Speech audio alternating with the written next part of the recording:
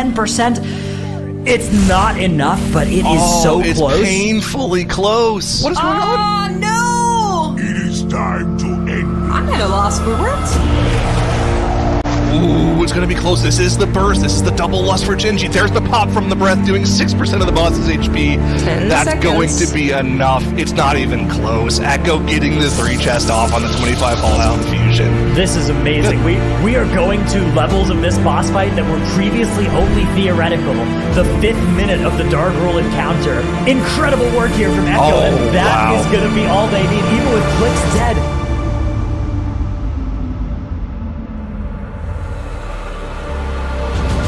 Purging protocols activated.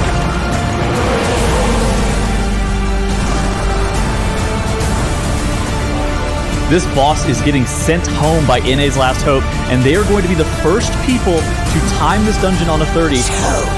They have gotten through that one, but again, the debuffs on everybody's raid frames is just a little bit too much. 20 seconds to go. The cooldowns are out. We're doing this natty. But oh no, Igloo goes down splat soon afterwards. 2 battle res is available, but Tobo is now cauterized, and that is it for Legendary. That was so close. Oh my god, please!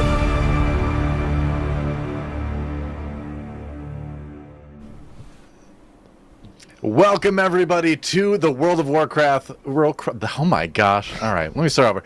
Welcome everybody to the World of Warcraft Mythic Dungeon International, the Great Push Global Finals. Final day here in Dragonflight Season 2. I'm your host, Doa. Maybe I shouldn't be admitting that, but along with me, we have great analysis.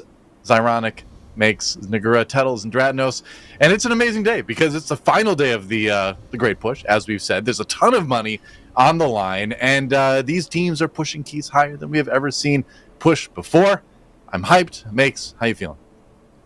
I'm hyped as well. Obviously, there's a massive prize pool on the line. 4 teams remain, and I think the field, while there is a team that's in the lead, I think it's not all decided just yet, and I think it could be anybody's game with the new dungeon that comes around, so I'm quite excited to see some more of those world record keys. Indeed. Well, there's our lovely trophies that we're giving away. Well, they're more medals than trophies, really. But do you think people wear them when they're playing WoW? Like, you should wear them when you're playing on stream after you win, you know? I feel like you never wear see all that. of theirs. Why do we never see that? I've seen Genji put on each individual medal that he's gotten from all of the MDIs collectively, and he's wearing like 7 of them at once. Yeah, That's we should crazy. see more of that. That you've got to have some serious chest and back strength to be able to put on that much metal. Have you seen his shoulders, bro? That's I think the he can- only I think he can thing handle pull it, off, I think, yeah. I'm pretty sure he's good, yeah. These There you are go. 50 pounds per. They're They're too the small medals? for his neck, and he's wearing them on his arm as like bracelets. I'm glad the production has that locked and loaded. That is amazing. Oh, Lord. Well, let's take a look at our teams we have participating. I think that's a slide we could go to fairly easily, because you know what? In our top 4 teams here in the global finals, it's kind of amazing, actually, because we've got 3 out of the top 4 teams for Dragonflight Season 1 MDI in Echo, Legendary, and Perplexed. Mandatory, the only one missing from that list. They were eliminated day 1, kind of shockingly. In their place, perhaps, is NA's Last Hope, Dratnos' favorite team. But, so I'll ask, does Echo have this locked up? I feel like they just show us that they do towards the end of every single day. But then again, this is probably one of the closer TGPs that we've seen. Yeah, I'm still a believer in NA's Last Hope. They are only 1 point behind Echo, and that point is in a Vortex Pinnacle where I think they definitely, with a cleaner run, could pick that point up. So, they'll have a little bit less time in the day than Echo in the other dungeons, but not that much less time, and they are a very powerful team, so I think their chances are still, they're still in this thing for sure. Hey, Dratnos, I have a question. How does it feel that your and I's predictions are the only ones that are still alive? That's pretty cool, yeah. All these last-minute believers just yesterday. I was going to say. For those who missed yesterday, the end of yesterday was wild as well, because Legendary just had to time back-to-back keys, and last minute had to deplete back-to-back keys in order for Legendary to make it through instead of last minute, and then that happened. It was crazy. I'm still so excited about Last Minute, though, as a team, because they kind of just showed up and, dominated their group, and then did really well in the global finals up until, the very end like that. But that team reminds me of a team that could go far, right? Because they've got the skill, obviously. I feel like the pressure just got to be a little bit too much for them at the end of day 2, and they faltered a little bit. And that happens, right, to these new teams that come up. But I have no doubt we're going to see them come back in future seasons and do very well. I hope they do. I think it's tough to get eliminated whenever you have 230s placed on the board with Freehold and Underrod. Like it's just it just talks to like the stiffness of our competition and just how competitive all of these teams are against one another. That a team like Last Minute, of the caliber of Last Minute and how they've been performing, did get eliminated on day 2. Yeah, it is crazy. I mean, like, we have to send somebody home each day, but in a situation like this, where the teams are all playing each other so close, it's always going to come down to just seconds, usually, that separate some of the two teams. I mean, it was tiebreakers that made the difference, right, between Legendary and Last Minute, if we look across the board. 40 seconds of tiebreaker in favor of Legendary, yeah. Oh, that is a close finish at the end of yesterday, but I think there could be a close finish at the end of today as well. This is very, very, very stacked top of our leaderboard, right? Only 1 point separating first, second, and third, and then another point down to fourth. And we have a new dungeon that's going to come in and shake things up soon as well. So there's a lot to play for today.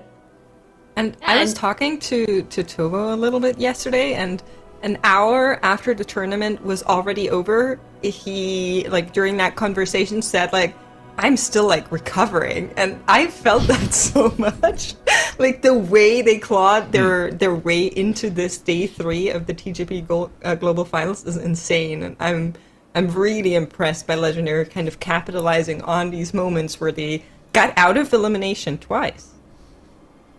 Yeah, I just wanted to talk about Legendary for a moment too, because it looks like they're the team that is the furthest behind, but the one score that they're missing compared to the second and the third seed is that 1 point in the 30 bracken height.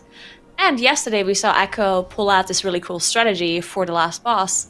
So if Legendary saw that and is adapting to the strategy, then the 30 bracken height might be somewhat easy for them to also get the point in. So if they don't have to spend too much time there today, then they're going to be at the same points as the other two teams, right? Yeah. Well, so here are our times for bracken height. Oh, go ahead. Also, the thing about that strategy is it might not be so easily replicatable, right? Like there might be some specific timings where you need to actually, make sure that it's buffing the boss the second you pull it. I'm not too sure if that's something that's going to be super easily reproducible by the team, so that could be an edge for Echo, but hopefully, at least one of the teams has figured that out.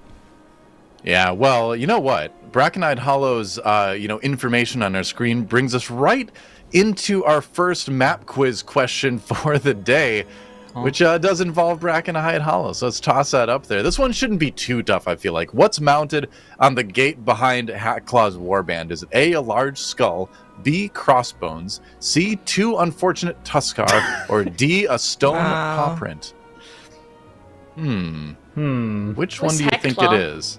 You're literally staring at it the entire time you fight the boss. I'm not staring at that. I look at the floor.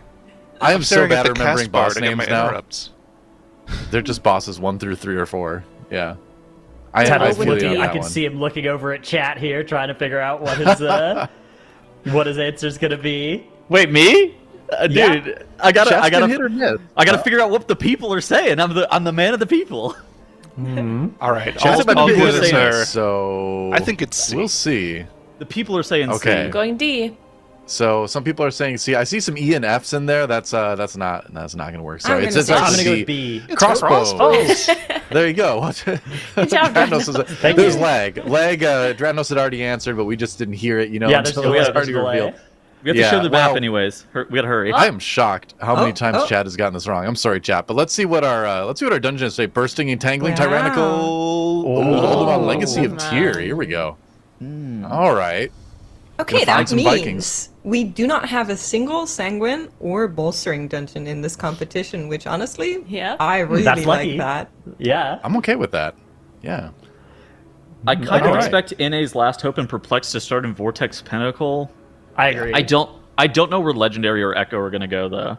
Echo goes to Halls of Infusion. Echo They want to might get do 30 Halls, done for sure. I think so as well. I just want to say, as we see the rounds get started here, the runs get started, like, look at our prize pool for a second. Look at that first place prize. That is actually higher than, like, every other major esports league's first place prize in their seasons right now.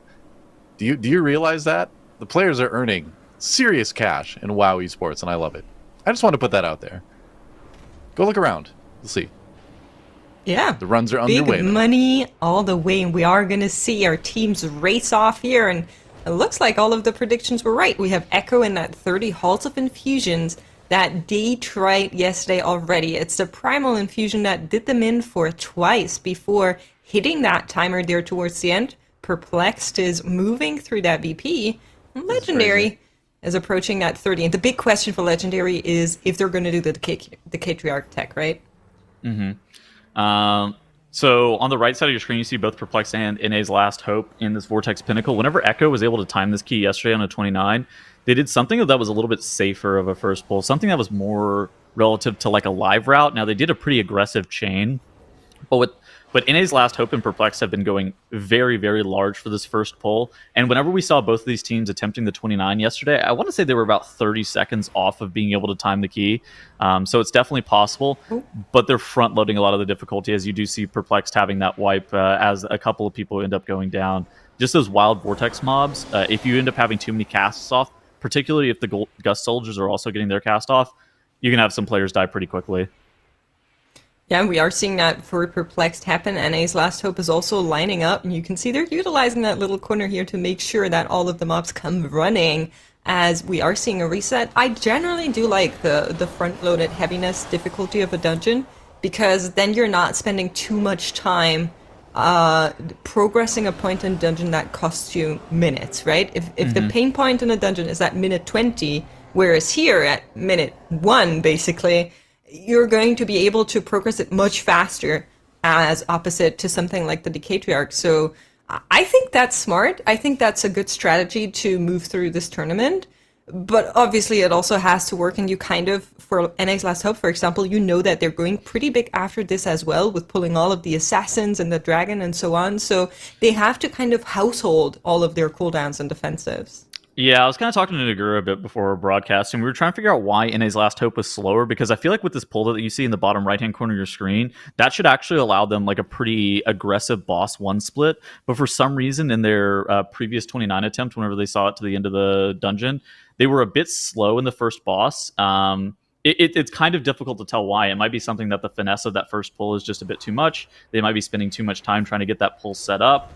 It might have been something where they just didn't play it as clean as they normally play it whenever they have that pull set up. But this is definitely something, if executed properly, it should, in theory, save both NA's Last Hope and Perplexed a decent amount of time. Yeah, I agree. And we are seeing Echo also restart that halls. Now, if you haven't been watching yesterday, maybe to kind of catch you back up, a big point about this 30 Halls of Infusion is that towards the very end on the Primal Infusion, there is one more phase that you need to somehow be able to skip. And you could do that by kind of having a little bit more damage in all 3 of the damage boss phases. But that's really hard. So Echo has been progressing on trying to do just that. But of course, they need to get through the entire dungeon first. And there is a dungeon timer that's also kind of breathing down their necks. So it's all kind of close-ish, and they need to be really fast and then conjure up that extra damage. Yeah, so here's the deal with the timers this season. I would say, in general, most of the timers are fairly lenient, with about a minute and a half of leeway if you are timing the key with like a pretty clean run. And survivability ends up being the key element that ends up costing you a lot. Like, you have deaths, and that ends up costing you a little bit of time, or you just end up wiping to too much damage, that kind of thing.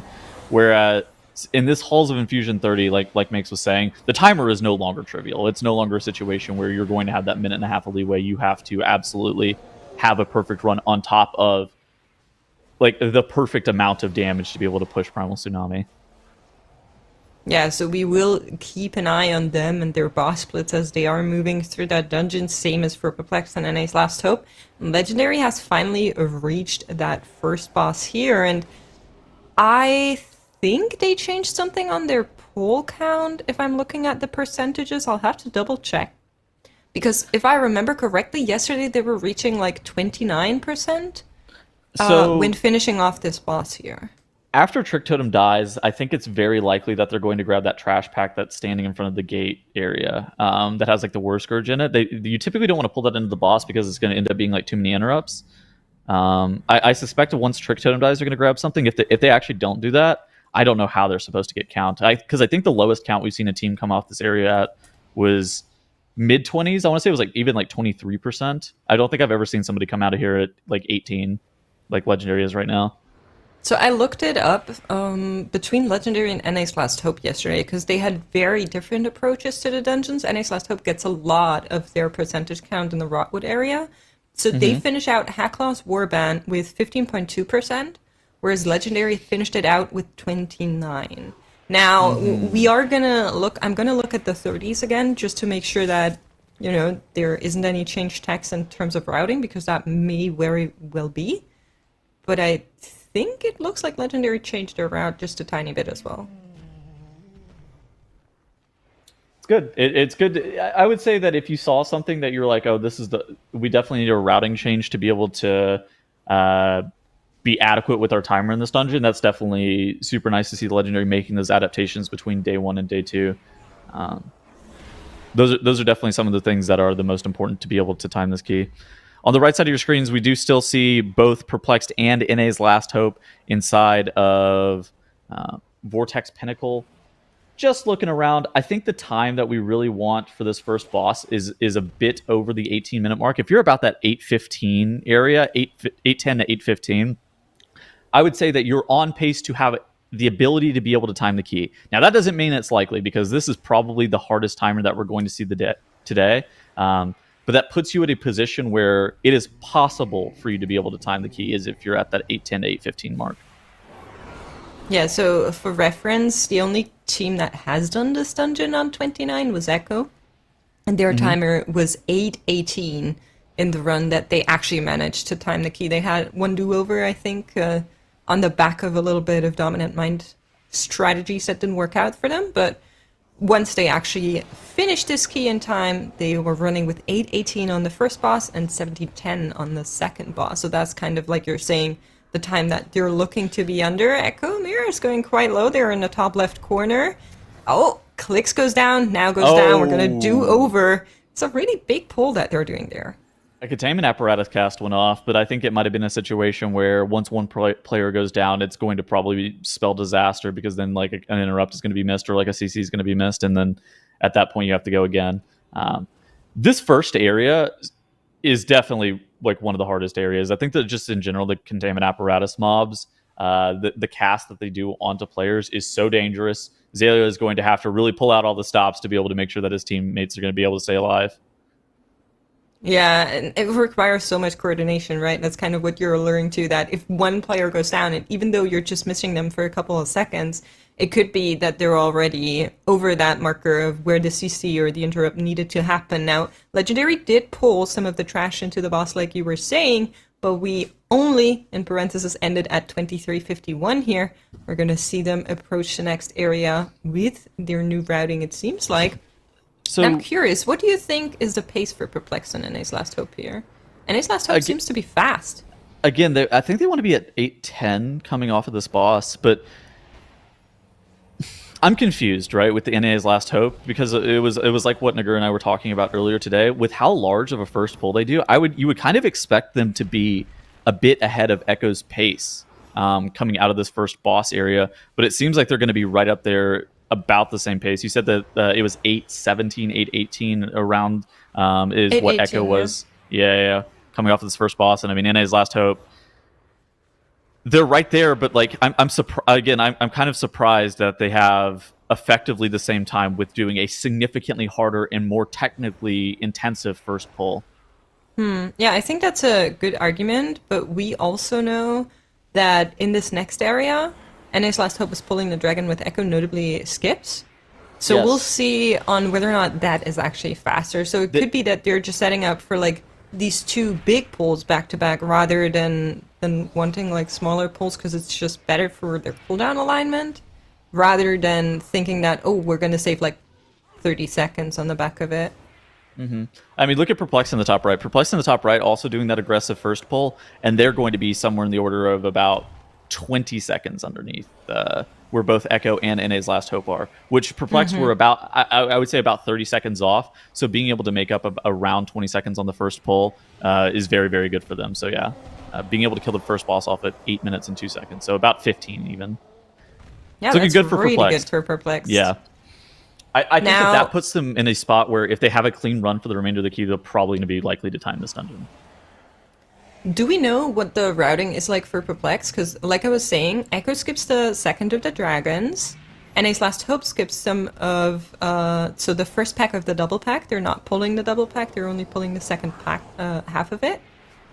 And I don't know what Perplex is leaving out, because there's only one pack, essentially, that you can skip in this dungeon, because of how the count works here, so we'll see what they're actually doing. I think there's a chance I can find it, but I don't know off the top of my head. I did know that those in the 28, what those two were. Yeah, I can look it up. I mean, I have it pulled up right now too. I'm just trying to see exactly what it was.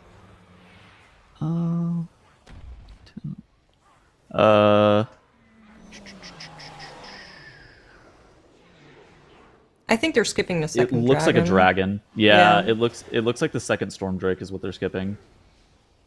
So we might be on a similar pull tempo or cadence rather that Echo is doing for Perplex, right? So their times should be a little bit closer, whereas I expect NA's Last Hope to be a little bit slower here and then pick up the pace for the last split. They should be a little bit slower here because you were saying about 17:10 is the time that they wanted to come for NA's Last Hope come off of Alterius at. I think. Well, if they would pull the same way that Echo does. Exactly. But they don't. They go big here, so I expect them to be a little bit slower. So what would you budget? Maybe 1730, 1740 maybe? I think 1740 makes sense, but then at the same time, they would also need to be faster in that third split, right? Because they're leaving out that pact with the adepts that Echo sacrifices off. Yeah, makes sense. Bottom right, did you hear that this is called the Harry Potter pull? I did not, but it makes sense because they're under the stairs. Who came up with that? I don't know. I got told last night that the people are calling that the Harry Potter pull. I just started laughing. So, all right, that's awesome. That's hilarious. Yeah. So maybe for anybody that's not yet familiar, they're standing under these stairs here because if you're kind of parked into that corner, the assassins don't target you. I mean, they target you, but they don't reach you. So you're not going to take any damage from these jumps here, which is a cool, nice little strategy that NA's Last Hope has been using. So have other teams. And we are probably going to see them at the dragon now. Dorky is lining up to go over, and that is where it should come in, unless they changed something. Huh. That mob is a bit of a menace, especially since they're not they haven't been standing in the healing zone. Makes these assassins are starting to drop quite low, and that Drake hasn't been pulled yet. Change of route for NA's Last Hope, question mark? Seems like it, because if they wanted to play the Drake, it makes sense to kind of pull it in here, and then, because it has such a massive HP bar, just play it together with these, which is what they were doing previously, but NA's Last Hope changing their route here, and that means we are going to get them to play the double pack eventually. Battle Rest is going to be used here on Smacked. I think that might have been a Spiteful? Not sure. Maybe it was Assassin too. Spiteful forced them out of the spot, right? And then once they came out of the spot, then they ended up getting leapt on by the assassins and just ended up getting killed off. Okay, so this means that NA's Last Hope, by the way, is going to need effectively the same split on Alterius that Echo had to be on pace. Because we know that Echo, whenever they were pace setting this dungeon, the first time that anybody ever timed this dungeon on 29, they needed every last second. They were only 7 seconds under the timer. The last boss, they had it pulled with like 7 minutes remaining. The boss ended up being about 650. So they need about 17:10 coming off of this encounter for NA's Last Hope and Perplex. Perplex, I think, are making really good time. Yeah, Perplex are speeding through this dungeon. Also helps them that they didn't have these 2 deaths that NA's Last Hope have now. Of course, Echo, I believe, had 3 deaths moving through that dungeon, so there is a little bit of wiggle room that you can kind of budget in, which cost them 15 seconds, but It's not much. It is a very, very high and hardcore progress dungeon for these teams. So the fact that Perplex is coming in here and kind of slapping out that A2 timer on Ertan and now looking to be really good on time on Alteria's as well is really good to see for them. Now, Echo has moved on through that first area that was some of the pain point in that very long dungeon of Halls of Infusion in the top left, and is working on Watcher Iridius. We're going to keep an eye on what their timer looks like here, but Gingy unfortunately going down for them. Legendary's and they do wiping not have bottom a left. battle res. Legendary just had a full wipe in the bottom left to... Yeah, I think that's a do-over for both teams. Yep, it's going to be a wipe for both of them. Quite unfortunate.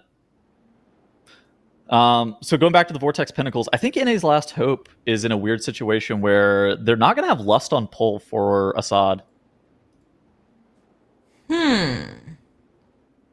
Yeah. Yeah, not on pull, but they will be able to kind of align it with everything, right? It's not ideal. You'd like to have it on the pull, but I don't think it's the end-all, be-all. We also have to mention, as Syra is nicely reminding us, that one of the deaths that I was speaking about on Echo earlier in the VP was Gingy dying during that last fight. Now, he did die after PI ran out, but it still obviously cost him a little bit of tempo and momentum and DPS on that Fire Mage as they were progressing through that boss fight. So maybe the 650 that we are alluding for Assad is a little bit slow. Maybe there's a way where you're actually faster on that boss. I mean, maybe. It's tough. It's tough to be much faster, though, right? Like, to out DPS a timer, just in general, it's like...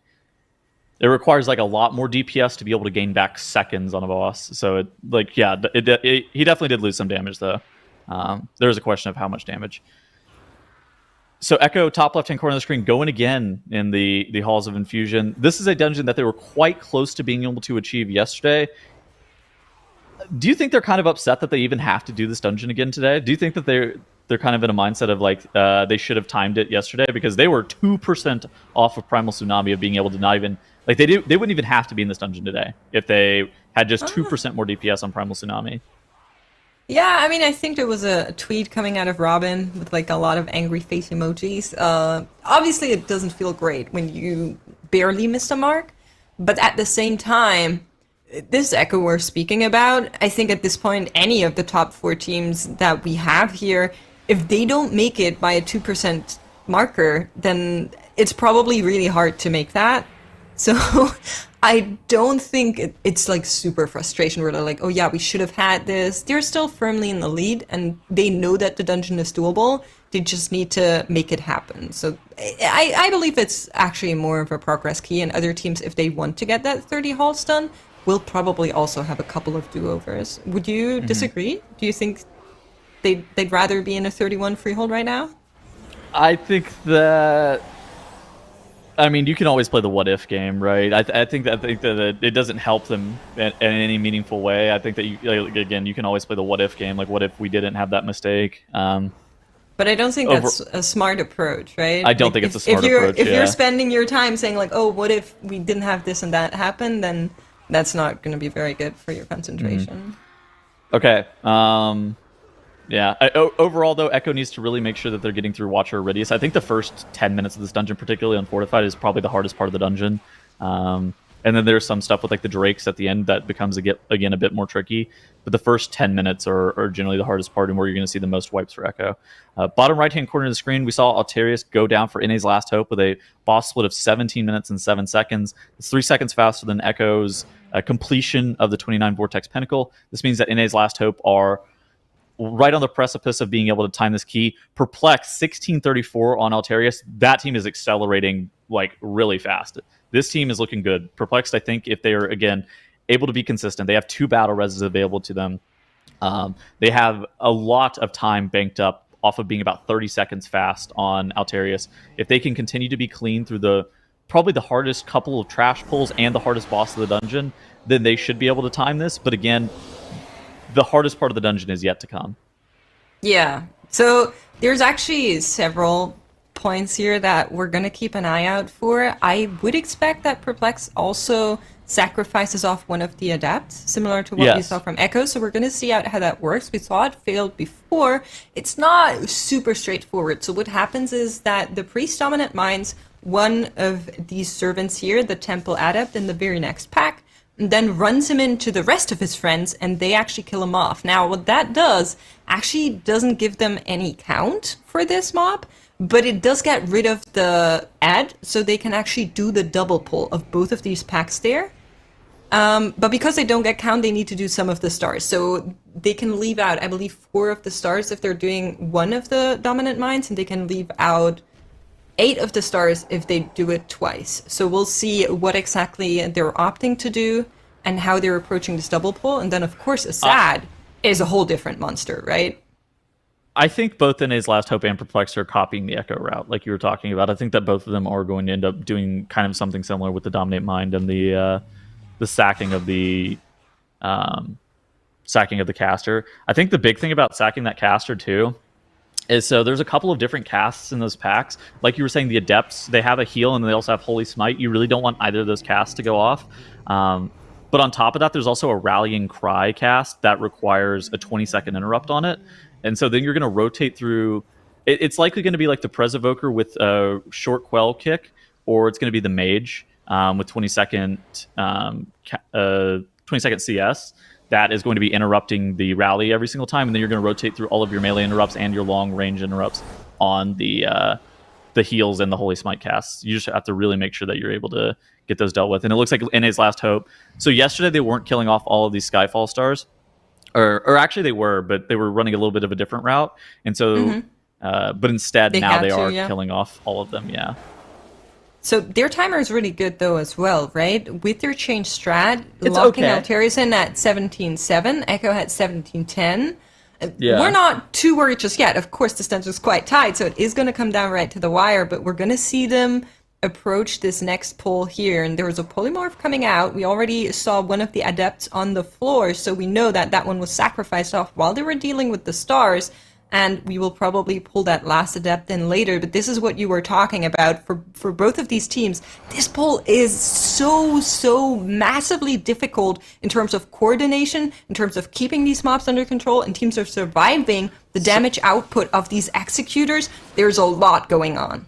Yeah, so here's the deal with this pull. So the Minister of Air in general has the most HP in this pack. I would say it has about 1.5x the amount of HP of every other mob, even the highest HP mobs. But they're not the most dangerous mobs. Generally, the Executors that you were talking about are the mobs that you kind of want to be focusing down, but those aren't the most efficient mobs to be focusing down. And so whenever your timer is as tight as it is in the Vortex Pinnacle 29, you're kind of at an impasse of like, are we supposed to focus down the mob that we are the most scared of, which are the Executors, or are we supposed to focus down the Minister of Air, which is the mob that has the most HP, which is going to be the limiting factor of being able to get to the next pull. For Perplexed, I feel like they can actually kind of play it safe with how much time they banked up in their Altarius split. A Shine does go down, but they do have 3 Battle Reses available, as those are going to be deployed. Wolf, Disco, and Swag dropping incredibly low. A Shine okay, so that Battle Res is now going to be sent on him as he does accept it. Again, the Perplexed is still in a good position if they are able to make sure that they stay alive. Yeah, that's their first death here, but it's not going to stay at that. Swag and the Shine both going down. We do have both of the Battle Reses committed here, but with Wolf Disco going down, they're thinking about it for a second. The Shine still going to accept here, but Divine Field dropping lower and lower, and the damage keeps on coming. They need to finish off this pack, and there's one more Adept in the back that they also want to take on down. So if Swag dies, that is something you need to keep in mind. They want to keep the group together, and they want to move on here. Wolf Disco needed to release, and it seems like all right, this is over. This is going to be all. NA's Last Hope, though, was able to get through that. They're moving on here. They're dealing with the stars, and I think 23 is what Echo pulled the boss. I think we'll probably be like 5 seconds off. These stars die really fast. Yeah, but NA's Last Hope doesn't have Lust on pull. You remember what we were talking about earlier? Look at this, 30 seconds off their Lust. But Echo had their Fire Mage die during the boss. So that's true. Well, we'll see how it goes. They're trying, and I think we're looking good on time. It's winnable. Yeah, okay, so I think the big thing for NA's Last Hope is it's winnable. I don't think that they can afford like a death in regards to resources lost here. They really need to make sure that all of their players stay alive. And the hardest part of this fight is generally like the Chain Lightning casts while these stars are out. Like these Skyfall Novas just do so much damage whenever that Chain Lightning is coming out. especially on your players. And now, since they delayed their Lust, look at this. The Lust is available for the first Skyfall Nova cast, so it might not have even been a situation where their Lust was even delayed that bad. And this is actually a pretty good grounding spot. Like, there's RNG as to where the Skyfall Nova spawn and where the grounding fields are summoned. Generally, you want the grounding fields to be summoned directly underneath the boss. You want the sparks to also be summoned directly underneath the boss so you can continue to get cleave, so your melee can continue to hit the boss with 100% uptime, particularly like that Bear Druid and that Holy Paladin. And having to move across the room is always a little bit unfortunate. So you kind of hope that you get good RNG. But in his last hope, able to kill off that last Adept, and now it's just about staying alive through this Chain Lightning Skyfall Nova overlap. Yeah, and it hurts a lot. You can see that damage going out onto the team, but Drogo has it under control. At this point, they also killed off the last Adept that was dominant-minded. They had it carried down to do it with the boss here. The Spiteful also has fallen off, so one more small difficult point that was coming for them already over with. And this is the game that they're now playing. They need to deal with these Novas as fast as possible, while also not neglecting the boss's HP and the priority DPS onto the boss. So sometimes they're sitting out these Novas for a very long time, like the one you just saw, but this grounding spot, once again, really, really good for them here. Yeah, so the grounding spot was quite good. They left that Nova alive for a really long time. I kind of wonder if they knew that they weren't going to get another Chain Lightning during the Nova, so it was a situation where their Holy Paladin is just kind of able to heal through it, or if they were... it's like a lot going on there. I really don't know what the call is in that spot. If they're actually trying to commit as much damage to the Nova and they just didn't have it, or if they were trying to drag it out as long as possible because they know that the dangerous overlap wasn't going to be a problem. And Junkrat there pops his Dispersion while the Chain Lightning comes out with the Skyfall Nova. Assad down to 60% HP. They have a bit over 4 minutes remaining for this encounter, and they've already popped their Lust. Again, this is about a 640, 650 boss encounter. So this is a grind. This is not something that ends quickly, and with all of the Lust and all of the offensive CDs that are popped, a lot of it has to go into the ads. You're not really able to dunk a lot of damage into the boss.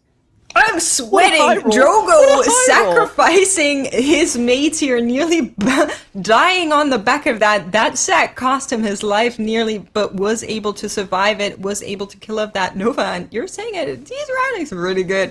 But we are hitting that 50% mark now. Goop, targeted by that extra AoE here, is going to survive just barely by the skin of it, and one more Nova coming out. We still have that Aura Mastery that we could deploy to survive one of these for longer, but doesn't seem like they want to use it for this one specifically. So Goop doesn't have his Defy Fate Cheat Death anymore. Smack does have his Cauterize available. And Junkrat, I think, is looking like he's running a little bit low on defensive cooldowns. Now, Shadow Priest is generally very tanky. They do have things such as whenever they heal themselves, they get 10% DR. They can fade for DR as well. And so Priest is normally pretty tanky just as a general rule. And they did have the Chrono Ward Shield plus Aura Mastery that you were calling out right there to be able to make sure that Junkrat was able to stay alive on top of the spammable fade DR and healing DR that they get.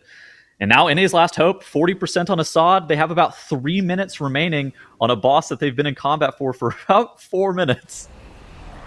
Yeah, it's a little bit misleading on the timer there on the details of you can see it. So that's because they were in fight with the stars, of course, right before. But we have been here for quite some time already, and it's 2.5 minutes to go for them to beat this boss, for them to lock in the 29, a second team in our TGP Global Finals. One more Nova coming out of them here is going to be easily survived. We do have that sack back, but we don't have much else if I'm looking across the board. VE was also used here, so yeah, running a little bit dry on survivability.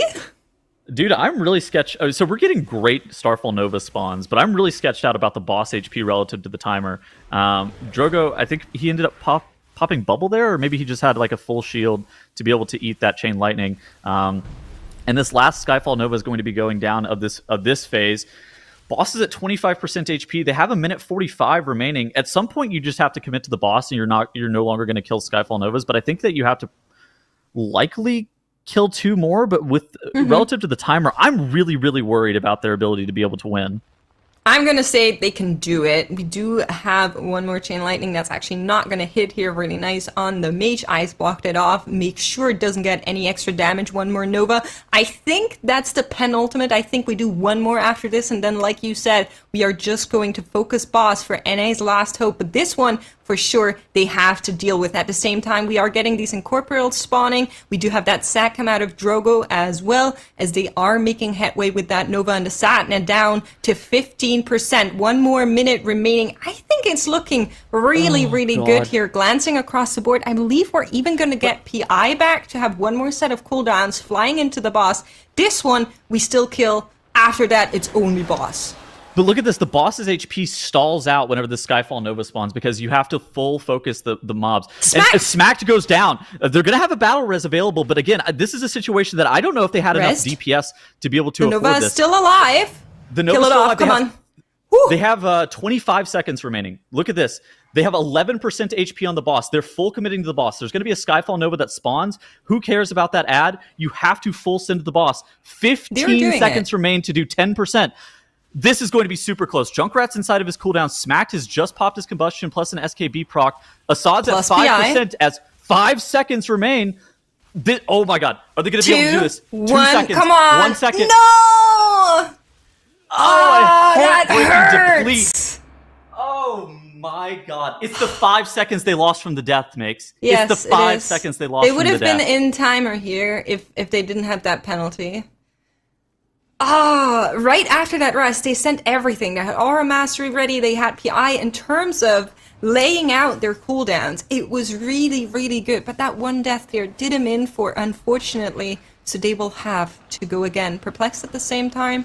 Also starting over their VP as we're checking back in with the other teams. Echo has made way through that Watcher Iridius, through that first Rotunda, and is working on Gulping Goliath. Oh, dude, that... Yeah. Yeah. I feel it. I feel it too. It hurts. The pain. It's... Oh, man. And if they were a little bit faster on their first boss splits, I mean, you can just play what ifs permanently. That is so unfortunate for NA's last hope. I don't even think it's a situation where on day 1 and day 2 we kind of talk about like time efficiency being like a super important factor. I would say that's less important whenever you're trying keys such as like 29 Vortex Pinnacle, but it really does. It's got to feel real bad to deplete 30 minutes into this dungeon, especially whenever if a couple of things go right for you, if one thing goes different for you, you're able to time that key. That's got to feel awful. Yeah, I'm pretty sure it does, but they will have to shrug it off because they need to go again and they need to do it, and we're going to get a redo out of them just now. But I did want to check in with the echo timers. I pulled up the ones that they had in the 30 yesterday where they were missing the 2%. Their Watcher Iridius was at 10.4, and their Gulping Goliath was at 17.23. Now, it looks like the 10.4, roughly around that for Echo 10.10. And the Gulping Goliath, I think, is going to come close to that as well. But being just a couple seconds slower could already be bad news. We're going to see 3 deaths is what they had. If they can avoid these, we're still good on time. Wait, what did you say the Gulping Goliath split was in the 30? So in the one that they only needed the 2%, Gulping Goliath was 17.23. Okay. Hold on. Let me write these down. 17.23. Didn't save this. All right, what was boss 1? Boss 1 was 10.04, and then boss 3 was 24.19, and on the Primal Tsunami, they hit the wall. They got ported away, the key was depleted, and that was all she wrote. They are going to move down here and make way towards Kajin, and yeah, roughly around that same delay on the bosses. So Gulping Goliath is 17.30 for this one, but I think it's still within reach. So in the 30, whenever they got ported away, whenever Primal Tsunami was at 2%, that also coincided with them depleting the key. So this is a situation where the timer is also quite tight, even though we talk about them skipping a phase. It's not just like, oh yeah, you skip a phase, you time this for free. It's more like you have to skip the phase, otherwise you deplete this by 2 minutes. or you beat the phase and you're right up against the timer. Yeah, it's definitely a little bit of a balancing act, but with all of those teams progressing through the dungeons, I do want to pose you a new question, because there is a new dungeon for today that we revealed to the teams just 30 minutes ago. For anybody that missed it, it is going to be an Uldaman that starts at 26 with the affixes of Tyrannical, Entangling, and Bursting. When do you think teams are going to go for that? Is it like the standard, we go into break and then we look at the new dungeon? I think that seems the most likely. In general, Uldaman was capped at a 29 during Cup B. So I think we've only seen Uldaman one time.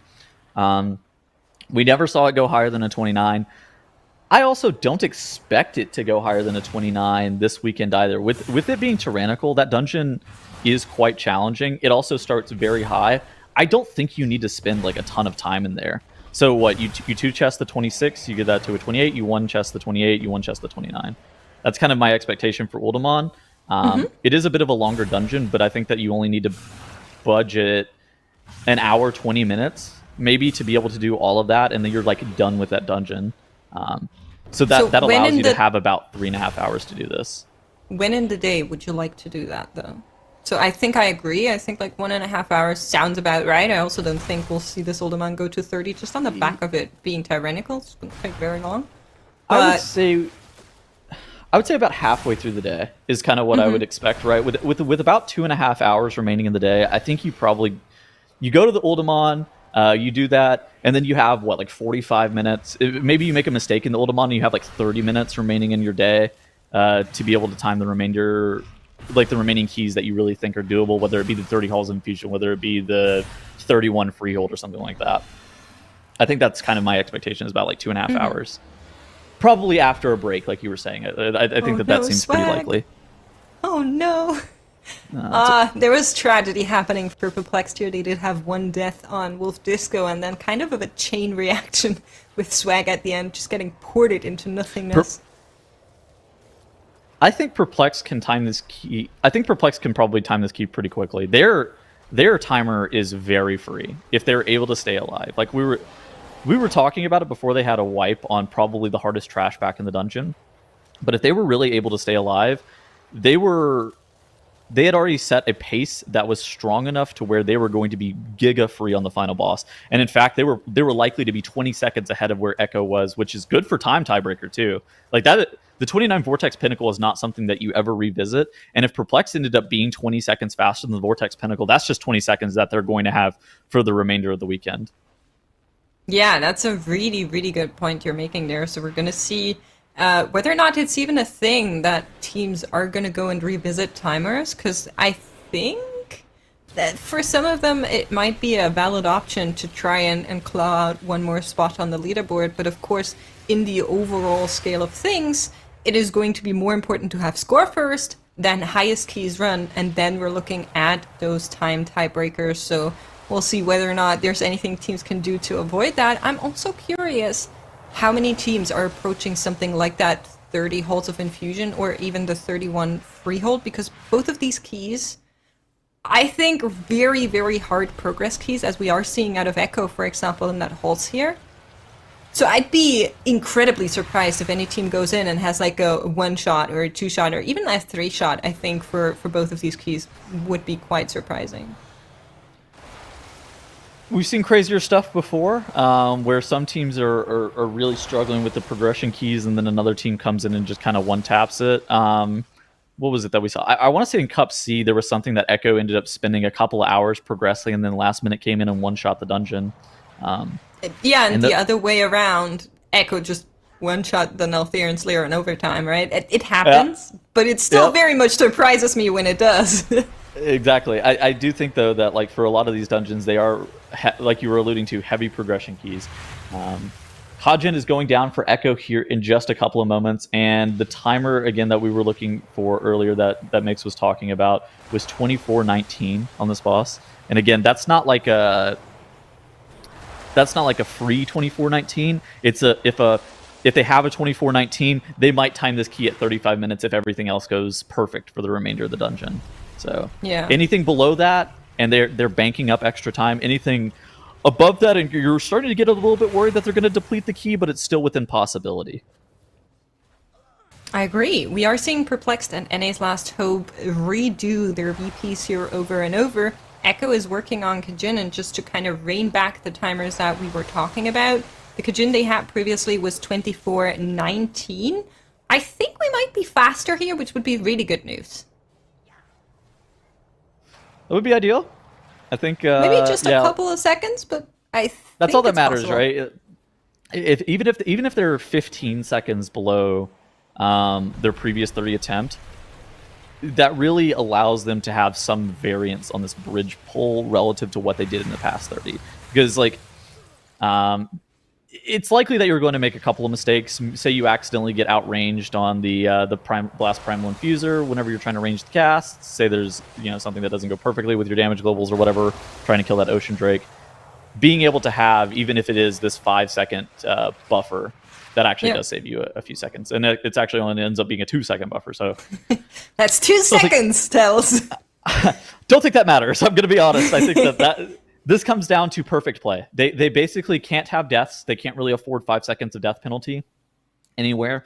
And then on top of that, Primal Tsunami, they need to be able to beat the boss within 3 phases, three down phases. And that's a situation where they had the boss at 42% with Lust yesterday in the 30, and they were 2% off. I think that maybe 42% is still doable, but if they're at 40 or anything below, I think that's like I don't want to say an easy, but a doable damage check for Echo. Yeah, I agree. This gauntlet, however, is definitely another pain point in this dungeon here, and Nagura was kind enough to do some math for us, and I trust her. Didn't you know she actually studied math once, so she definitely is trustworthy in the field of numbers. She said, Echo, in the dungeon that they had the 2% wipe in, they started Primal Tsunami at 30 minutes exactly, and when they were ported away is when the timer ran out. So that is pretty much the timing that we're expecting Echo to pull. If there are anything later than that with pulling Primal Tsunami, it's probably a little bit more tight in terms of making it. Would you say 13? 30. 13. Oh, 30. Oh, 30. 13 would be really crazy, Tuddles. I was trying to figure out how... that's why I was confused. I was like, that doesn't make any sense. I knew that I had to miss something. I was like, this doesn't make any sense. All right, check out Legendary, bottom left. Yesterday, Echo came in here. They pulled some War Scourges. They got them really low and then went into the Patriarch. If you missed it, these War Scourges have an aura that's called Pack Tactics, and that actually, among other things, reduces the CDR, which causes the Patriarch to spawn less totems because she spell queues other things first. So she does a few more of, I believe, the decaying something. So that is something that we are kind of looking on whether or not teams will copy it. And Legendary is on their way there, and seems like they are taking this War Scourge up there. I don't believe that these are the War Scourges they pull into the boss. I think that they pull some of these War Scourges into the boss. Okay, the wrong War Scourge. Okay. Yeah. Now, the way that Echo was doing it yesterday, and again, I haven't done this on live. I have no point of reference as to how it was done. From like visually watching Echo do it yesterday. But what they did is they looked like they softened up the War Scourges a lot. So they killed off all the Rot Hexers, they killed off all the remaining trash that was around those mobs, and they had those War Scourges about the 20% threshold, and then they pulled them into the boss and then jammed Lust. This allowed the War Scourges to die at like a really weird spot. They still did get 2 totems on the first set, but whenever those War Scourges killed off, then the remaining sets of those totems, you were only getting 1 totem per set. I'm really interested in seeing if Legendary does something similar, or if they're going to play it natty, similar to what we saw from Perplexed and in his Last Hope yesterday, where they were fighting that stuff straight up. It's going to be a lot more challenging to fight 2 totems per phase as opposed to 1, but there is a question as to how technical of a strat this is. Yeah, we'll see whether or not it is replicable as Legendary is making headway in the dungeon. Echo also having their HP bar significantly lower due to these inundates on Saria. They hurt so much.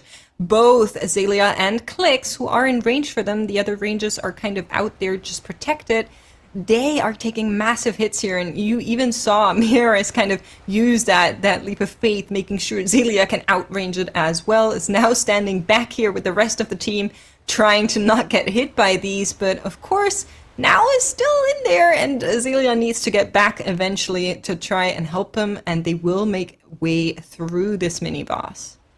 Again, they want to have this boss pulled by 30 minutes. That was the number that was cited yesterday. That seems consistent with how Echo is going to be playing like the infusers. Anything more than that might allow them to like slow play the phases a bit more, potentially allowing them to bank up more resources, maybe prep an SKB proc for the boss. I have 150 insanity going into the boss, that kind of thing. Anything less, and they're going to have to kind of rush their phases a bit more, making it a bit more dangerous of a position. But a large question mark comes down to being able to beat the third boss phase.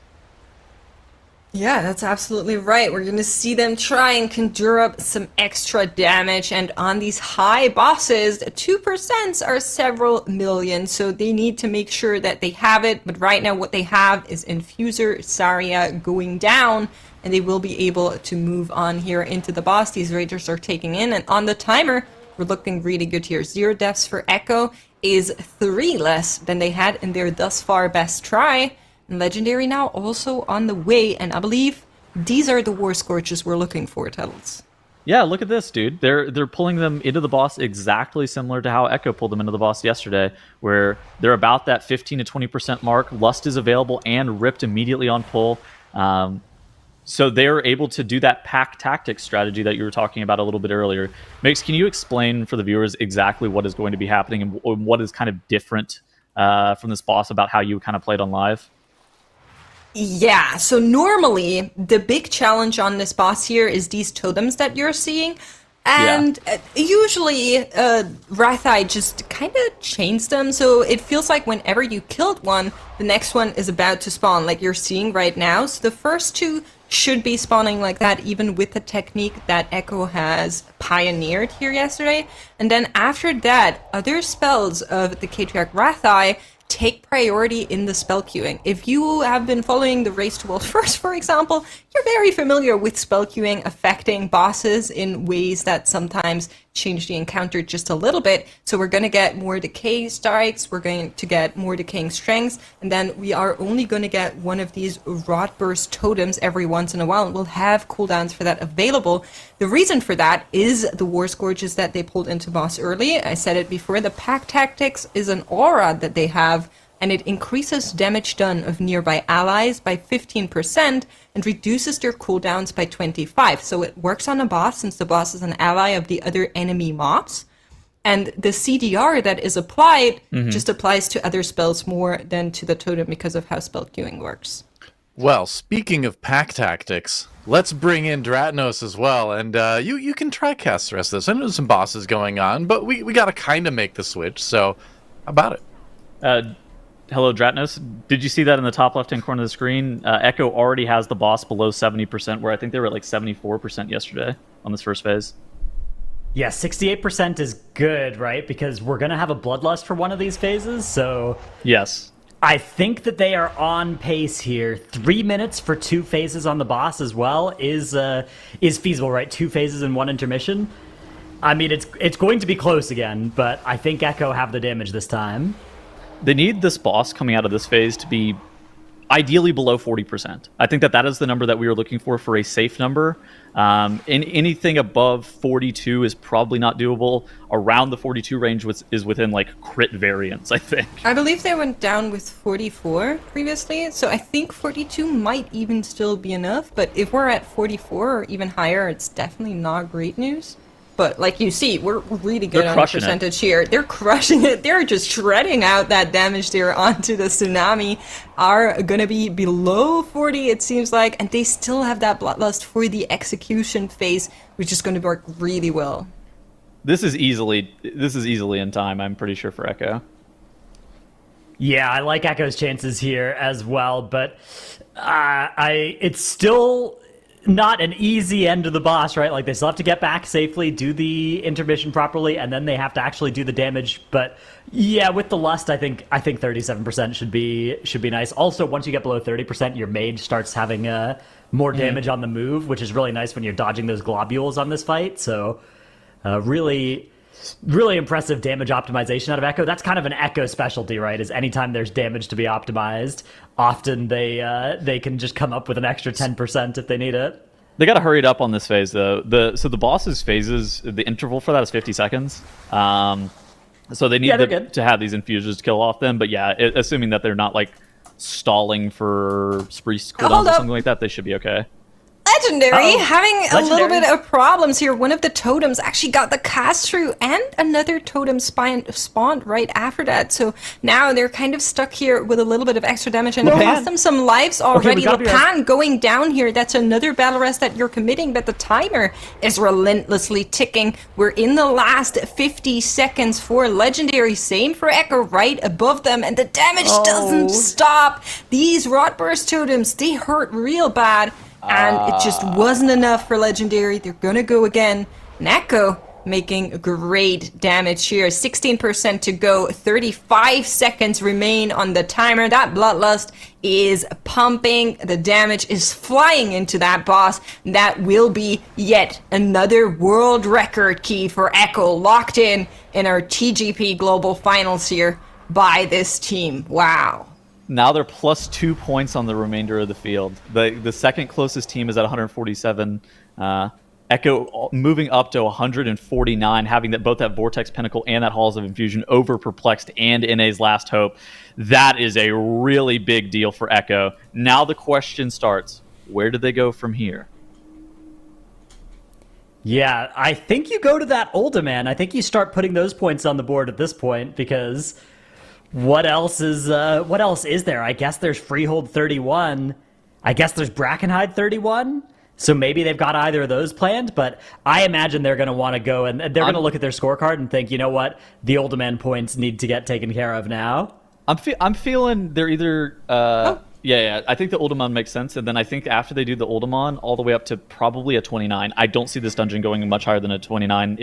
I don't think it ever goes to a 30. I think there's a chance that 29 is not even doable, but like 29 is definitely the cap for this key. And then you have another probably like 2.5 hours for other dungeons. Perplexed are wiping here on the first boss. Oh, that's rough. The timer was looking pretty good as well on their first boss splits up to this point, but yeah, wipe on Grand Vizier Ertan. Yeah. Is that a first? Is that the first time we've seen a wipe on that boss? I'm not sure. We had a couple of wipes throughout this 29 VP for the right side of the screen. Both Perplex and NA's Last Hope are progressing to that dungeon, and there's several spots where people have died and a little bit of drama has ensued. I think you're right with saying it's the first time we're seeing a wipe due to this boss, at least today. But just goes to show you what these 29 tyrannical bosses can do. All right, I'm out of here. Does anybody want anything from Chipotle? Oh, yeah. Give me a burrito. All right, I'll grab you a burrito. I'll be back. All right. That is good news. Cool. So, okay, Perplexed, they're in the unfortunate position here now of having earned no points in the first 45 minutes, but the good news for them is that so are everybody else except for Echo, right? Nobody else has yet to actually convert any of these keys into score, except for Echo up in the top left, who have dominated now with 2 of those keys that nobody else has. Now they're looking to expand their time advantage in Uldaman, which I think this is really smart. This is absolutely where you should go. I agree. We were kind of talking about that Uldaman earlier, and Tettles and I were in agreement that probably the Uldaman is going to get parked at 29, so it's a little bit of a, you go in, you 2 chests, you 1 chest, you 1 chest, and then you're done? Do you think there's any world where we could see something different? I think they'll push it up fairly high as the next order of business, because I don't think you want to have an Uldaman that's much easier than the 31 Freehold or the 31 Brackenhide before you go to those keys, right? Like, I don't think you're going to want to leave that point on the table. Once you do get to a key level, whatever that ends up being for Echo, where they feel like it is equally hard as the Freehold 31, I suspect they'll probably choose the Freehold over it, or maybe that Brackenhide, because the Brackenhide also we think there's enough time left in. So those are, of course, keys they could have been prepping yesterday and the day before, right? They've been thinking about and planning. So I bet this goes up, yeah, we're here for like an hour and then we're out of here. So for context, we did have the Uldaman before in Group B. It was a fortified, afflicted, raging dungeon, and the highest it was pushed to was a 29. That was the world record by NA's Last Hope. And on live servers, the highest we've seen an Uldaman go is 28. So I think 29 is probably where it goes, but I'd be down to see a 30 if they think it's possible. With the Tyrannical, though, I kind of believe it isn't, maybe. Yeah, I suspect that it's the kind of possible where it's like that's going to be harder than the 31s in Freehold or Brackenhide. So, but I'm not sure. I'm not sure what they've gotten here. That's obviously something that we haven't seen anybody in this dungeon yet this weekend, and there's a chance that they've got strategies and pathing through this dungeon that is just faster than we saw in the group weekends. Right? That's been true in a lot of the other dungeons as well. Is things are just more optimized than they were back then. So. Maybe that makes up a little bit of time, but yeah, I mean, at a certain point, the bosses in this dungeon just get so lethal so quickly. I think they'll probably will not be able to go up too high in here. Speaking of time, check out NA's Last Hope split on Urton. We were kind of wondering about them a little bit earlier today because their first split seemed to be kind of low in comparison to what they were actually doing. But they sped up a lot now. They're on 746, where previously teams were only able to get it around 8 something, so 810, 88. Being under 8 by nearly 15, that's really good from NA's Last Hope. Yeah, this is a very good sign. They need to be able to do this as they start progressing these keys, right? Start going faster and start putting themselves in a position where they can actually beat the timer in these nasty dungeons, but they also need to stay clean as Junkrat goes down on this Stormdrake pull. That's going to be 1 battle res used.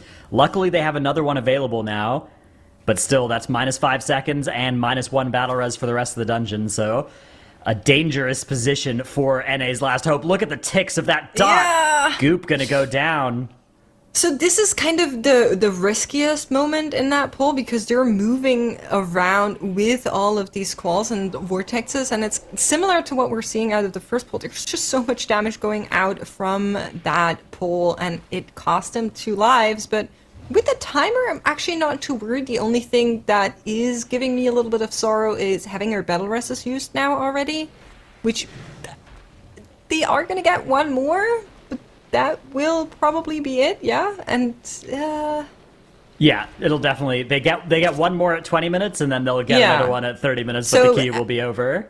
That'll be the only one they potentially have for Assad, and that boss just seems to be a really, really hard case to take down.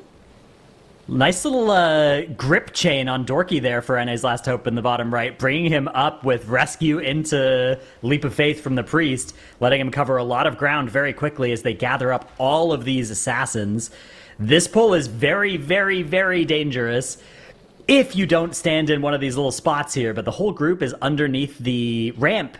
And that way, the assassins, when they jump to you, they bang their heads on the ceiling and aren't able to cleave, which is nice. That's the Harry Potter spot. Yeah, under the stairs, absolutely. All right, Echo making way here in this Uldaman. We're talking about it a little bit. It's entangling, raging, and tyrannical. As you can see, they're working on Brahmak right now. Now, I was saying it's probably a 26 plus 2. Do you think there's a chance we're going to see a plus 3 here? I don't think so. I wouldn't want to rule it out, but I think it's pretty... those 7 minutes or whatever that it takes you to get under the 3 chest relative to the 2 chest, I think is... On a 26 tyrannical Uldaman, I don't think that's happening. 26 is... I mean, just 3 chesting any 26 would be very impressive, but Uldaman in particular is a nasty timer on tyrannical. Like, it's a 5-boss dungeon, so... It's got the same timer as, say, Brackenhide, right? But it's got an extra boss, which means that on Tyrannical it scales really nastily with that timer. I don't think it's going to go up Like, I think they're going to be close on the 2 chest, even. Okay. I was trying to give us some hopium. Something else that is cool, though, we were talking about it yesterday with Druid tank being the meta. We have been seeing a little bit of a variety on colors and choices for the shape. The werebear was being run by Echo before, and we were saying, why aren't they running the red jelly bean, as you call it? Now here, with that red bear representing the true Echo colors. Yeah, the red bear, a good choice. It's good to keep changing it up as well, although I think there's a reason that most of the teams are running those sort of neon, bright color bears, because it's easy to see for the whole team. It makes it easy to know where your bear is. I actually think it is it is optimal to have a nice brightly colored bear tank rather than one of the ones that might blend in with the dirt of, say, Brackenhide Hollow. I agree. Personally, as just a small melee player, it's great to see your tank clearly, which surely I never struggled with. Something cool from Legendary, we saw it from other teams as well, is these kind of safe spots here on Trash in the Rotwood area. There's lots of them. You can go on spikes, you can go on bones, you can go on roots, as I think Echo showed us like 5 of these, but also Y showed us some of them before. Would you mind explaining once again what they actually do? Why are we up here? So there's a couple of mob abilities that can't draw a path to people that are up on top of these sorts of terrain places. And so teams are making use of that basically to dodge those. It makes the mobs easier. Like in some cases, you've got mobs with little charges that won't do them on players that are up there. That's a lot. Or in some cases, they'll do the ability, but it won't hit the players up there, like when we see people doing it in Freehold. But yeah, that's the main idea is just that either mobs won't cast or they will cast, but they won't do damage. And especially if they don't cast, it's really nice because then they stay all nice and grouped up, which for Fire Mage is very important for their damage, is that mobs stay grouped up and in that Flame Strike. Yeah, if you ever played it with a Fire Mage, they're bound to be some crying if the tank moves too much. But yeah, or if your Shadow Priest throws the Shadow Crash and you've moved the pack out of it, they get very mad at that. Oh, yes. Rightfully so for both of them. But NA's Last Hope progressing here on Altarius. Earlier today, they wiped on Assad. Well, actually, they didn't wipe. They had 1 death, and then they were over the timer, so they depleted the key that way. This time around, they're looking to be much faster, though. So we're going to see what they lock in this Altarius. What we're looking for is around that 17:10 minute mark, ideally under it, and I think with what they're doing right now, they might be well under it. Yeah, this is looking pretty good for them. Their damage is looking phenomenal, especially given that they have those 2 deaths on the board, which that cost them 10 seconds, plus they lost some damage while those players were dead as well. Those pulls take quite a bit longer than you'd expect once you start having players die, so even with those time losses, the fact their timer is looking so good here, yeah, I love where NA's Last Hope are at here at the end of the dungeon. Their timer is enough. They just need to cleanly execute the end of the dungeon, but it is a very dangerous end of the dungeon. It's not just the last boss, the trash, all of those mobs with the crushing stomps. Even on Tyrannical, those stomps are going to deal like 80% of the group's health, and there are cases where they just cast them back to back. Definitely hurts when that happens, but NA's Last Hope is making way on Altarius. 9% to go. We're in the single digits, and the boss is about to die. I believe they can keep their lead of roughly 15 to 20 seconds that they have over what we know from Echo to be a time that works in this 29 VP. Now, Perplexed is a little bit slower here. They had a really, really good and fast time earlier on, but now slowing down just a little bit. Yeah, they're also still, it's not like they're depleted or anything. No, by they're point, still but within the possibilities, but given that they were faster earlier, I wonder if what went wrong here, because we have 0 deaths, so maybe just a little bit of crit diff? Could be. Their timer is definitely looking a little bit less good than NA's Last Hope, but absolutely still possible, especially if they can get this assassin pull taken care of cleanly and quickly. A Shine nearly getting murdered by those assassin jumps is going to eventually make his way to that safe spot for Perplexed. Meanwhile, NA's Last Hope down in the bottom right are heading up the stairs to start off this big trash pull. This is a double pull that Requires a little bit of work. Look what Junkrat's going to do here, though. A nice life grip is going to bring Drogo up with them. You know, paladins aren't the fastest. You can't really mount, so giving a little bit of a leap of faith help there is, I'm sure, always welcomed on these kind of classes. The DK player, you know, I can assure you, rescue, also great to bring you forward. But we'll see as NA's Last Hope deals with this massive trash pack here. Perplexed is also finishing out on these assassins, and this is a little bit of a pain point as well, because the Spiteful Shades come running into that safe spot, but the rest of the pack isn't dead yet, so you need to make sure you have some type of knockback or CC to keep the horde away from you as you are trying to finish off the rest of the pack. Yeah, the Spitefuls mercifully are a little bit less lethal than they've been in previous seasons because they stopped doing extra damage above key level 20 now, but still, it is very, very dangerous. So that's something that we'll see, especially when there's like 20 of those Spitefuls. People need to make sure they don't get, autoed by multiple of them at the same time. That can quickly cost you a life or two, but not going to be the case here for these teams. Perplexed now also working on Alteria's. Legendary is back on trucking through this 30. Now, of course, they still need to do this. All the other teams have the Brackenhide done on 30 already. We're going to see them go back on one of these safe spots here in the bottom left. And Echo is working on the very first Uldaman of the day. After having 2 world records under their belt, they can kind of lean back just a little bit for now and make some upgrades in this Uldaman before they approach what could be a 31 Freehold or possibly the 31 Brackenhide. Now, I'm not sure. We didn't see too much of the legendary wipe there towards the end, but it looked like their totem timing was off. So maybe there is more to this technique than meets the eye, than we figured out thus far, because it seemed to work first, and then suddenly they got an influx of totems. Yeah, we see that when Echo did the War Callers onto boss, they brought them in at a precise time. Like, they brought them to a specific health threshold, brought them onto the boss, and then had them die at a very consistent time. So it's possible that it's only a few seconds window to actually have the boss get enough cooldown reduction to get some of the abilities, right? To get those choking rock clouds cast faster, but not too much cooldown reduction that you then get the totem cooldown reduced enough for it to cast a second time as well. So I suspect that is what went wrong for Legendary, is that they don't have that timing perfectly practiced, because they saw Echo doing it yesterday. They were able to practice it between yesterday and today, but not on Tournament Realm. They had to do it like on live servers because Tournament Realm keys are closed. So they were maybe at the mercy of doing it in an M0 or doing it with whatever key they could find on live. And so that practice, is limited.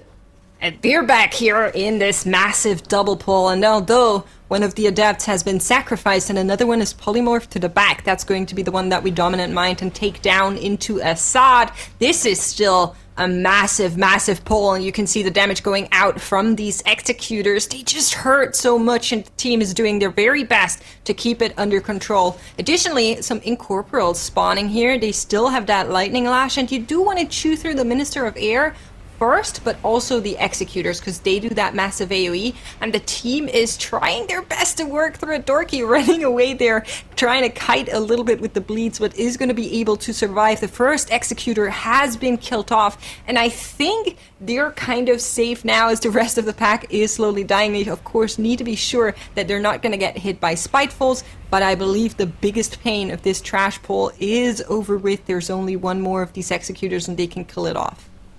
Actually, it's 2. Timer is looking so good for NA's Last Hope as well. As long as Dorky doesn't die here, Lay on Hands lands from Drogo to keep him up. And, okay, Incorporeals spawning, but taken care of. Nicely done by NA's Last Hope. They have 8 minutes left in this dungeon. They need about 6 for the last boss, so we need to see them get that boss pulled soon, but they are almost ready to do that. You can see that Adept getting pulled, getting polyed, getting pulled once again. Yeah, there's still one more Executor and a Lightning Lash going on. Maybe Junkrat wasn't ready just yet to dominant mind that one, but we are going to want to take it down.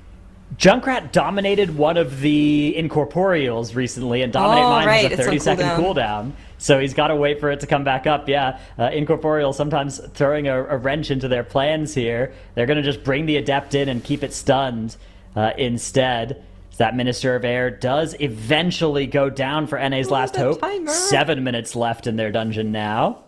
Yeah, Timer's so still that's fine. what gets me worried, right? Echo pulled at exactly 23 minutes, and while they did have one death during that final boss fight, it came down right to the wire with locking in 29:52, so 8 seconds before the key was over. NA's last hope was exactly here before. They pulled the boss even a little bit earlier, and then they still hit the timer. Now, they also had one death, and I think without that death it would have worked as they were only 3 seconds above the timer, but now we're pulling the boss just a little bit later here, so it could be, once again, very, very close for NA's last hope as they are progressing on this boss. You can see the Adept coming, running towards, takes a little bit longer to get down these stairs, and they will get it into the boss fight and cleave it off here, together with this Nova, and, interestingly enough, Dratnos, I was talking to Teddles a little bit about this, but they don't really have a Bloodlust timing where they get Bloodlust for pull, or at least they didn't in the previous one. They do have it now,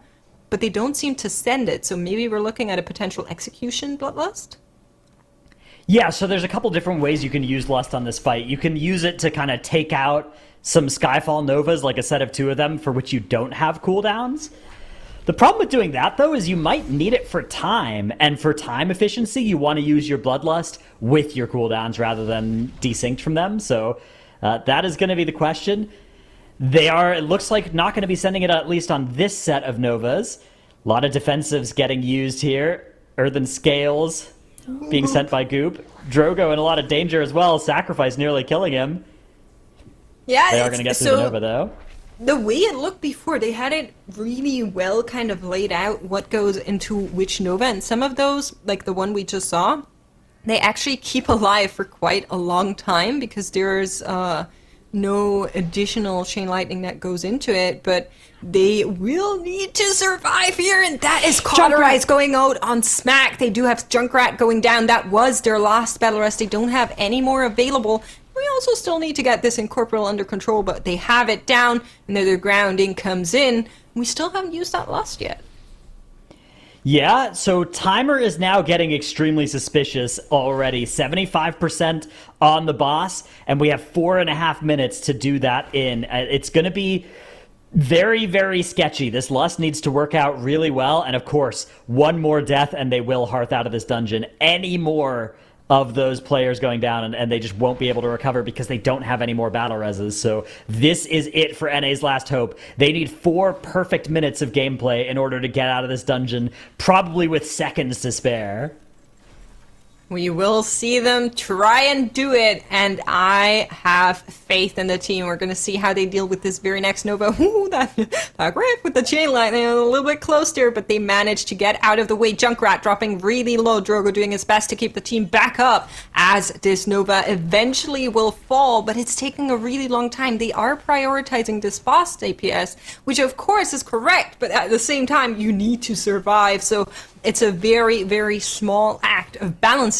Perplexed right above them in the top right is working on that same massive pull that we saw. And if you're looking at their timer on Altarius, what is this? They're nearly a minute faster than what Echo did. Yeah, they are looking very good on their dungeon splits, so as long as they're able to get through the rest of this dungeon cleanly, they should be able to pull the last boss with a full, 8 minutes available for it. That being said, this is one of the hardest pulls in the dungeon that Perplexed are working on, so it's not a foregone conclusion just yet, but their timers should be a little bit less sketchy than NA's Last Hope. NA's Last Hope now have 3 minutes left on the board, 54% on the boss. They're going to have Lust. That's the saving grace here for NA's Last Hope. The math does not work out without Lust. Even with Lust, I'm starting to be genuinely very worried about NA's Last Hope. I think they might be a little bit over, but it's going to come right down to the wire. Yeah, the fact that previously they pulled a little bit sooner, this time they were 10 seconds slower with actually engaging the boss and Junkrat dying. Now, Smack died in the previous pull, so a little bit of a difference between that Fire Mage and the Shadow Priest dying. but here goes nothing. This is where we're sending that Lust. We did align PI and everything else to make sure we have it. Breath of Aeons crushing into everything here. And this Nova, for sure, will be easier to heal. We also still have that R Mastery available once Bloodlust runs out. We are trying to make most of this last phase here. But I believe Fire Mage is 30% for the execution buff, so a little bit above it, but we are going to get into that extra range here as they try and shred through it. One more Incorporeal spawn coming out, and the Skyfall Nova is back here as well. Drogo taking a massive hit out of that Chain Lightning. Will survive, though, and they are gonna make it through Smacked. Oh, it is so close. 1.5 minutes to go for 28 HP. Bloodlust now over Magnos. Is that possible? I don't think so. So, okay, if the fight was 6 minutes total, you would have 90 seconds for each 25%, which they have 90 seconds left here for the end, but they don't have Lust anymore. The Lust was what helped them be kind of able to catch back up to that rate, but at the end of the fight, they can stop killing Novas and they can commit to the boss, and that might be something. They're going to kill this Nova. I think the next one they have to just go boss and leave leave that Nova pulsing on them for the remainder of the fight. I don't think they can afford to kill another Nova after this one, which is going to be scary. There aren't many defensives left for the group, but there are still a few, and I think they're just going to have to send them because they need to get this boss killed. 17%, 50 seconds now. That is not good pace. We would be looking for 12.5% with 45 seconds to go if they were still on their pace from that 90 seconds out mark. Yeah, they've got to kill this Nova, they think, and I mean, looking at their health bars, I agree. It's nasty to leave it alive, but I don't think they're going to have time here. A fortunate grounding field for them is good news, at least. It's spawning so that they can keep hitting boss, and now they definitely just have to commit. But with 10% still, more than 10% to go, and only 20 seconds, I think this is going to be another tragedy for NA's last hope. One more Breath of Eons does come out, though. We have Power Infusion rolling. That Breath of Eons is going to pop right at the very end of this timer. It maybe will just be enough. That Breath of Eons pop is going to be 2% or so, or it's going to be 1% of the boss's health. There it goes. Oh, they did it. No, they didn't do it. Oh, no. 30:01.0, 1 second over the timer, and you know what? It's worse than that as well, because we round the timer out of the seconds place. So if they were 3 milliseconds faster there, that would have been timed. That was 3 milliseconds away from our timer, because 0.999 is in time, but 1.002 is not. So, no, what a disaster. 0.003 seconds too slow. Oh, my heart is breaking for this team. Previously, they were 3 seconds too slow. They now shred off a lot of that. But even with everything going the way it did here during that boss fight, they had Junkrat go down. They had that Lust that I think maybe I don't know. I don't know if the Lust timing couldn't be like, maybe if we it had all their cooldowns in it. It was the best you could do with it. That's I don't think that I don't think there's much more they could. I guess maybe if they had potions and cooldowns on pull and then potions at the end of the fight, maybe there was a way to line up the Lust better. That's definitely going to be one of those things where, you could point to any global that somebody did and be like, oh yeah, that difference was the 0.003 seconds, because that is such a small amount of the boss's health.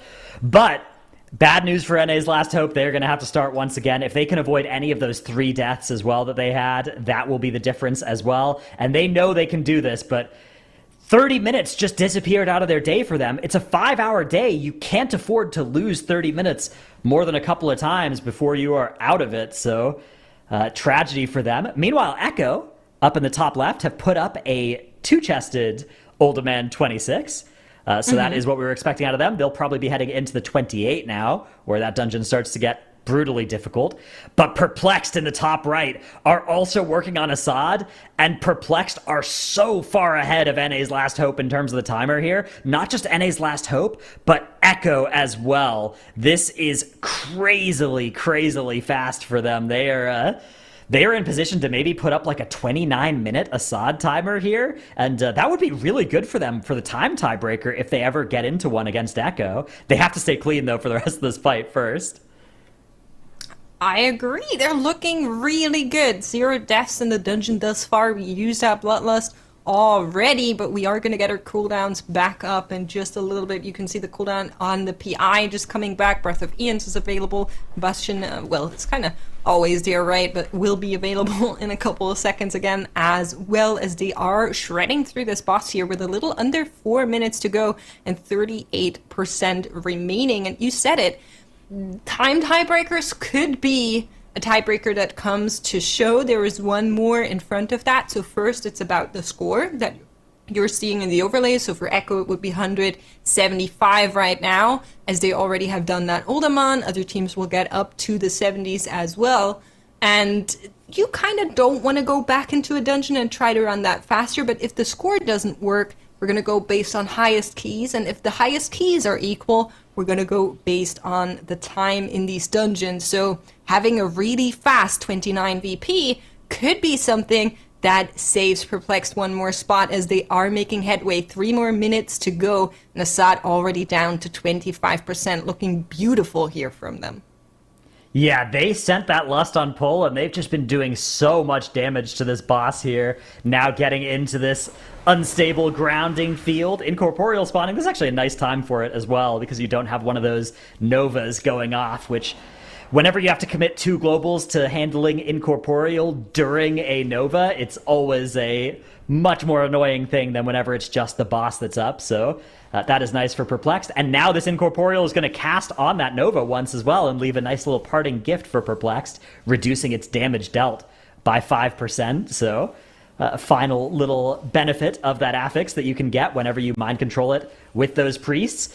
Beautiful dispersion tap there by Swag. Just goes into dispersion as the chain lightning comes out on him, and then goes out of it as soon as the chain lightning lands, because he just wants to reduce that initial damage. He doesn't want to sit in dispersion and be unable to cast, but he does want to make sure he doesn't get one shot by that. So 13% and 2 minutes left here for Perplexed, making such short work of this dungeon. 0 deaths on the board for them so far, but Wolf Disco in a little bit of danger, does end up being able to survive. This should be their final grounding field. Cheat deaths are meant to be used, Dreadnoughts. We're good here. 10% remaining as the grounding comes in. It's 1.5 minutes on this timer. Keep in mind, Echo was 8 seconds under it, and Ace Last Hope has just come above it twice in a row, and Perplexed are breezing through this dungeon as if it was nothing, locking in that 29 VPS second team here in our global finals with the amazing time of 28:39. Wow, well done by them. They are going to steal that dungeon from Echo. That is an extra minute and 20 seconds faster, or a minute 10 seconds faster than Echo in that dungeon. Now, the bad news for Perplexed is if we do ever end up going to time tiebreakers, they're worse in every other dungeon than Echo, but it is a nice glimmer of hope for them that they've got that Vortex now, and they can go anywhere now. You gotta choose your pros and cons, right? Yeah. At least they have one now.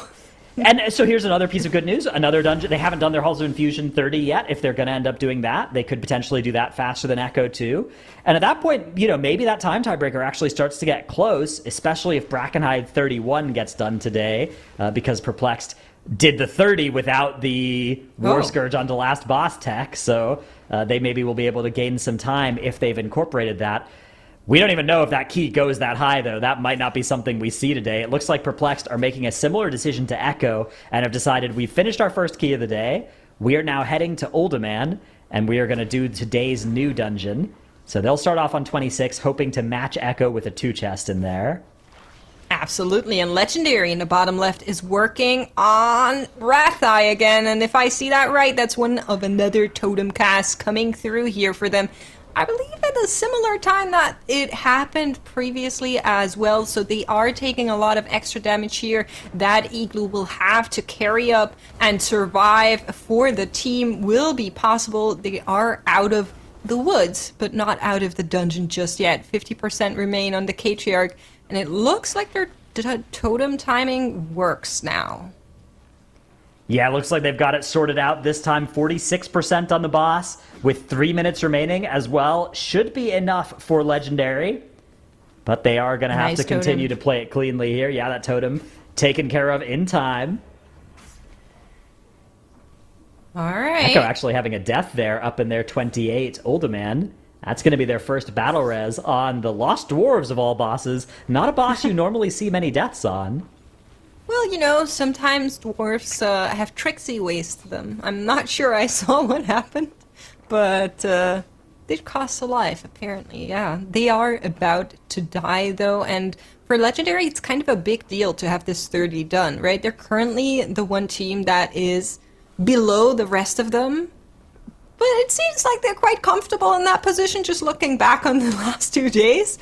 So we'll see what else they can do. Having this Brackenhide done will allow them to actually go and target other dungeons like that VP, but they've had an incorporeal cast on them. So they actually, you can see they all have that debuff there. One of those incorporeal went off. Running out now.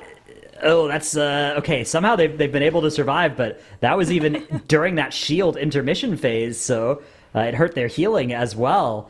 Brutal outcome for them, but they're going to be able to keep it going. However, it's got to be demoralizing. Anytime something like that happens, you know it's like a time loss, right? And you know you just depleted by 3 milliseconds. So anytime you have a loss of like 3 seconds, you're just going to be so sad. Incredible. They are having another really good time on the boss, though, here. Ertan down to 3% now, and while they're a little bit slower than previously, I think the one thing that they kind of need to speed up is the double pack pull.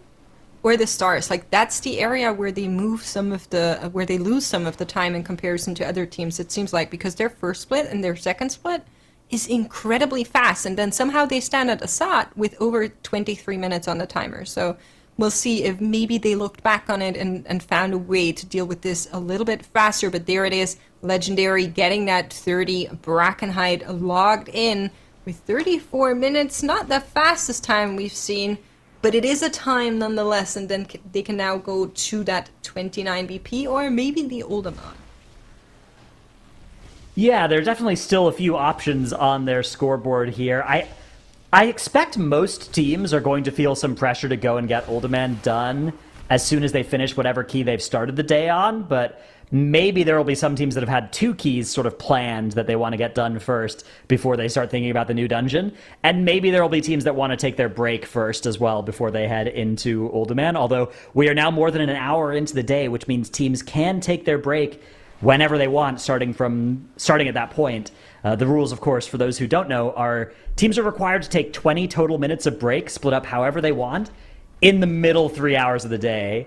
On each of our competition days, so can't do it in the first or last hour. And it can be a good time to also just kind of catch up on the strats that other teams have been using, or take a look at a dungeon with new affixes introduced in a day, and sort of plan out what you think you can do. Or step out and take a breath of fresh air, Yeah, of course, also something that you can do at that time. And the nice part about the sort of the strategy side of things is you can have some people in your team doing that while somebody else steps up and goes and gets a drink, right? And NA's Last Hope! They're wiping here in this 29 Vortex Pinnacle to this Dragon Coal. That is another 10 minutes that are gone for the North American team. And, they're actually in danger now of being in 4th place at the end of the day, depending on how things go. They are currently only 1 minute ahead of Legendary on time tiebreakers. And they're on equal score now at 147, so they've been having a lot of difficulty getting anything done today. They are still on the exact same scoreboard they left yesterday with, the only team to not put a run up yet. Yeah, that is going to be a big talking point as well. I'm very curious where teams opt to go after this Uldaman is kind of like pushed up to what we believe is like the limit, the ceiling. And whether or not teams then try to replicate that Halls of Infusion that we saw from Echo, because it looked really, really hard to actually get through that dungeon first and foremost, similar to the VP, and it's a very long dungeon with 35 minutes on the timer. And then the biggest pain point is that Primal Tsunami push. So having that kind of major difficulty in the dungeon be at the very last segment of a 35-minute run is something that worries me if I'm thinking of like how these teams are approaching it. Yeah, absolutely. Well, you'll have to continue worrying off of the broadcast as it's time to make a swap. Tuttles and Nagura are coming in. Dratnos and Makes, you are relieved for the moment. Wait, we're letting them do this again? A Moonkin desk? We're allowing it. We're allowing it. We'll see how many times Tuttles says Starfall at the end of a Vortex Pinnacle instead of Skyfall. I understand where that comes from, yeah. Enjoy. Oh.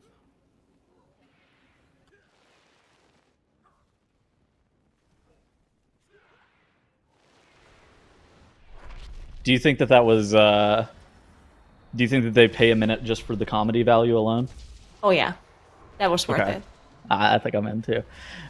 So, for NA's Last Hope, I think the path for them to be able to maybe win the TGP involves them probably timing this key right now. I don't think that they can afford many more mistakes in this dungeon just for the remainder of the day. And then I think, to me, it seems like their best path is then do the Uldamon and then hope that Echo doesn't put up any more points, and then NA's Last Hope goes and does the Freehold 31 as opposed to the Halls of Infusion 30, because then that'll give them time. That'll give them Dungeon Tiebreaker. What do you think? Yeah, so I think there's obviously a lot of time left in a day, and they can technically still win. But at this point, they don't have to worry about Echo only. They also have to worry a lot about Perplex. Because Perplex, not only did they time the 29 VP as well, they timed it much quicker than what we saw Echo time. And NA's Last Hope, they also look so close in their route and their strategy that I very highly doubt that once they time that VP, that they're going to be quicker than Perplexed or even close to their time. So if it comes to a tiebreaker, then Perplexed is looking really strong right now. So to me, it seems like both Perplexed and NA's Last Hope and Legendary are all able to do the same level of keys that Echo are currently doing. But it definitely feels like Echo is able to do them in 45 minutes to an hour, where the other teams take an hour and a half to 2 hours to be able to complete them. And I think that that's been the big differentiator between all of the teams this TGP is Echo, especially at these highest level of keys being like 28 plus. They're able to do keys within a couple of attempts that other teams take like 5 attempts to be able to do. Yeah, and even though Perplexed did a good job with that 29 VP, they're still 2 dungeons behind. They're the 30 halls behind, which that's not just a 35-minute run, right? They definitely will have to reset the key a couple of times. So at least I would say an hour is what they need for that. And they're also just the older man behind, because they are in the 26 and Echo already 2-chested that one. So Echo definitely firmly in the lead. Now Legendary, though, on the other hand, they're decently far behind because, of course, they don't have that 29 VP yet, and they also have not attempted it yet. So compared to NA's Last Hope, even though Legendary has the same score as them, NA's Last Hope has spent so much time in his 29 VP, it's just a matter of time for them to get the score there. Well, Legendary, yeah, it would be a miracle if they go in there and just kind of one-shot it or don't have to spend too much time there. I tend to agree with that. I feel like that is definitely a big deal. So now for Echo in the top left, I think the 28 gets one-chested. I think they attempt the 29 for a little bit. Once the 29 is timed, I would kind of expect them to bail on Uldamon. I don't think that this dungeon goes any higher than a 29. Yeah, I don't think so. I don't think there's a 29 happening. Especially because that key is just long and the difficulty kind of lies like everywhere. It's not like, this is hard at the start and then it's kind of easy. I feel like there's just so many difficult parts in this dungeon. You don't even think the 29 is happening? No, I don't think the 30 is happening, sorry. I think the 29 is probably happening. Yeah, so the 29 got timed during Cup B, but it was quite close by all of the teams, and I think that these are harder affixes than we had then. We did see, though, I think it was one of the cups, I don't remember which one, where a team attempted the 30 Uldamon, and it actually looked pretty good from the time. They didn't end up doing it, like they ended up just swiping, but the time actually looked pretty fine. So, that was last technically, moment? I think so, yeah. But either way, we're going to get to a point, at least for Echo, for the other teams maybe not quickly, but for Echo we're going to get to a point where there aren't really any keys left that we think are somewhat doable, right? Like, what are they going to go to? 31 Freehold is an option. there's definitely no 30 VP happening. I don't think 31 Androd. I think that's kind of too close on the time. 31 Halls, definitely not. So the only real options that they have is 31 Freehold and Brackenhide the 30 maybe. Alderman. Yeah, and the Brackenhide maybe. So we might see a 30 Alderman attempted. We're going to see what the timer looks like for them on the 29. So in the 29 that we saw in Cup B, I think the big differentiator, even though the 30 looked maybe doable with like the timer, was that it was a fortified key. Yeah, that's I feel like true. I feel like on Tyran, this dungeon, particularly Bromac, Sentinel Telandris, and Colonel Ordeos just end up first off being so deadly, and second off they just take up so much time. Yeah. This is the dungeon that I think is. If Vortex Pinnacle is the dungeon that is the easiest with Fortified or with Tyrannical, I think this is the dungeon that is the hardest with Tyrannical in terms of like how much time it eats up. First off, it's also a 5-boss dungeon, so definitely. Yeah, that is a good point. Yeah, maybe no favors there. Maybe on Tyrannical 30 is a little bit far fetched. Oh, yeah, we will look at see the on the 29, timer right? once to the 29. Yeah. I think that the 29 is fairly likely. I think that you and I both tend to agree with that. Once we look at the timer on the 29, maybe we can reassess if something changes there. Yeah, sure. Legendary now, of course, also in that Alderman. So we have 3 teams in Alderman, and NA's Last Hope is really trying to get that 29 done. Hopefully this try. But I really hope it doesn't affect them too much, what happened to them here. Because, I mean, it must be incredibly tilting to spend so much time in here, right? Yeah. And to be able to just brush it off and get it done. I mean, they have so much pressure on them at this point because they know they can do this. But the pressure might be getting to them. I hope it doesn't, but yeah. I think in general you have about probably about 3 hours today to push like the absolute highest level of keys. Maybe like 3 hours and 20 minutes or so. I think that you need about an hour and a half to an hour 40 for the Ultimon just in general. And so like NA's Last Hope is not out of their allotted time because we're only an hour and a half into the day. They're not out of their allotted time for being able to push up the highest level of keys. But I think if their Vortex Pinnacle takes them many more attempts than this, they're really going to start to run into a lot of issues timer wise relative to like Echo, because Echo also has two effective points over them, right? They have the point from the Vortex Pinnacle already, and then they have that point from that Halls of Infusion that they've already done. And then I'm kind of saying that the Ultimon is a wash because because everybody has to go to Ultimon today, so you have to budget that in, and I think it's going to take about the same time for all the teams. But things are starting to look dire for NA's Last Hope, I think, if they don't complete the dungeon like this run or within the next 45 minutes maybe. Yeah, I definitely agree. Echo now on Emberon, and they're going to be pulling that boss in just a second. They did a pretty big pull. This was interesting. So usually what you do is you pull the Runic Protector and the trash in that room, like the weavers that are there. And then afterwards you pull all of the spiders and the bats together. So you do this in 2 pulls. And then the boss. But Echo did it in only 1 pull. So they basically pulled a bunch of the prowlers, the spiders that were close to the entrance. They just kind of pulled them into the Runic Protector and AoE'd them down. And then the bunch of spiders and bats that were at the end of the hallway that they didn't end up pulling previous pull, they just pull into the boss. So this is something that I assume most groups are going to be doing this, but it's nice to see that they save some time here because the spiders and the bats don't really do that much. You just have to interrupt their screech, and that's about it. So something that's actually pretty annoying about this fight in general, and whenever I was talking to TGP teams coming into the season, and I was talking to them about Ultimon, they were mentioning about how bursting actually interacts with this pull in particular. So you want your Shadow Priest to be mass dispelling those dots that are off the boss, but in addition to that, you want your Shadow Priest to be mass dispelling the bursting whenever you get like, I want to say it's like 8 stacks of bursting, maybe it's like 7 stacks of bursting from all of those ads dying. So you need to make sure that you actually end up killing off those ads right as this boss phases, so you have enough time for your MD to come back up for the beginning of the next phase. But in addition to that, just so you can have the MD on that bursting. So it's kind of like a tricky timing as to when you kill that trash off. Yeah, I assume that's why some of the dwarf racials are also on cooldown, right? So if the MD was on CD or maybe didn't want to be used for the bursting, so they have it for the other debuff, and they just sent the dwarf racial to have that double AoE dispel basically, because they're all dwarves except, of course, the tank and the evoker, but the tank should be fine either way, and the evoker can be dispelled by Celia. I feel like you probably dwarf the debuff off, if I had to guess, and then you mass the bursting, because mass dispel specifically for the second set of that debuff doesn't line up perfectly, and so you'd rather just dwarf it off immediately to save yourself a little bit of damage.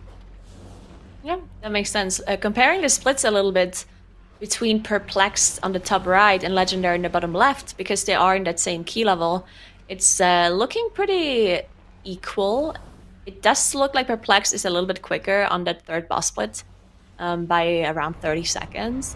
So Perplexed doing pretty well. And if you compare those splits to Echo, you can see the difference already in key levels. Assuming that both of these teams have a similar route and play similarly well, there's a 3-minute difference in almost all of these splits. So yeah, 2 key levels already adding a 3-minute extra timer on top. Yeah. So Bromac on Tyrannical, what do you want? Like under 11? That's kind of what I'm thinking. You mean on the 29? On like a 29, yeah. On like a 29. Yeah, I think yeah. Under 11 should be okay, technically.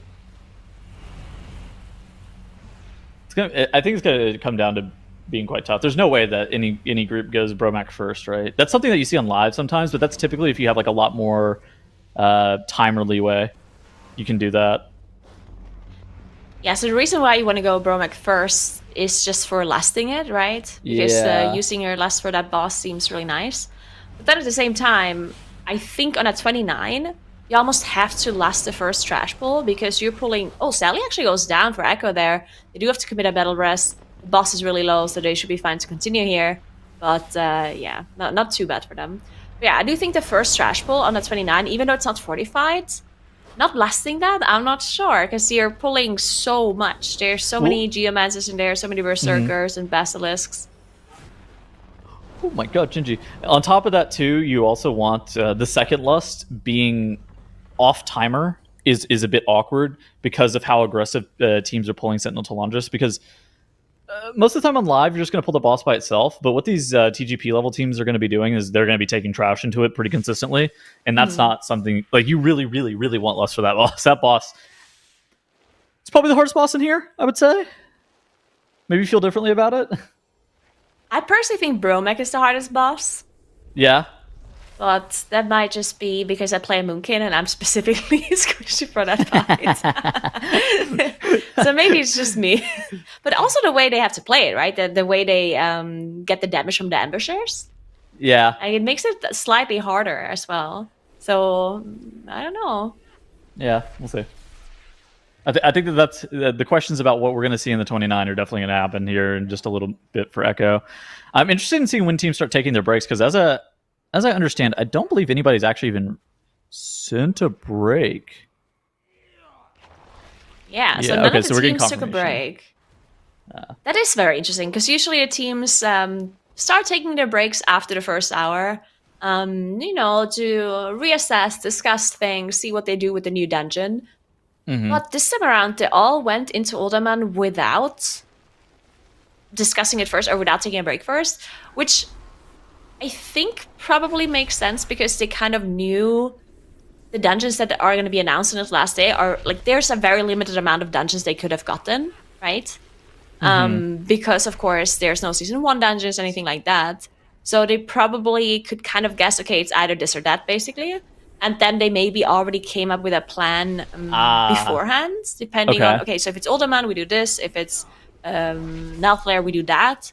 And then maybe they didn't have to like add an extra discussion time into the tournament day. I will say that I think that Echo probably takes a break after this 28 for 10 minutes to try to discuss the 29 and kind of hash out anything. And that's then a good point. I would kind of expect Echo to take their other break. Like, so typically teams break it up into 2 10-minute segments. I would expect them to take 10 minutes after this dungeon to talk about the 29. And then after the 29, I'd expect them to take another 10 minutes to talk about what's in front of that. I honestly think Echo should probably take a break. Like their last break should be much later in the day. Really? Okay.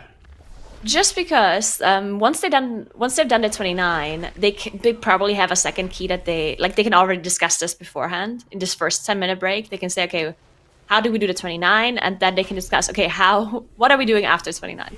And if they decide, okay, we're going to do 31 freehold, then they'll do that. And then afterwards, like once they're in a position where they don't really know what to do anymore, that's where they should be taking a break, in my opinion, to assess what the other teams are doing, to see, okay, maybe another team tried 31 freehold, or maybe one of the teams tried 31 Brackenhide, and just to see how it goes for them. And because they have all the time in the world, because they're so far ahead, right? So I think they can afford to delay their break and take it at the end of the day to just kind of look at what the other teams are doing and to really like secure the first spot for them. Or a plan at least for the first spot, right? I could buy that. That makes sense. Okay, so looking at the other teams here, after we've thoroughly discussed, I think, Echo's break conditions and WinCon. NA's Last Hope in the bottom right. I didn't even notice that they did this, but somebody told me that apparently they're back to pulling the dragon. That second I saw that. I saw, yeah. Drake. What do you think about that? So they'd altered their route pretty heavily today and stopped pulling it, but now they're back. I think it just comes down to like the timer. So they know how close, like their route makes it so it's really close at the end. But for Echo, it wasn't as close as it was for them, and Perplex was even quicker. So what they probably are thinking, okay, let's try this other thing. Maybe that's faster. And then they tried it and they realized, okay, no, we're not doing this quicker either. Let's go back to our initial plan because that's what we practice the most and that's what we know works for us, right? So maybe that's why they thought, okay, maybe changing the strategy is going to make up like a minute or so, you know, compared to our other routes. But then once they did it, they realized, okay, no, there must be something that the other teams are doing that we maybe don't know, or there's something different. So I think it makes sense for them to go back. But yeah. It sucks that they played a different route for, an hour, 45 minutes today. Yeah. Just to go back to the original route.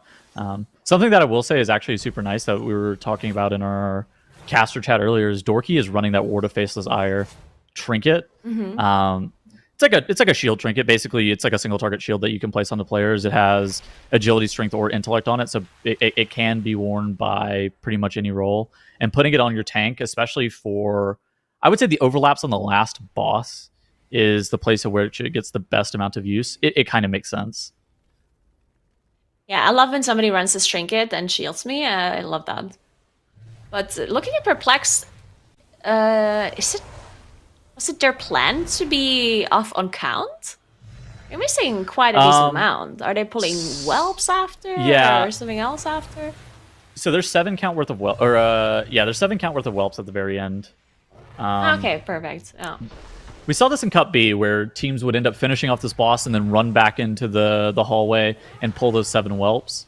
I'm going to be honest with you. I genuinely don't know what it allows you to skip. I think it might have something to do with like a purifier or something in that wing. Skipped. I saw them. Actually, no, it was legendary. I saw legendary skip one of the golems, the protectors, like the one that do so much tank damage. Oh, the protector. That's what they're called, not the purifier. Yeah. I think that makes sense, but Echo's running a different route, so it's probably something that there's a lot of different routes that you can run in this dungeon, and no one singular route is going to be like that much better than the other one realistically. Looking at Echo in the top left as well, they're about to finish off their 28 Uldaman too. Are they 2 chests? No. But they're. I don't know why I said that. I mean, they were somewhat close to it, right? They had the 2 deaths on the board, maybe lost a little bit of time here and there. I mean, I don't think it's too chestable, considering that, the 2 deaths that Echo had didn't cost them that much time. Yeah. But I think that, they're close enough that maybe if Perplexed has some insane, route that they can do, that they might be able. Some god route? Yeah, maybe. Yeah, they did it in VP. That's true. They did cut off a minute in VP somehow. I don't know how that happened, even still. Okay, I forgot it's tyrannical. 28. How long is Chronolord Deos going to take from here on out? Another 2 minutes? What is this, like a 4:30 fight or something on 28 tyrannical? Yeah. So maybe they're quite a bit over. Maybe 2 minutes something over. Yeah. Look at what Perplex is doing right here. They're just full sending it on all these whelps. Gonna get the 2 chest here. Yeah, 2 chest time are looking really good for them. So does Legendary on the bottom left too. They are now also engaging that last boss. They do have time for sure. Oh, look at that. Swag out DPSing Wolf Disco as well for Perplex. The Shadow Priests. Been nerfed 3 times. Still still top, huh? Maybe they need a 4th. Why does he have 0 interrupts? Oh, he probably just plays without silence, right? Wait, was he actually playing without silence? Huh? I would not be surprised. This dungeon doesn't need that many interrupts, right? That's true. So here's the deal with Geomancers at the start are a little bit sketchy, but outside of that, not that much. Oh my god, he is playing without silence. Okay, so it's that's actually something that you see in Freehold, I think, is the dungeon that it's the most popular in for Shadow to play without silence. And what that allows you to do... Sometimes. Okay, yeah, I could buy that in Elf Lair as well. It allows you to get Mental Fortitude, which that makes your Devouring Plague and Vamp Touch whenever you're at 100% HP like shield you. And so it's a bit better for survivability. What we have seen is, more often than not, especially in like TGP, is like priests play both silence and mental fortitude just because they want the survivability gain. But being able to drop silence makes you able to just get a little bit more damage. Well, and Ace Last Hope on the bottom right. Oh, sorry, Noah. Go ahead. That's okay. I tried to come in at a natural time, but you know, there's just nothing. There's nothing quite like a break for a dungeon quiz, and because Perplex is on their break, we thought we'd jump in and do that kind of thing. So what do we got? We have, it's an Ultimon one. The table in the Lost Dwarves room contains these objects. A, lantern, tankard, dynamite. B, vase, lantern, mug. C, dynamite, scroll, tankard. Or D, telescope, case, coins. All right, Chad, I'm thinking it's like A or C, right? Yeah. It is for sure pretty D. obvious. It's D? 100%. Okay, let's see, chat. That's my chat. Chat's kind of all over the place, but now that Nagura said D, chat's kind of leaning D as well. Is this true or is this influence? This might be a skewed data. All right, so chat still has currently C in the lead. Yeah, I guess we're going with C, Doa. All right, let's find out. What's the answer? Oh, good God. It is... Wait for Please. it. Wait I for beg. it. It's... Well, there's a tiny little... It was A! Oh, it's A, it was lantern, A. tankard, dynamite.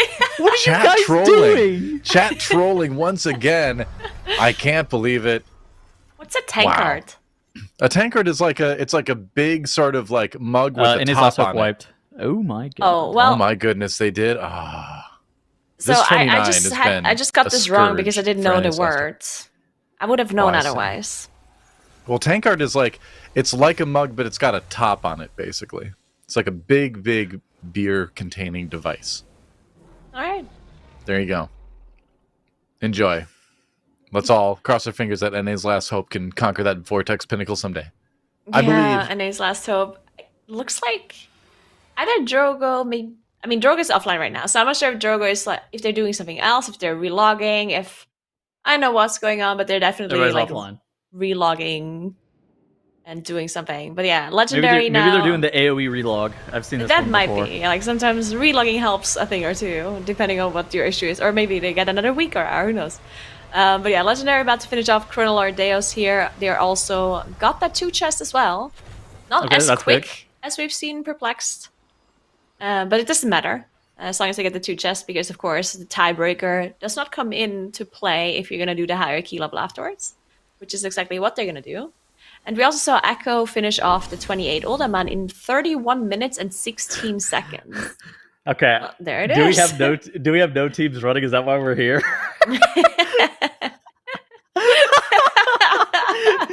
All right, we're back. Echo's back from their break, saving us from looking at the tank card, whatever that is. All right, yeah, so Legendary is on a 10-minute break as well now. And Perplexed is on a 10-minute break. Echo now in this 29, they still don't take their break. So this is interesting, right? Because Tettles and I were thinking that they might be taking that break before the 29 Uldaman to see how they're going to execute it. But they seem to be very confident it is. They don't have to like discuss anything. And as I said, their 28 was cleared in 31 minutes and 16 seconds. So they had a little bit less than 4 minutes left of the timer, which is for sure doable in the 29. For the 30, maybe not so much. But the 29 is within the timer still in comparison to the 28. So did Echo only take a 5er there, or did they... They did not take a break at all. Oh, okay. They were like off for a little bit before starting the 29. Interesting. Okay, so maybe just swap some characters. Okay. I think it was pretty quick, actually, Tattles. They just finished the key and went into this one. Wait, was it? I think so. I don't know. Maybe my perception of time was skewed because they finished the Uldamon, and then we waited until Perplex finished their Uldamon, and then Doa asked the question about the trivia question, right? Yeah, I mean, maybe it was like a minute or two. Yeah, maybe whatever, don't matter. I don't know. Maybe Stanley had to answer a call, like talk to his mom for a second. I don't know. Infinite Dragonflight starting to affect Tuttles over here. I'm getting really scary. Is he actually Murazond? Huh? What is it? What is it? What did that guy just say? Yeah, literally who? Check it. Literally who? It's all good. Anyway. Looking at Echo, they did commit their lust for the first pull here. No saving lust for Bromag, no going Bromag first. So we're all still pulling trash on top of the dwarfs here, which makes sense. You do get the Berserker damage increase onto the bosses, which is very nice. You do have to consider the fact that once you buff the bosses with that Berserker debuff, not only are they taking more damage, they're also dealing more damage, which can be a little bit of a problem if your Shadow Priest gets the ricocheting shield 2 times in a row with the debuff on him. But that's what they have cooldowns for. They have, of course, Bop, they have Dispersion, and they have a bunch of immunities they can use and DRs. So they're going to be just fine. So what's the deal with taking the Berserkers into the boss? Like, how much of a damage... so whenever the Berserkers dip below 40% HP, they put an enrage effect onto the mobs. Like, how much of a time save do you think it actually is to be doing that? Well, I think the biggest time save comes from just doing the pull all at once instead of, dividing the pulls. The extra damage on the boss is for sure good, but I think you're not holding your cooldowns for it, right? Because you need to get the trash down. You can't just sit there, hold your cooldowns, and just wait until they're at 40% to buff the enrage. So usually what happens is that you send all of your cooldowns at the start with Lust, and then once your cooldowns are kind of gone, the buff gets applied to the bosses, and at that point it's not going to be as useful as it is with your cooldowns, but it's still something, of course. Mm-hmm. Okay, so they're actually even cleaving these bosses, and they're doing a great job of making sure Eric stays close to melee with that Skullcracker. It's pretty easy to get that guy stuck in the middle of nowhere and then not be able to cleave off of him as easily, but what Now is doing and what the whole entire team of Echo is doing, they're doing a phenomenal job of being able to make sure those bosses are staying stacked and they're getting that even cleave. Yeah, because the way it works is that Eric the Swift, he will sometimes just charge to a location. Yeah. I think it's Eric, right? So he'll charge to a player's location, and then the problem with Eric is that he's a ranged hunter kind of mob. So he'll just stand there and throw daggers, and he will not actually come back to the tank. So by standing close enough to the other 2 mobs as the ranged players, Eric will not charge super far away. And if Eric is close enough, then Now can just direct the other 2 mobs on top of him without being worried about any kind of frontals. So, it's less than a minute. Don't acknowledge it. I'm going to be honest. I understand how I've made this error. We don't need a replay of it happening. But I love it. I'm not going to justify myself. Well, I want to watch this right now. Okay, see what Gingy did. All right. So he's mounting up. He's out of the dungeon. He town portals. He's walking out. Yeah, going. Using, creating the key. Oh, he might have stood up there for a second. He waved to Wolf Disco, and he's gone. Okay. Okay, what happened was I thought that they finished before Perplexed, but that was just not true. And so that's where my confusion came in. It's okay. I'll forgive you this last time. But anyway, that was a nice replay. Thank you very much. I appreciate that. So we're looking for 11 minutes on this Bromax split, right? I think anything sub 11 is about in line with what we kind of expect for them to be able to time this key. Of course, We haven't seen this dungeon on Tyrannical during the TGP, so these splits that we're going off of are mostly based off of like what we've kind of seen from live keys. Yeah, they did wait for the Berserkers to be around 50% HP, because once they're 40, they're using the Enrage. So they don't want the Berserkers to be up for that long, because one thing about these Berserkers is that they actually do a lot of damage to the tank. So even though the range players don't have to worry about it because they do nothing other than a slam around them that they would have to worry about anyway, but the tank is taking a lot of damage from them, especially once they have the double raging effect on them. Plus the Bromac damage and all the other mobs, the ambushers that are there. And on top of that, you also have the caster, the Geomancer, which you're not going to interrupt every, what is it called, Stone Bolt? Because the Stone Bolts, you have to interrupt the lightning, right? So some of these Stone Bolts or Stone Spikes are probably going to go through, but they're actually doing a really good job interrupting them. Like, as I said that, they just interrupted all of them. Yeah. Now already procced his cheat as well, Nigura. So that's actually quite scary. Another thing about taking those Berserkers in on pull is that they actually cast the Enrage on the totem too, and Bromac himself gets his Bloodlust off, and that totem starts like AoEing you. Things can go bad in a hurry if you don't kill that totem off almost immediately. So I think that you more often than not just want the Enrage on the boss, and you don't really want it on much else. Yep. Yeah, it looks like they are actually doing a really good job interrupting the Geomancer's Stone Spikes. I kind of made that up. So they are fully just interrupting the Geomancer just to reduce the damage on now there. They do have a full rotation down on caster. Yeah, look how low they're dropping. I mean, they committed a lot of defensives here. It was, I think it was one Obsidian Skills and Gingy's, what is it, a 60% DR, right? Or is it low? Is it 40? What? GI, Greater Invis? Mass Barrier? No, the Ice Block DR. The Cold Ice or Hypothermia, whatever it's called. I think it's 60, yeah. Greater Invis is also 60. Wow, double 60% DR. I wish I had that. Okay, so it's 70 apparently according to chat. Oh, yeah, perfect. That's exactly what they needed. They needed one better, even. Oh my god, dude, look at this pull that Perplex is doing. So they've taken all of the trash into the dwarves. So this pull is quite challenging to be able to execute just on a technical level.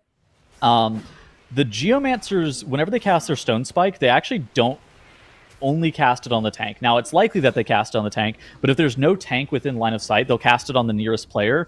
And so getting the Geomancers themselves, which I think there are 2 of in this pull, grouped up on top of this trash pack is very, very challenging. Yeah, we have no Master Spell for this 5-stack of Bursting here for Perplex. They seem fine, though, but yeah, they have to worry a little bit about their Ricocheting Shield now going off on these buffed bosses doing more damage as well. I mean, this was so nicely executed by Perplex, too. Monster touches down, Divine Field having some issues here, as he probably had to commit a lot of the cooldowns. Wait, did he save Incarn? Oh my god, he didn't use Incarn there. No, there must be a mistake, right? There must be like we're just not seeing it, right? There's just no way you don't send Incarn. Because you don't get it back after the boss, right? No, he didn't need it, bro. It's fine. That's insane. What is the current state of Guardian Druid, Nigger asks, and then answers it immediately. He didn't send Incarn. All right, yeah, I guess. I'm just going to assume that it's not registering properly. I think with that many mobs, it's actually not like a 3-minute CD. I think it's pretty short, but it might have come back up. I'm not 100% sure. I didn't see if he used it. I guess. I mean, that would be the only reasonable explanation. That was like 20 mobs, right? So I think it's. That was a lot of mobs. Yeah, we'll see. I have no idea. I didn't see if he used it. Whenever I see a pull of that size, I typically just believe that the Guardian Druid's going to use it there. Yeah, on the top left side of the screen, Echo did now finish off Bromac at 10 minutes 19, which is actually very good. Yeah.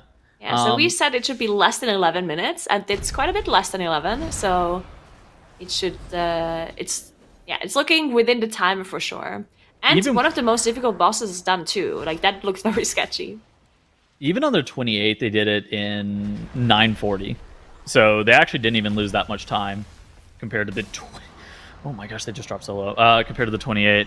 Now, this boss is quite dangerous on a 29. So Sentinel Telandris, as you stun the boss actually ends up gaining stacks of this overwhelming power buff, where the amount of damage that it does from the initial hit of the bleed itself, and then the AoE that the boss casts just becomes more and more dangerous as time goes on.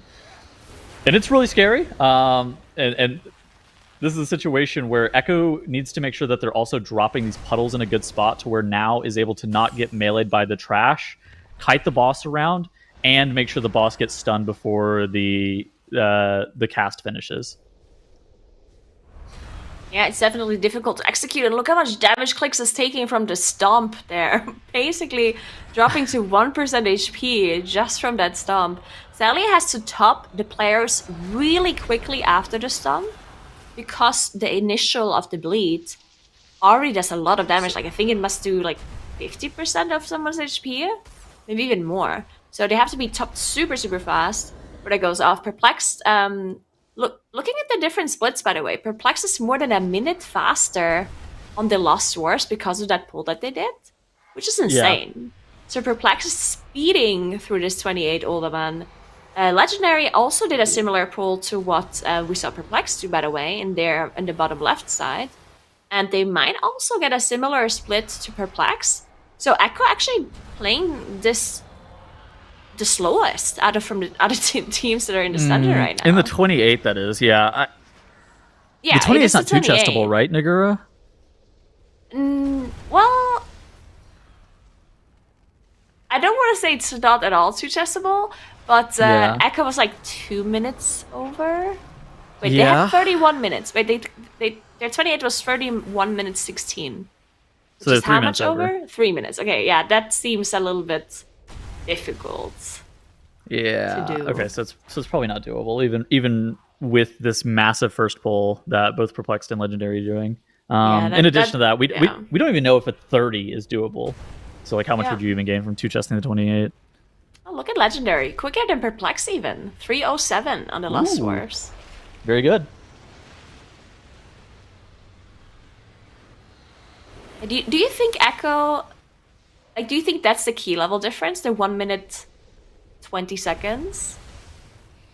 Or do you think that Echo is just a little bit slower in this first boss?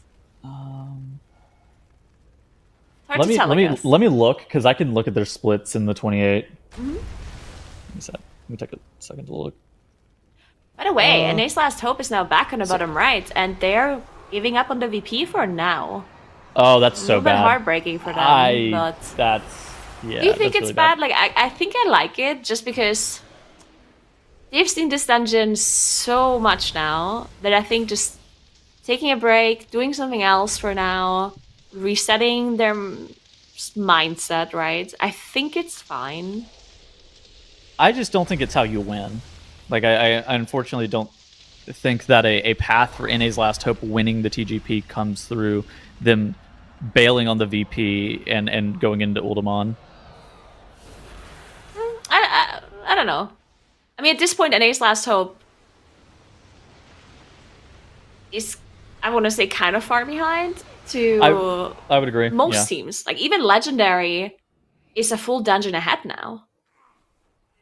So yeah, and I mean, the prize differential between fourth and third and second, even still, like, it's not just about winning the whole entire thing, but there is significant prize money differential. Yeah. That is gained by, like you were saying, coming even in third versus fourth. Yep. I have those Echo splits for you as well, by the way, if you wanted them. So Echo did it in the 28. They did the Lost Dwarves in 4 minutes and 22 seconds. Yeah, so they are just doing this first pull a bit slower, right? Interesting. Huh. Well, that's good news for Legendary and Perplexed, right? Because if they can do the Lost Dwarves in the 29 faster than Echo as well by, I mean, maybe 40 seconds, possibly, then that's good for them. Now, of course, we don't know that'd be how good for time tiebreaker, right? Yeah, it would be good for time tiebreaker if they don't do the 30. it would be especially good for Perplex because Perplex already has good timers in the other dungeons. So if Echo and Perplex end up being on the same score, then Perplex looking very good. But they have to get the hulls done first because Echo, of course, has that hulls that Perplex does not have. Echo is still pretty far ahead of the field. I think that's like a reasonable conclusion that Echo has had. Honestly, the Echo's day 1 and day 2 were pretty much perfect. I don't think that there's much criticism that can be had against Echo's day 1 and day 2. And so far in day 3, they haven't.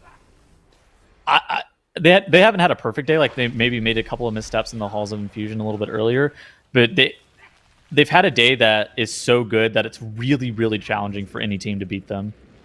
They have been playing an absolute masterclass. Like I don't disagree. Mm-hmm. Echo played really, really well, better than all the other teams so far. Mm-hmm. But the negative point for Echo is that they might get to a point pretty early today where they cannot time anything anymore. And that means that Perplexed and the other teams, they have time to just catch up to their score. So even if it might take Perplexed and the other teams longer to get to the same score, it doesn't actually matter if Echo cannot time anything with the extra time that they gained, right? And at that point, it would only be the time differential that matters. So I'm not sure if we will get there, that Echo is going to be stuck, but it is possible.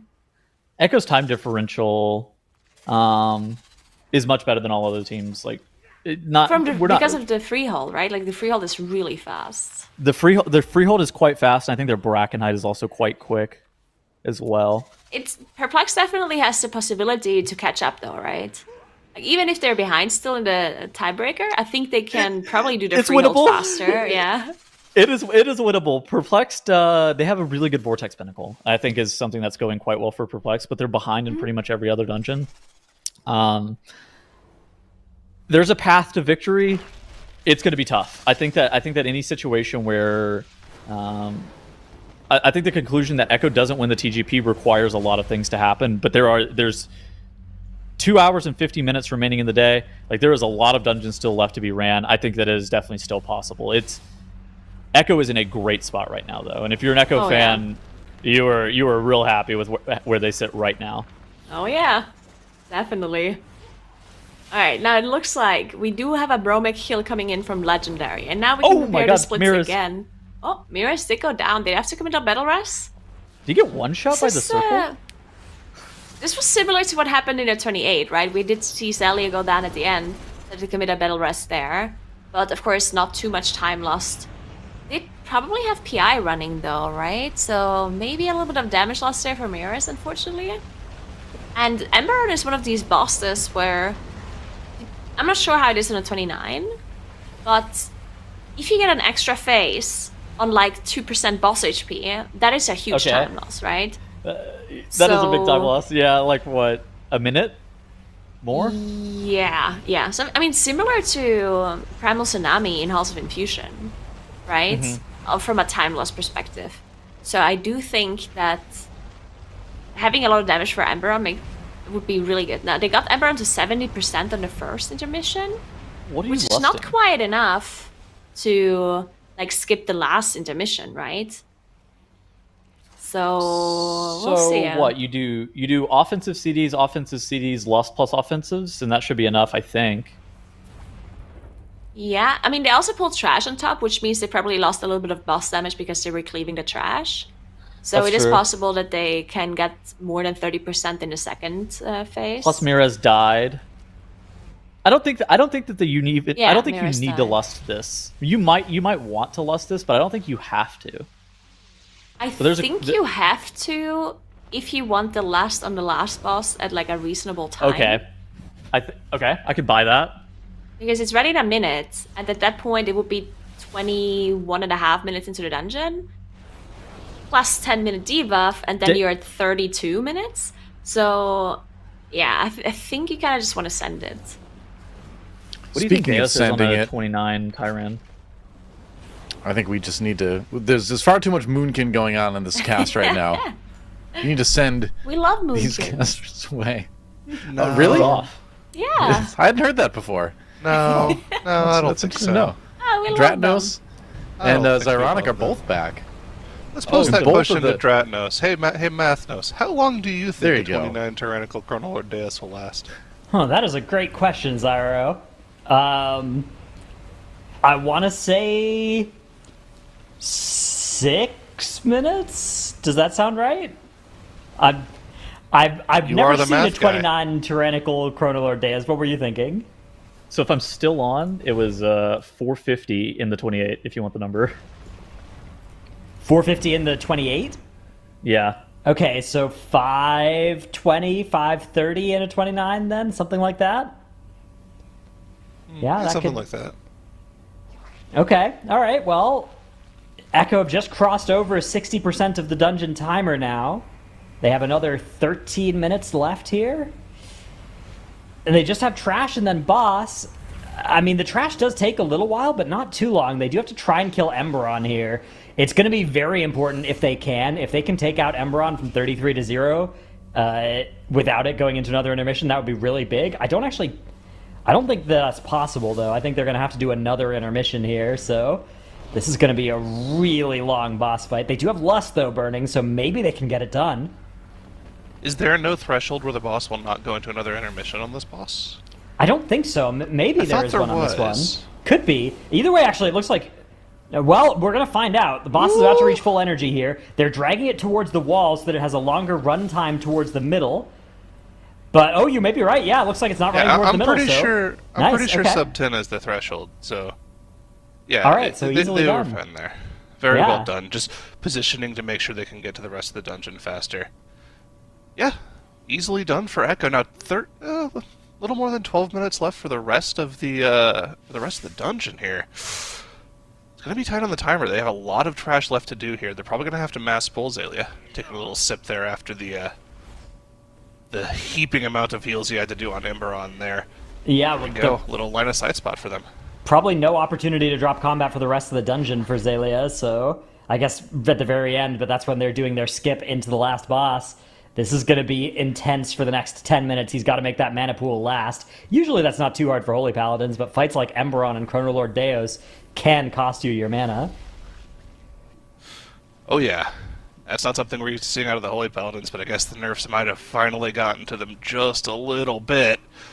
Still, of course, the Premier Healer 4 keys, even after the nerfs. Yeah, a little bit of mana, not too issue. Didn't even have to get a full mana bar, just got to half. That's all he needed for the rest of the key. We'll keep an eye on them, see how that timer's going for them.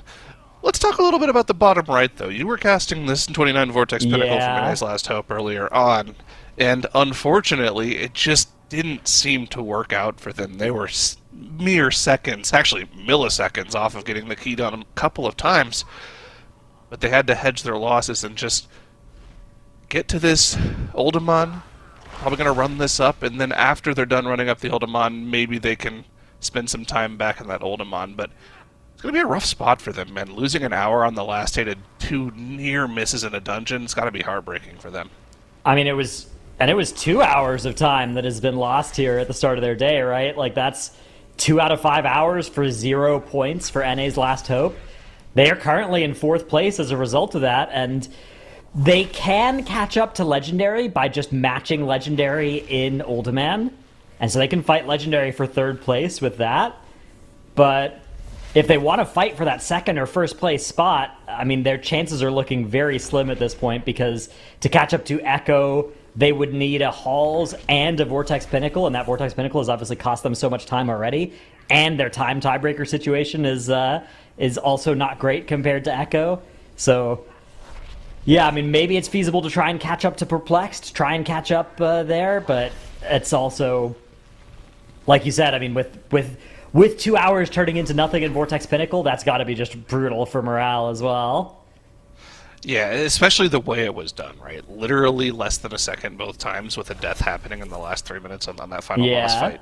If either of those deaths didn't happen, either of those runs would have been a timed key for them. So it's going to be a rough one to deal with. But, I mean, they're not technically completely out of the competition, or even the running for first, surprisingly. Yes, it's a tall order, but, you know, if they do finish off this Oldemon quickly, they get to the 29. We don't even know if the 30 is possible just yet. Then they could technically go and do that Vortex Pinnacle, get it down quickly. The problem is that they'd also have to do the hulls to catch up with Echo, but at least that would tie them with where Perplexed is right now, right? So there's still some time left in the day, and we know that all of these keys that other teams still have the time to catch up to Echo are still pretty exceedingly difficult to do, so it's no guarantee that other teams are going to continue to increase their score outside of this Ultimon. Yeah, the Echo will have the opportunity to kind of slam the door on this tournament as well. If Echo can go in and add something like a 31 Freehold or Brackenhide to their scorecard, that's just it's gonna lock them such a good spot, because there just won't be enough time, even if the other teams are capable of doing those keys, there won't be enough time left in the day for the other teams to do all of that they have to do. So Echo are in a great spot right now. They have not locked up first just yet, but every time they time a key and every time another team depletes a key, that is getting more and more secure for Echo, and they are already just in such a good shape here. If they can time this 29 Uldaman, for instance, as well, that would be big too, because this is also like a massive key. We don't see Uldaman done at a high level, at this high of a level. It's one of the keys, along with Vortex Pinnacle, that's usually a level or two below the other options this season. So Echo timing this, I mean, I don't think it's likely to be a key that goes higher than 29. I think that once they're done here, they're done with Uldaman, and they're basically, I mean, they'll start doing like really stretch keys like those 31s, and they've got to be so happy with how this weekend has gone so far. I think in general across the board, when it came to the affixes we selected for the dungeons for the teams to play this weekend, we were pretty nice to them. Actually, like way too nice in most scenarios. I think this Uldaman might be amongst the meanest. I mean, any situation where you have a dungeon that has 5 bosses in it and you decide to put Tyrannical on the key, that's obviously going to take up a large majority of the time in your dungeon, because each of those bosses on high keys is probably in the realm of 4 to 5 minutes, which is, 60% of your dungeon timer. So yeah, I mean, 29 probably is the theoretical cap of this dungeon. If you look at Echo right now, they're at the 28-minute mark right now. They've only just now finished up their trash count, and like you were saying earlier, you think that Colonel Ordeos is probably going to be around the 5.5 minute mark? 5:30, yeah. You could probably do it a couple of seconds faster than that, but if you have less than 5:30 going into it, you're probably not happy. And they have if this timer's anything to go minutes, off of, I don't think 30 happens. Yeah, I think they're fine for this, but I agree that the timer and the plus 30, unless there's a strategy or a way they could save time in this route, which with one death, I didn't really see much going wrong for them. I didn't see huge opportunities to save time. I think this is probably where this run will probably be the last time we'll see Echo and Uldaman today. So let's talk theoreticals, because that can be fun sometime. Let's say this is the highest Uldaman can go. Echo gets this down this pull. Okay. And then let's also theorize that they then go to the Freehold and slam the door on the rest of the competition. Where do you go next? Brackenhide. Do they have anywhere else they could go? You go Brackenhide 31. Do you think 31 Brackenhide is a thing? So Echo got 30 Brackenhide done with 2.5 minutes to spare. So yeah, I think that is the next best thing. I think it's the next most feasible key. I'm not saying that they're, favorites to get it done within an hour or so of Brog time, but I do think it is the next easiest key on the scorecard of all brutally hard keys. Yeah. Well, that would be really exciting to see. Of course, that is an extreme stretch goal for them to go for, but honestly, I could still see it happening with how quick they were in Freehold. I think the 31 is definitely a very real probability for them to get done in the next couple of hours. So it could be an exciting last couple hours of keys. Hopefully Echo doesn't just run away with it. Hopefully these teams have something to say about that. But a lot remains to be seen. Perplexed still trucking away at this Uldaman, already at a 28. I mean, you're one key into this Uldaman, and we're already in a 28 Tyrannical. It's definitely not an easy key, but it looks like they're more on pace to get this key done and put themselves in a 29 scenario here. And his last hope also have Ember on down, aiming for the 2 chest in their key. This should be their last trash pull that they need as well, and then they can skip right to the last boss with 8 minutes left. They should be able to get the 2 chests down there pretty easily. Legendary just going to be 1 chesting this on the 28 if they're able to get through Emberon, and they're in the last phase pretty soon here. So, yeah, all the teams making good progress in the keys that they're currently in. Yeah, this cadence of 2 chests to 26, 1 chest to 28, and then Echo decided to go to, and looks like they're on pace to time the 29. I wonder if other teams are going to be able to have that much success in this dungeon, because Echo are making it look pretty easy, but it's not an easy dungeon on 29 Tyrannical. I'm not sure if anybody's even done that on the live servers. It is a very, very hard dungeon as the level goes that high. Let me go take a look and see if it has even been done. I think it might not have been.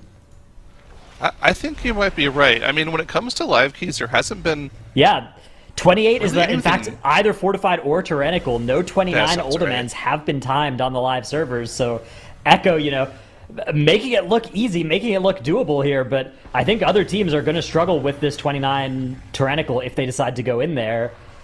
On the other hand, there's not really anywhere else to go. Is NA's Last Hope actually having Drogo die here? Maybe this is part of the plan for this skip. They do end up getting the res, but they are going to go into the last boss and get that started, and yeah, their timer is looking good for the 2 chest as well. Very important for NA's Last Hope. If they didn't secure the 2 chest in this 26, that would be catastrophic for them. Yeah, that'd be the nail in the coffin for them, I think, at this point in the competition. Losing 2 hours at the start of the final day, and then not getting the 2 chest would pretty securely put them in that 4th place position, unless Legendary was unable to make any increases outside of this Ultimon to their score. But it looks like they're well on pace to get that, so it shouldn't be too big of an issue for them. I mean, in the grand scheme of things, right, the keys that teams have left to put score on the board are incredibly difficult, right? So I don't think anyone's technically out of the competition yet. I think everyone's looking to Echo to see if they can get those insane stretch keys done. And if they do, they'll probably have locked up first place, pretty easily. But it's not as certain as we're making it sound when we're talking about it. Yeah, there's a built-in catch-up mechanic, right? Which is the more points you have, the harder the next point is. So whichever teams are behind always have those, quote-unquote, easier keys to still do, whereas Echo just is going to be out of easy keys soon. That being said, we've seen teams struggle trying to match Echo in that 29 Vortex Pinnacle, NA's Last Hope being the main example of that. The 30 Halls of Infusion as well, I expect, is going to take a lot of teams, a lot of effort. That's going to be very impressive if anybody is able to one-shot it at that key level, which, that might be something we see in the next couple of hours here as teams start desperately trying to get those last few points. And it matters as well because there's a lot of money on the line, not just for the difference between 1st and 2nd place, but 2nd and 3rd and 3rd and 4th as well. And that race is wide open as well. Oh, for sure. And specifically when it comes to the 30 Halls of Infusion, you have to be particularly scared of that key, because that was a key that Echo was incredibly close to dealing with yesterday, and they decided to put it off until today, and then they just one-shot it today. I didn't actually see specifically what they changed on the last boss, if anything. Was it just better damage allocation? Yeah, they were able to kill it in the extra phase, but it was, more damage. I'm not sure how the cooldowns went. Either way, though, this is Echo putting up the first ever 29 Uldaman Legacy of Tier. Chronolord Deos going down. More than a minute to spare for Echo. Easy. 178 points on the board for them as well. They are now 4 points in the lead in our tournament. Well played by them. Did you see what the boss kill timer was for them as well? What was it? You predicted 5:30? It was 5:31. 5:31. Wow. Well done, Mathnos. That is good. Well, to be fair, I first guessed 6 minutes, then you gave me some context, and that made it a lot easier. Well, isn't that math taking context and putting it into work? That's true. That's a great point, Zyro. Could not agree more. Well done. Well done. Pat yourself on the back for that one. Echo are moving on to their 10-minute break here, 10 of their 20 minutes of break they are taking right now. So they're going to be sitting atop the scoreboard, surveying the competition and deciding where they'd like to go next. Options, we think, include Freehold or Brackenhide, I think, are the main options they're looking at. But I'm not sure which of those is more feasible. I think it is the Freehold, but they are definitely out of easy keys. I think when you think about it from a strategic standpoint, Freehold is probably the correct play, because when you look at this 31 Freehold on Fortified, what's the most dangerous thing in the dungeon? It's probably the double Enforcer pull, right? That's probably the thing you're most worried about across the entire dungeon. Yeah, all of the bosses are going to have their own individual difficulties, but I don't think there's going to necessarily be walls that you're worried about running up against. So the fact that you can go into Freehold and, pop your cooldowns, get that first pull done, if you pass that, you can probably put together a pretty good run in that Freehold, and based on how quickly they did the 30, I think 31 should be in time with them if they have a relatively clean run. However, the Brackenhide, the difficulty is all throughout the dungeon, right? And especially that last boss. If you mess up your pack tactics buff on the boss, and you get every single totem spawn rather than like half totem spawns they were getting, yeah, you are not killing that boss, and that's 30 minutes lost. Now, of course, they have the time to give right now with the position they're in, but obviously you want to go for the technical easier score. So I suspect Freehold, just like you said. Yeah, I think Freehold is the one where they're more under the timer, so I think it's more reasonable there. I'm actually not sure how much... So we often talk about how Brackenhide has its difficulty backloaded in the dungeon because of the last boss. If Echo have the pack tactics consistent, which, you know, they are the team that brought it to the tournament, they're the team that's been able to practice it the longest, there's a good chance they have it pretty consistent, then maybe that's not even true anymore. Maybe the difficulty in that dungeon starts being more middle and front-loaded, and it starts to be possible as well. But I still think, yeah, you probably don't want to mess around too much with that because the Freehold does have so much big pull right at the start that you can bash your head against for a while. Yeah, well, we'll see when they come back from a 10-minute break what they've got cooked up. In the meantime, we will be checking in with these three teams on screen right now as they push up their Oldemon here. Both Perplexed and Legendary on Chronolord Deus in their 28s. Perplexed has their boss at 20% with plenty of time left in the queue to get their +1. They just have to stay alive and finish off the rest of that boss. Legendary only just now pulling, but also plenty of time for them. Although, just a little bit slower, I believe, than Perplexed, but not by much. Yeah, it should be okay there. NA's Last Hope also starting up that 28 up in the top left. They are, again, we're using another boss trash interaction here on this boss, which is if you take those Berserkers in, they do an AoE Enrage when they get low on health that also increases damage taken as well as dealt. So nice little benefit of bringing those onto a boss like this, getting a little bit of extra damage onto the boss as a result. Interesting. Yeah, lots of interesting mechanics where people are pulling trash on top of bosses, which makes the boss technically easier to deal with, but also, you know, with a little bit of a difficulty cost. Both situations buffing the boss's damage. Like to see it. You know, it makes the dungeon quicker, but a little bit more dangerous, but most of our teams are able to pull it off, and, you know, unlike in the Brackenhide Hollow, this pull happens 2 minutes into the dungeon, so if you mess it up and you wipe, it's really not that big of a time loss.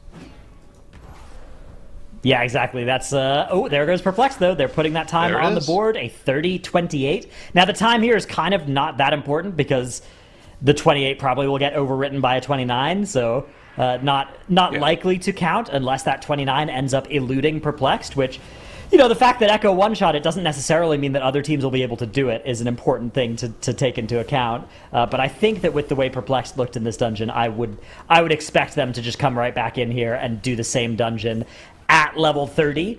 If they can do that, they'll be only 1 point behind Echo as well, and definitely still in the hunt for first place.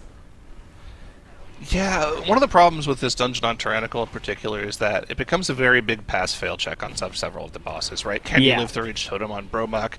Can you live through each of the stomps on Sentinel? Can you live through the fire debuff on Emberon? And that was the one mistake that Echo made in their dungeon, right? Miraz just couldn't live one of the circles and got one-shot.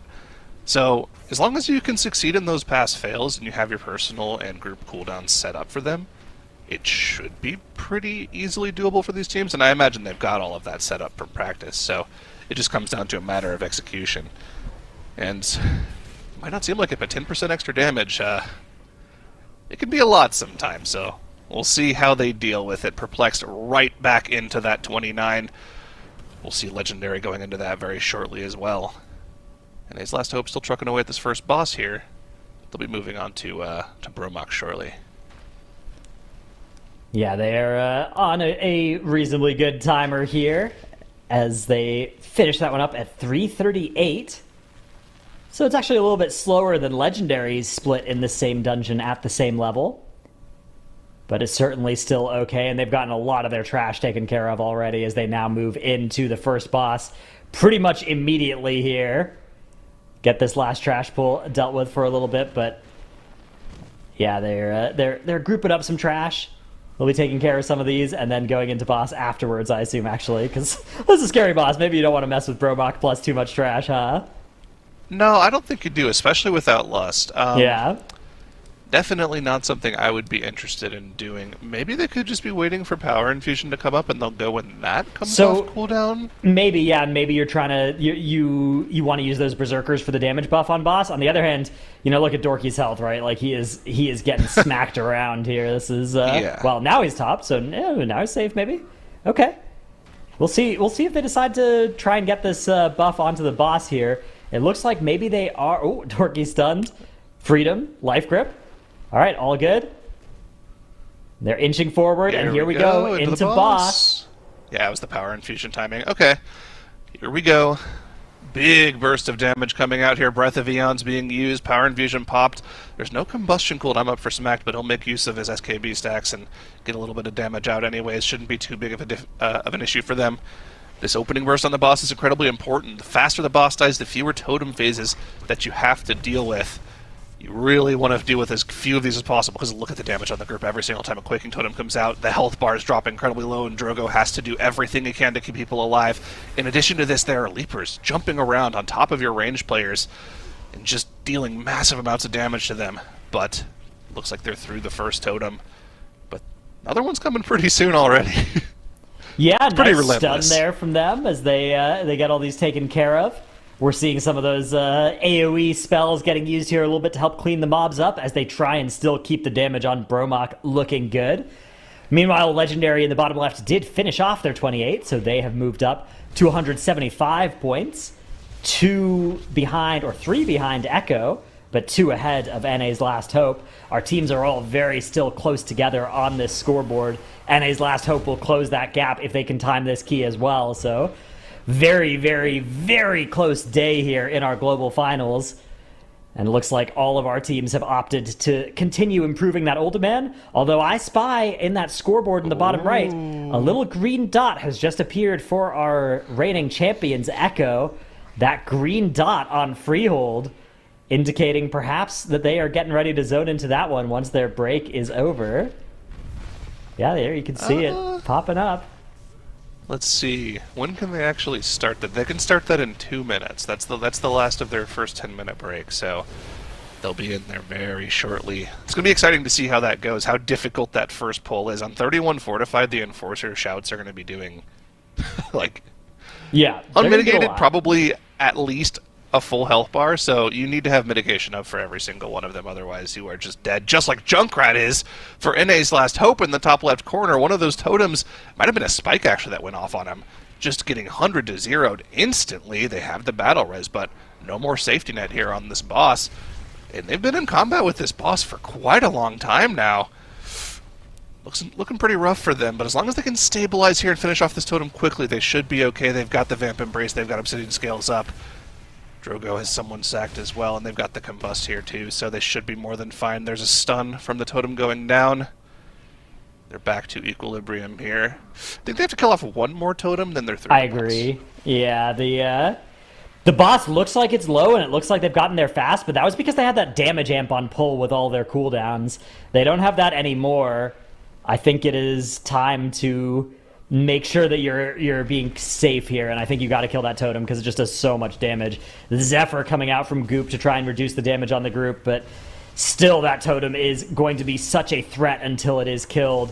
Drogo trying to keep everybody alive. So those health bars are starting to wane, but they've gotten through it before the defensives run out. Nicely done by NA's Last Hope, and now I think they can commit to the boss.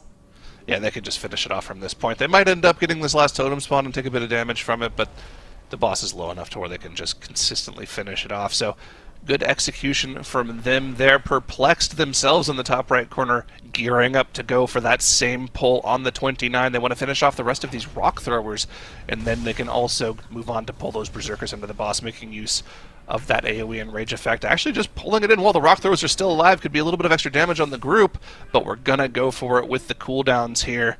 Should be mostly okay, and they do end up dying off before any of the ads on the boss spawn, so we'll see how this goes for Perplexed here. This is one of the big walls of the dungeon here. It's right at the start, so you only lose about 5 or 6 minutes if you do end up wiping. But of course, Perplexed don't want to wipe here. They want to keep Echo within their sights and get this done on their first attempt. Look at the damage on the group as that first Quaking Totem comes out. Sevi doing everything he can to keep those health bars topped. Also being aided by Swag with a Vamp Embrace inside the 2 minutes. And they're through the first totem. Yeah, look at that. 30% of the boss's health is just gone with all of those damage amps on pull being applied to the boss. But now they're going to have to settle in for a bit of a slog here on this 29 tyrannical encounter.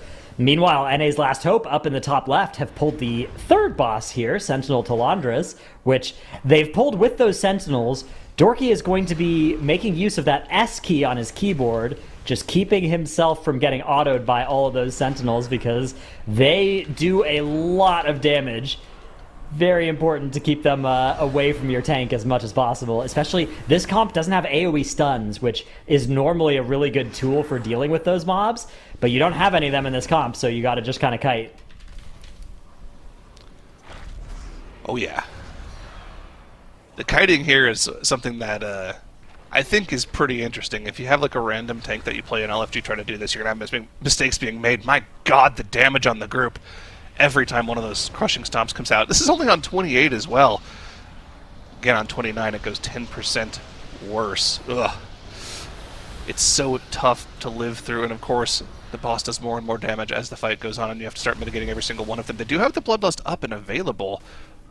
Do they end up using it on the boss here with their next set of 2 minutes? Probably, if I had to guess. Perplexed in the top right. Divine and Zasevi down. This is going to be a wipe for them, but like you were saying, this is not a costly wipe, right? This is only 5-10 minutes. Obviously, you don't have that many more 5 or 10 minute losses to give in the day, but you do have a few. It's much less punishing than a wipe later in the dungeon. Meanwhile, in the bottom right, Zalia down for Echo as they start off these freehold progression attempts. That's going to be their first battle res of this dungeon committed. This massive, scary pull that you were talking about, those enforcers are the big problem here. Genji cauterizing. This shout is going to kill anyone that's not line of sighted of it. Yep, Mirez goes down. Was that the pop used to keep clicks alive too? Yeah, this is nasty. They're going to have to lab this one out. I imagine they already were during their break as well, but this is going to be a tough one to figure out for them. I think if anyone can do it, it's going to be Echo, though, and they'll keep attempting this a few times. Dude, every single one of those bellowing shouts, though, man, it's just... If you don't have a personal up, you're going to get one shot from anywhere in your health pool. It's kind of wild. Yeah, that is the story here of our day, is that we are getting to these key levels where it all is sort of kind of wild, right? Like either the trash mobs or the bosses or both are just completely unfair. So, Echo are also unfair, though. They've got some unfair damage. They've got some unfair group synergy and strategies in these dungeons. We'll see if that's going to be able to overcome the difficulty of these mobs. They're going to start off this freehold once again in the bottom right with this skip past the first few mobs. There's an enforcer down there. We're not interested, as they start picking up now the rest that they can, along with the 2 required enforcers that were the problem last time. Yeah, of course, these 2 enforcers you have to kill off to even spawn Sky Captain Craig, so there is no dodging these. Let's get ready for these first couple of bellowing shouts coming out. They've got the mass barrier from the mage for this one. VE also popped to help top them off. Everyone dropping to below half HP, even with the mass barrier, but nothing else was used there. Second shout's going to be coming out very shortly here. What are we using for this one? Didn't actually quite see what they used for this one. Look, it's going too poorly for them either. Okay. Next shout, though. Yeah. It all comes down to living the shouts. Nothing else on this poll is really all that dangerous. We've got a couple more buttons available. It's Zephyr and Sacrifice and Bop, and that is going to be enough to get them through another round here. It looks like there's ranging as well here. Mirez going out of range of those shouts. That's a really clever way of just removing the damage from them as well. Now Afflicted spawning, but they are under control. And it looks like Echo have maybe stabilized here. Maybe stabilized, but I mean the stabilization is fake. Whenever the shout comes out, you need to make sure you're either outranging it or immuting it. Gingy, pre-popping the alter time for what I presume to be the next shout. Maybe he was just ranging it and then altering back. Yep, that's what it looks like it was. Yeah, okay. Only the one enforcer left. Second attempt at it. And Echo have made it through the first pull. Now let's see what they plan on doing next. I imagine they're going to be going back to the start of the dungeon and doing that first pull like they've been doing in their lower keys. But, you know, the difficulty of living through the pulls is not going to be the only struggle here in this 31, right? with the scaling that we have in keys, where everything has 10% more HP in addition to the 10% more damage that it's doing, you really do not have a lot of leeway on the timer, right? What again was their freehold timer on the 30? For Echo, it was 26:21, so they had 3 minutes and 40 seconds to spare. Well, okay, so that's actually a really great situation to be in, right? I'd say you probably want to add about 3 minutes for the key level increase on this level, right? So that'd be 29:20, which means they have about 40 seconds of wiggle room, which is not a lot. Any mistakes, any deaths at really inopportune times, that's going to be the end of a run here. This needs to be essentially a perfect run for Echo to get this done. Yeah, this run is actually so important for Echo as well because it locks out other teams from matching their score and taking the best dungeon tiebreaker from them. So imagine this hypothetical. If Echo don't put any more points on the board today and stay at 178, and say like NA's Last Hope or Perplexed get somewhat close, they get to 177 points, they would have an opportunity to do like a Hail Mary play and go for the 31 freehold, which would bring them to 178 points as well. Now those teams all have worse time tiebreakers than Echo, but our first tiebreaker is actually the highest level key you've done. It's not time. So if Echo don't do a 31, they open themselves up to the possibility of another team doing the 31 and then getting that tiebreaker over them if they can reach the same point threshold, which would mean that a team like NA's Last Hope wouldn't have to do the Vortex or the Halls of Infusion, right? They could do one of those instead of both to tie Echo on score and then overtake on the leaderboard. But if Echo can lock in this 31 freehold, that window to victory closes, and it becomes a lot more narrow. Other teams will then have to start looking at the time tiebreaker as the only feasible option for overcoming Echo, which is very tenuous at this point. Mira's taking the final pistol shot from Sky Captain Crag as he phases all from phase 1 to phase 2 at 75%, but now ends up going down. This trash has stayed alive through the entire first phase, and it was just too much damage for him to live through.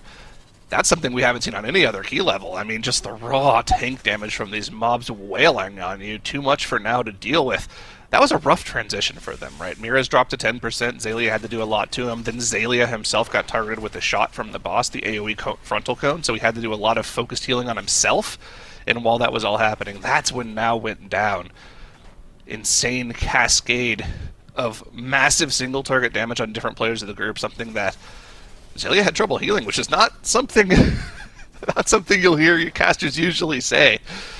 Xaylia having trouble healing his team up, that's a rare one. Yeah, we needed that key level to get up above the 30 point before we started saying that, but yeah, I mean, it's tough, right? Because like it's a combination of healing and then like defensive pressing and understanding where the danger was in that pull. And also, it's just one of those things where there's sort of multiple scaling factors that all make it harder sort of multiplicatively with each other as the key level goes up, right? Those trash mobs are living for longer and they're doing more damage, but also because they're living for longer, your defensive cooldowns are going to be expired while they're still alive, which may not have happened on the lower key levels. So it's a very difficult puzzle for Echo to solve. We'll see if they're going to be able to do it here. This is sort of that progression feeling that we are getting as they're entering this 31. And I wonder if 31 Freehold was something they've even spent much practice time in. Obviously, this key was done at this level during the time trials, but that was with the Sky Captain Crag shenanigans, right? Or not Sky Captain Crag, but Harlan Sweet killing the whole dungeon with those cannon barrages. Right. Doing it without that at this key level is something that I'm not sure they'll have practiced much. They may have focused on, getting every dungeon up to a high level rather than getting this specific dungeon up to this ridiculously high level. Yeah, it's kind of hard to guesstimate how much they would have practiced a key of this level, right? Because number one, in order for this key level to even be possible, we have to give you one of the easiest affix combos in the book, which they do have in order to complete the key. But also, I mean, one of the problems was, if they looked at their 30 timer yesterday, after not having thought a 31 was possible, they really only had yesterday to try to lab out and figure out what they need to do to live in a 31. They can't practice keys on Tournament Realm in between TGP days, so they could only really theory craft it. So I would imagine a lot of this is just being done live by them for the first time, and we're going to see a very real level of progression here, as players will just die to things that they don't assume they're going to die to. Xaylia going down to this first trash pack here, I believe. No, he's just going to get rezzed up here. No reason to really save. They're still learning. I don't think they're ever going to go randomly get a good attempt on the dungeon here in the first couple of attempts here, so it's totally okay to just expend the battle res there.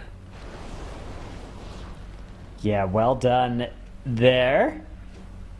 And it looks like Echo are now getting this second pull set up so that they can go into Skycap and Crag here. Meanwhile, a little bit of a survey of the rest of the field here. We have the other three teams all working on their Ultimans. NA's Last Hope are entering their final Emberon intermission here at 29%. That's a pretty good number, 27% even. They've got to be pretty happy with that. They should definitely be able to get it done on the next phase. Their timer is looking pretty solid as well. Perplexed and Legendary, both one key level higher, have been encountering more difficulty getting deeper into the dungeon. Perplexed working on this Bromok encounter. This time it's looking a little bit cleaner. Don't want to jinx them, of course, though. Yep, still have this totem and probably one more that they have to deal with, and they're going to be essentially cooldownless. The only thing they'll have is the Combust coming up very shortly, so this one's going to live a little bit longer than normal. They do end up getting it down. There's the stun on the boss as well, canceling the AoE around him. Kind of nice. Everyone can just stand in there and AoE the trash around the boss as well. Are they going to have to deal with another totem? It's going to be pretty close. They might actually be able to commit to boss here. I think you kill this totem, but yeah, maybe you can just go boss. You don't have Zephyr up. You do have a couple of other cooldowns, though. Here comes that totem, 11% on the boss. Divine drags the boss over. An unfortunate Thundering Slam is going to zone, well, I guess just Divine and Zasevi off of their damage here. The Bloodlust cast is coming out, but they have focused into the totem here.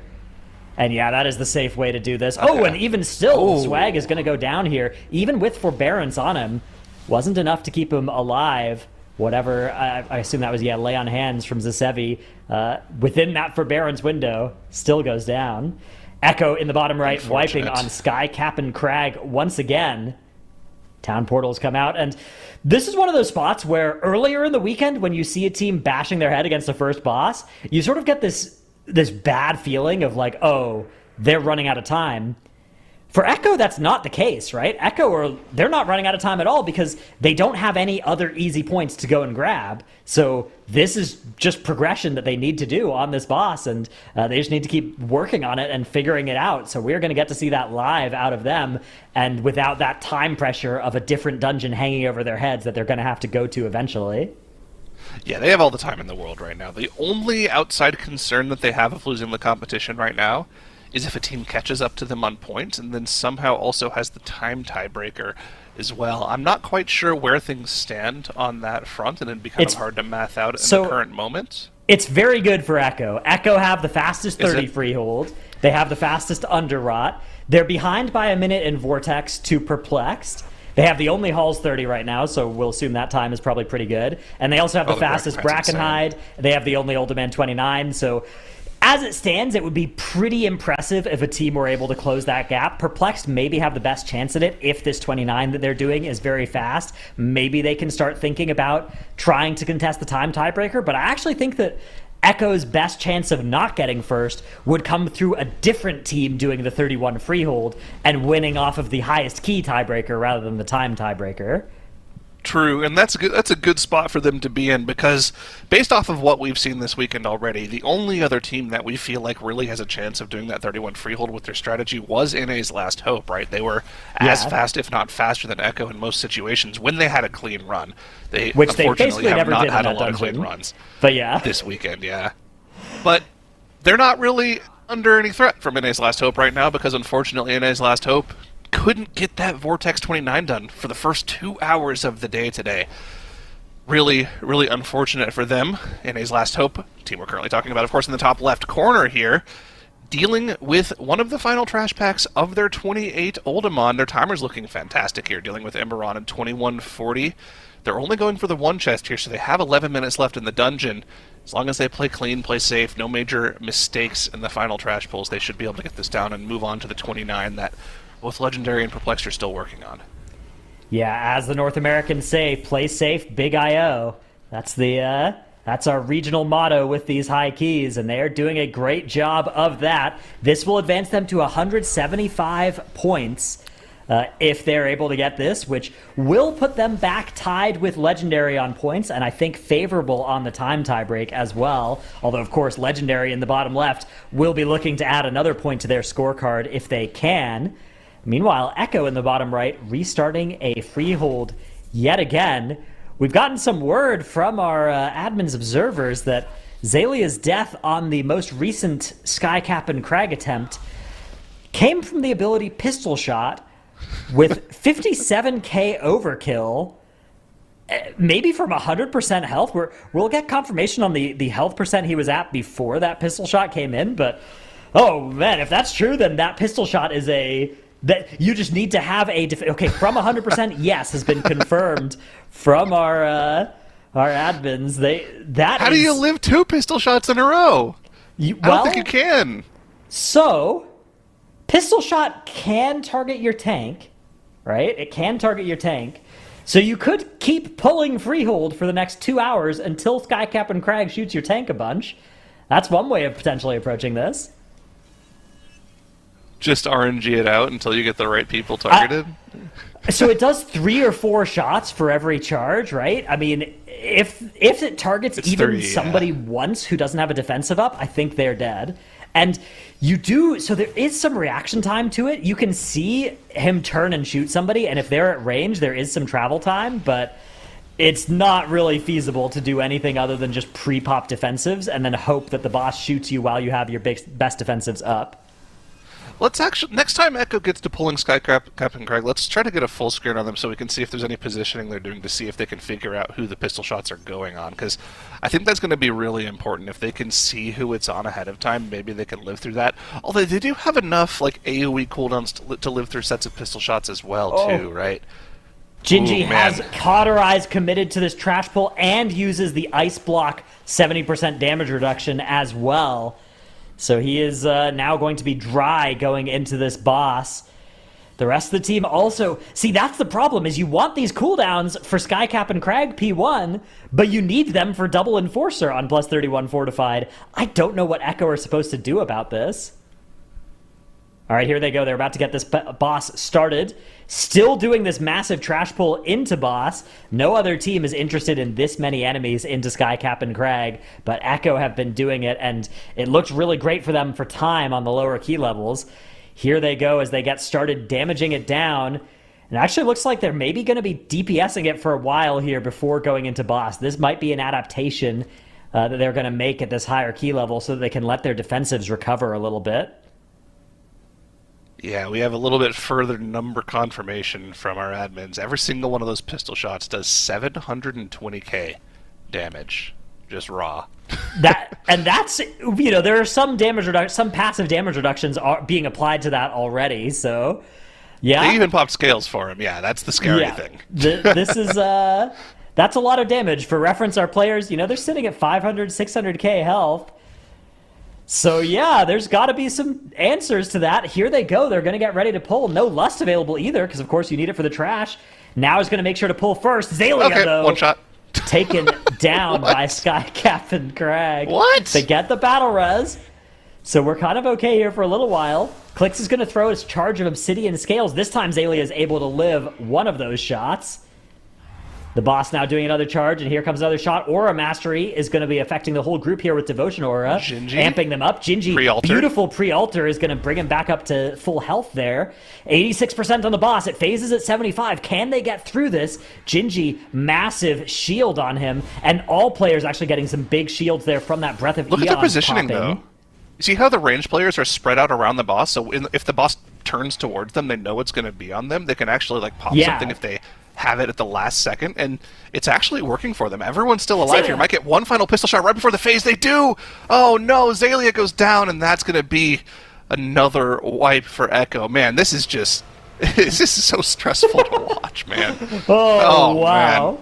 What an encounter. What a challenge that Echo are undertaking here, and I will be so impressed if they're going to be able to get through this, because I don't know how you're supposed to have that at all reliable. I think that Echo might just be planning to pull it over and over again. But here's the thing.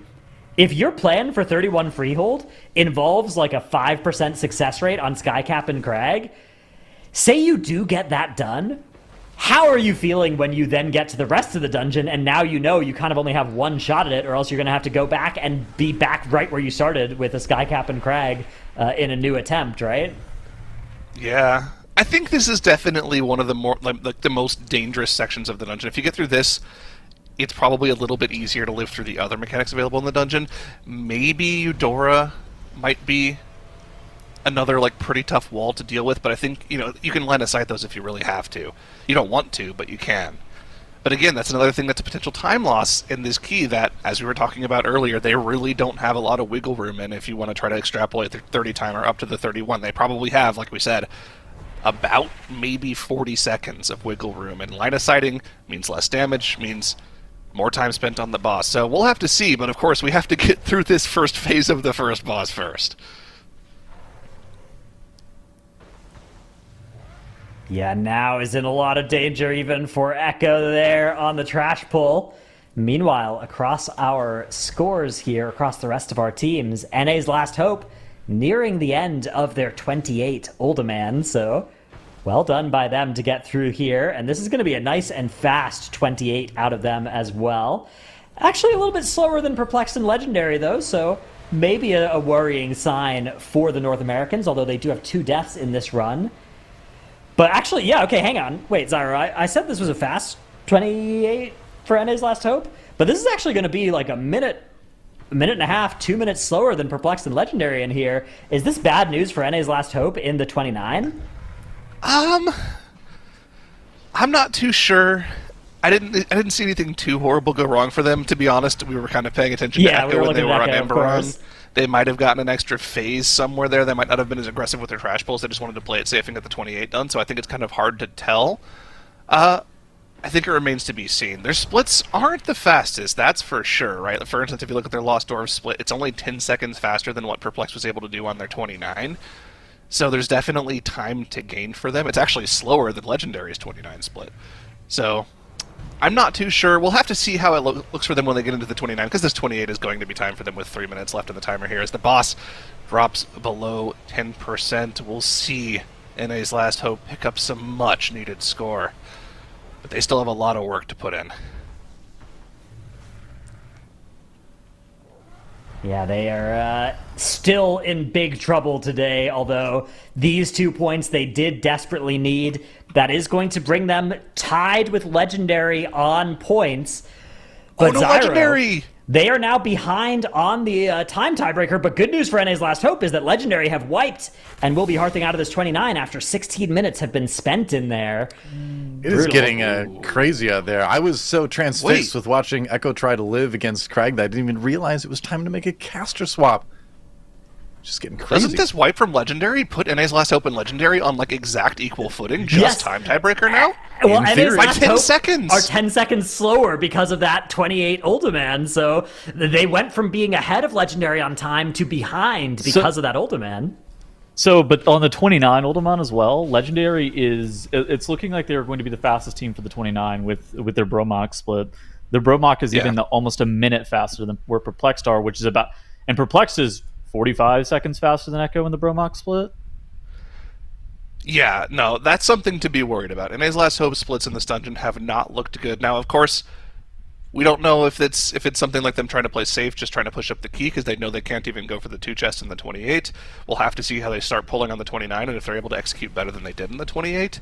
But one thing's for certain, NA's Last Hope has been given a breath of life for the 3rd place slot after that wipe from Legendary. They are essentially going to be starting off this 29 at roughly the same time, unless NA's Last Hope is taking a break right now. Need confirmation. NA's Last Hope, I think, is only back in yet. I believe they've only taken 10 minutes of their break timer, right? It makes sense for them to take the other 10 minutes now if they do. We'll get that figured out in a second here as we keep the dungeon stats on the board for them. Look at the overall damage from them. Yeah. Dude, something... this is augmented damage, by the way. Something that you guys were talking about with Echo earlier, and this is going to be tough, but like the first boss, they were able to do this dungeon on a 31 Tyrannical before 10.1.5 came out. So this was even before like Augmentation Evoker. Now it was running a little bit of a different composition. They had like an Unholy Death Knight, which is maybe a little bit better versus Crag. But the fact that they were able to live it on a 31 Tyrannical means that it's certainly possible to be done on a 31 fortified now with the augmentation evoker, Shadow Priest Mage composition. It's just going to be quite challenging.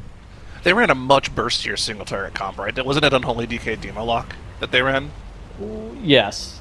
So yeah, you burst through the first 25% of the boss like instantly. So you can front load a lot of personals. Teams played also Unholy DK Fire Mage at some points. As well, but like Mage has gotten tankier in the patch, with the ability to be able to have Ice Cold and Mass Barrier, so it's like a little bit better survivability versus this boss. Well, here we go again. We're going to get another good first boss attempt from Echo here. Let's see if it goes a little bit better for them this time around. Dude, I actually looked over in chat and saw you laughing every single time Zaylee just gets one shot. It's so unreal, man. Like, you're at full HP and you die even when you have scales up. What can you do? It's ridiculous. Yeah, I love the 670k HP death. That's my favorite. It's whenever he's like they clearly have something popped. Like he's not getting one shot 100 to 0 because he doesn't pop a defensive. He's getting one shot 100 to 0 through a defensive. And you're like, oh wow, that's crazy. First shot on Genji. Gets sacked for it. They got Chrono Ward Shield up right now too for a little while, so this is kind of chill. Okay. Here we go again. It's going to be charged into several more shots coming out on the Mass group. Barrier. Mass Barrier's been popped, so we have Chrono Ward Shield and Mass Barrier on the whole entire party, which will help save us for a little bit. They're good to go. All right. They're going to have to live through at least 2 more sets. Miraz takes the first. Now took one. That's pretty good for them. Oh, Genji goes down to it. They have a battle res, though. So typically teams haven't been running a lot of Spore Cloak on their damage dealers across like the weekend or across like even the TGP, but in general we're actually seeing Echo run Spore Cloak on all of their members here because they know if they get shot once, that's going to proc their Spore Cloak, and if they get immediately reshot again or within the same interval they get reshot, they know that Spore Cloak is going to be there to absorb 250k, which should allow them a little bit of buffer, assuming that Zayla is able to get them topped. And now we have Crag has dismounted. The hardest part of the fight is definitely over that. Whenever the boss is mounted on the bird, it is quite dangerous. Now, the Azurite Powder Shot is definitely not something to scoff at either. That is something that can one-shot you if you don't pre-plop a personal. I'm a little confused looking at Miraz's gear. What's up? Okay, he's actually not running a Spore Cloak at all. He's running Azure Weave in this dungeon. Interesting. So he's going for max DPS. Oh, interesting. But Genji and Clix are both wearing Spore Cloak. Yeah, Genji and Clix are both wearing it. See, this is another one of the problems with this fight, is even when they get through Sky Captain Crag, this trash has been wailing on now for over a minute. Yeah. And he has actually died all of the times that they've gotten through this first phase. And I'm not sure if he's just running out of buttons or what the deal is. It's just a rough pull to deal with. Surely we'll see them do quite well in the future. It's going to take some time. I think this is definitely a progression level key. In the top left-hand corner of our screen, though, this is actually a big moment for Perplex. Perplex is making great time in Emberon. They had a pretty good Sentinel to Laundra split. Their Bromax split was excellent. Their Lost Orb split was excellent. They are on pace to be able to time this key. How long was Deos in the 29 earlier? I was expecting it to be like 520. Did you see what? Almost exactly what we predicted. It was 5:31. Okay. Almost 5:30. Okay. 5.5 minutes. Yeah. I mean, Perplexed is they're looking okay here to be able to get to that point. 2 big trash pulls left to get the rest of their counts. They need to get them done in the next 3 minutes. I think it's going to be tight. They can get it done though, but it's going to be very tight. Mm-hmm. It's only tight because of the 5 deaths. Yeah. Right. So like they're through Sentinel to Laundress, that split was within reason, and having deaths since then, it's going to put them in a weird spot. If they have any deaths on Deos, they don't have a battle res, although they are going to get 1 up in 4 minutes, so they're going to have 1 battle res for Deos if they have a death on that. But they're at the point where any mistake might end up costing them. But I think that their timer is all right. I'm actually not too sure if the timer is all right. I think it's going to be incredibly close. We'll get a better idea when they actually get to the boss. But the travel time as well, on top of how much trash they have left to do, it's going to be so close. So part of it too is I think with like a perfect run, they should probably have a minute advantage over Echo in terms of time tiebreaker. But I don't believe that they're going to be getting that with this. I think they're going to be like even, or maybe even a little bit behind Echo in terms of time tiebreaker. Yeah, this will definitely set them even further behind, which is rough. But they need the at least they're 177th solidifying point. themselves. Yeah, they need to solidify that. Even if you can't catch up to Echo, theoretically, every single slot in this weekend's competition is a huge prize jump in money, especially that 3rd to 2nd place slot. You go from 40 to 80K. So it's a very large jump. That's a lot of money. want to secure that 2nd place slot for yourself if you're perplexed right now. So this would be huge to get done for them. Yeah, it's a large jump.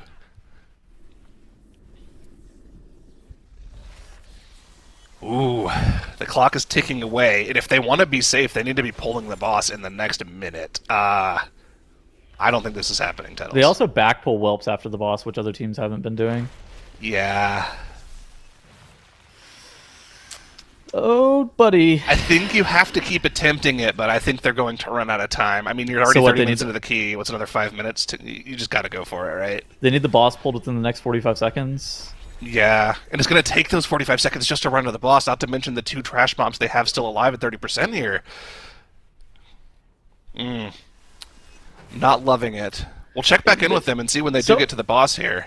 So here's the deal. I think that they're going to be able to get Deus killed off under the timer, but again, they're not going to have count here. They're going to be about 7 count under, which typically is killed off by owning some whelps at the very end.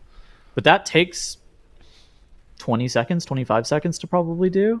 So this might be a situation where the 5 deaths end up being just like the final nail in the coffin for Perplexed Run in the 29.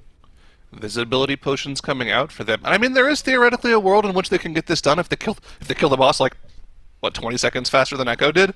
Which is something that we've seen happen. Echo has sometimes not had completely optimized boss damage, and we've seen faster boss splits for other teams than them here. And like you mentioned, they might still be able to finish off Deus before the timer ends, but it's going to be that 7 trash count they need to find as well. Yeah, like I think that they can kill. I think they kill Deus under the timer. I'm not like as concerned about the boss. I just don't think they're also getting the 7 counts on top of it. I feel like that's asking a little bit much, just in regards to how much damage they're being asked of. Like, this is a 29 Tyrannical. The Tyrannical modifier on the amount of boss HP that is gained is just so incredibly high. And what we saw earlier from teams whenever they were doing the 29 was about a 5.5 minute boss. Now, that doesn't mean that it's always a 5.5 minute boss for every single team, but being able to shave, they probably need to shave 30 seconds off of that, and that's a tough ask. Yeah, this boss has, well over 100 mil HP, if I had to guess, so it's a lot of HP to chew through, which is why it's taking 5.5 minutes to deal with. Echo on the top right here. We've gotten through the first phase yet again. First blast going on to Clicks, being topped off by Zaylia here. Need to make sure they get the bait after the fact. Another blast onto Clicks, but they're just barely living through it. That's good to see that you can live that from full HP. A lot easier than living through the pistol shots. Of course, Zaylia does have to top you up. Don't want to die to the dot afterwards, but looks like they're in a good spot right here. Everyone in their position, so they don't get any overlaps on those frontal breaths. And all the trash is dead, so now should be in the clear here. It's going to be a good attempt for them. They should be able to get through the boss. You also see Zaylia baiting that poop from the bird, and you actually see he's freedoming himself every other set. What that actually allows him to do is bait it near perfectly, and if he accidentally gets hit by it, then you don't take any initial damage. So the damage from that poop is attached to the slow itself, and if you have freedom applied to you as you get hit by it, it's just completely negated. So you'll see Zaylia even running into it every other set with freedom up and making sure that they're stacked. Yep, and for them it's just a matter of making sure he gets every bait, and making sure they stay spread for the Azurite powder shots, and they should be good to go here. There shouldn't really be any other thing to wipe to. It's just about getting through that massive HP pool in as little time as possible so they can move on to the rest of the dungeon here. Did they just get a really weird bait timing from the bird there, actually? That looked really weird. That was like on the boss. Hold on, let's see where the next one is. Sometimes the bird moves a little bit, but they're not. They've actually made the boss a lot more consistent. Really annoying. It's obnoxious, but it's fine. The boss is a lot more consistent than it used to be back in BFA. Even still, there's no world where you only get 1 or 3 poops. It's now consistently only 2. But the bird will sometimes move a little bit. The bird's position is relative to where your player's position is. And so, say Zaylia doesn't get back in position in time, the bird can shift a hair. It's just a little bit annoying for their healing positioning. Of course, you want to be closer to your Holy Paladin, to help out a little bit with the healing. But Of course, having to be a little bit further away from the boss is better than accidentally overlapping the frontal press, and they've found a position now where they don't have to move for every single one of these bird charges. As long as Azalea can get the baits on him by being closest to the bird, they should be home free. And it looks like they're going to get Sky Captain Craig down here. But NA's Last Hope is back from the break here on their first attempt onto the 29 Oldemon here. We were looking for a faster split on the first boss here. They were just really slow in that 28. Looks like they're on pace to clear that up. Maybe they used the break to kind of take a look at what other teams were doing so they could have the time to do this 29. I could believe that. I didn't see... It looks like they pulled a lot of trash into the boss. I think that was something that Echo wasn't doing, is like doing this absolutely massive pull into Lost Dwarves, which has saved Legendary and Perplexed, and now NA's Last Hope a decent amount of time. That really puts you in a good position to be able to time the key. So just kind of looking around, Echo able to kill off Sky Captain Crag. That is the first time that they were able to do that. I believe that is the first time since the Harlan Suite changes that anybody has actually been able to kill that boss on a 31 since the time trials. It didn't happen in any of our cup weekends. Echo is going to be the first team to be able to get that boss killed off. They still have a lot of dungeon ahead of them. In the top right, Perplexed is on Chronoloord Deos, and you're sitting there thinking, oh, they might be able to kill this boss within the time, within the minute left on the timer, but they're also missing 7 count, which makes this a bit challenging. Lust has been engaged for Perplexed, and so I think the boss is going to probably die around the 345 to 350 mark. Perplexed might be able to do this, Zyro. This is going to be close. They just used their Bloodlust and 2-minute combo, so the damage is going to slow down for them. Combust back off cooldown, but that's the really only major source of damage coming out here. Only 30 seconds left now. The boss at 10%. We have to kill 7 whelps.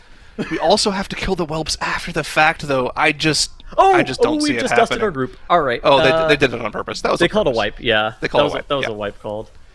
Yeah, unfortunate for them. 35 minutes gone when there's only an hour and 45 minutes left in the day. You hate to see it. The bad news is that was a wipe. The good news is if they didn't have 5 deaths, they would be quite a bit under the timer. Okay, here's the real question, though, Tettles. What knowledge did we learn from that run? We learned that we can't have 5 deaths and continue our run, I think. All right, let me jot that down. Yeah. Take notes, chat. We're good to go. Take that into the next run. They'll get back in there. It's doable for them for sure. I think that the run that's in the top left that you see from Echo here is by far the most important run of the day. I think if they time this key, that's kind of like the win con for them. That puts them in a check. I'm pretty sure that puts them in a checkmate position where, like, is it technically possible that other teams could come back? Yeah. Is it really feasible for other teams to get enough attempts to be able to do a 31 freehold and do a 30 Halls of Infusion and have time tiebreaker over Echo, especially at the current position? That seems quite unlikely. Yeah, I agree. Now, something to keep an eye on here, something that could really save them a ton of time in this dungeon, especially on the 31, is the barrels. Keep an eye on those barrels as they come down. If they get the green swirls, that is massive for them. That increases the amount of time, or decreases the amount of time, rather, they spend on this boss by a substantial amount. Each of those barrels does so much damage to any mobs or friendlies that stand in it, that it just helps you get through the dungeon that much more quickly. And I think as I was talking about that, they had gotten 3 of them in a row, which is really good RNG. So we'll see if that continues to be the trend for them. Of course, right now they're trying to burn through Eudora as quickly as possible, and once Eudora is down, we'll move on to pulling more trash on top of the boss to try to dispatch of with those barrels. You pray for bad brews here. Like, you were definitely hoping that you get a lot of bad brews. That's like that? Yeah, exactly like that. That actually speeds up this encounter a significant amount. All right, we're high rolling. Get some more of those. Because those actually do damage to the boss and they scale with dungeon level. So whenever you're doing this dungeon like a 15, you probably want more of the stat buffs because, like, player damage relative to the HP of the mobs is higher. But as you go higher in the dungeon, you want the bad brews because it's doing and contributing a significant higher portion of the damage that's going to be dealt to the mobs. Right, it scales with the key level, right? It's just a ton of flat damage. And here we go. As the trash comes in, they get a bad brew right away. It's going to help them chunk down this trash. Of course, you saw the nice little rescue that was pioneered by NA's Last Hope to pull some trash down from the ledge above. And the trash is now in on top of Raul. And it's really just going to be up to Now to make sure he stays alive to this massive trash pack. Keep an eye on his health bar and Zalia's. As Zalia uses the Blessing of Sacrifice just to try to keep him alive. It's so much tank damage, man. So we typically talk about how Bear is like immune to dying if played well. We are starting to get to a point where it is a 31, it is fortified, and it is in the hardest hitting tank damage dungeon of the season, Freehold. Melee damage and physical damage in this key is so incredibly high that you have to play perfectly, and just the mobs wailing on you can even cause a lot of problems where you start to panic a little bit. Oh, they're not going to be able to get that buff there. Unfortunately, the Barrel Smash is going to make them move out of it. You would have loved for that to be a bad brew, but they're just getting really bad RNG now. We've had good brews like 4 times in a row. 1 or 2 more bad brews would help you finish off the rest of this trash pack and the boss here. Give us the RNG, bartender. We need the bad brews. No, another good one. Oh, this is so unfortunate for them. The bad brew not only on the boss, but like the trash itself, I think it normally ends up being like 2 or 3 bad brews end up killing off the trash almost by itself. Like it is the bad brew to the trash mobs in this place does a significant amount of damage. I actually wish it could be something you could show on details. You can look at it in logs. I know it's in logs, yeah. Yeah.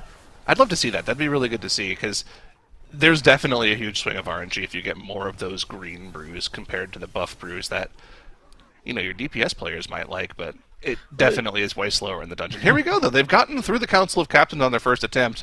I mean, Now almost died several times, but they got through it without the death. That's the important thing. We have 2 battle reses coming up for this massive pull here, and we're going to be setting up in just a second here. I believe Clix went on to start the RP for Trothak, but he'll be back with the group shortly. So, dude, a 12-18 split on this boss is also fine. Like we've seen teams time like it's good.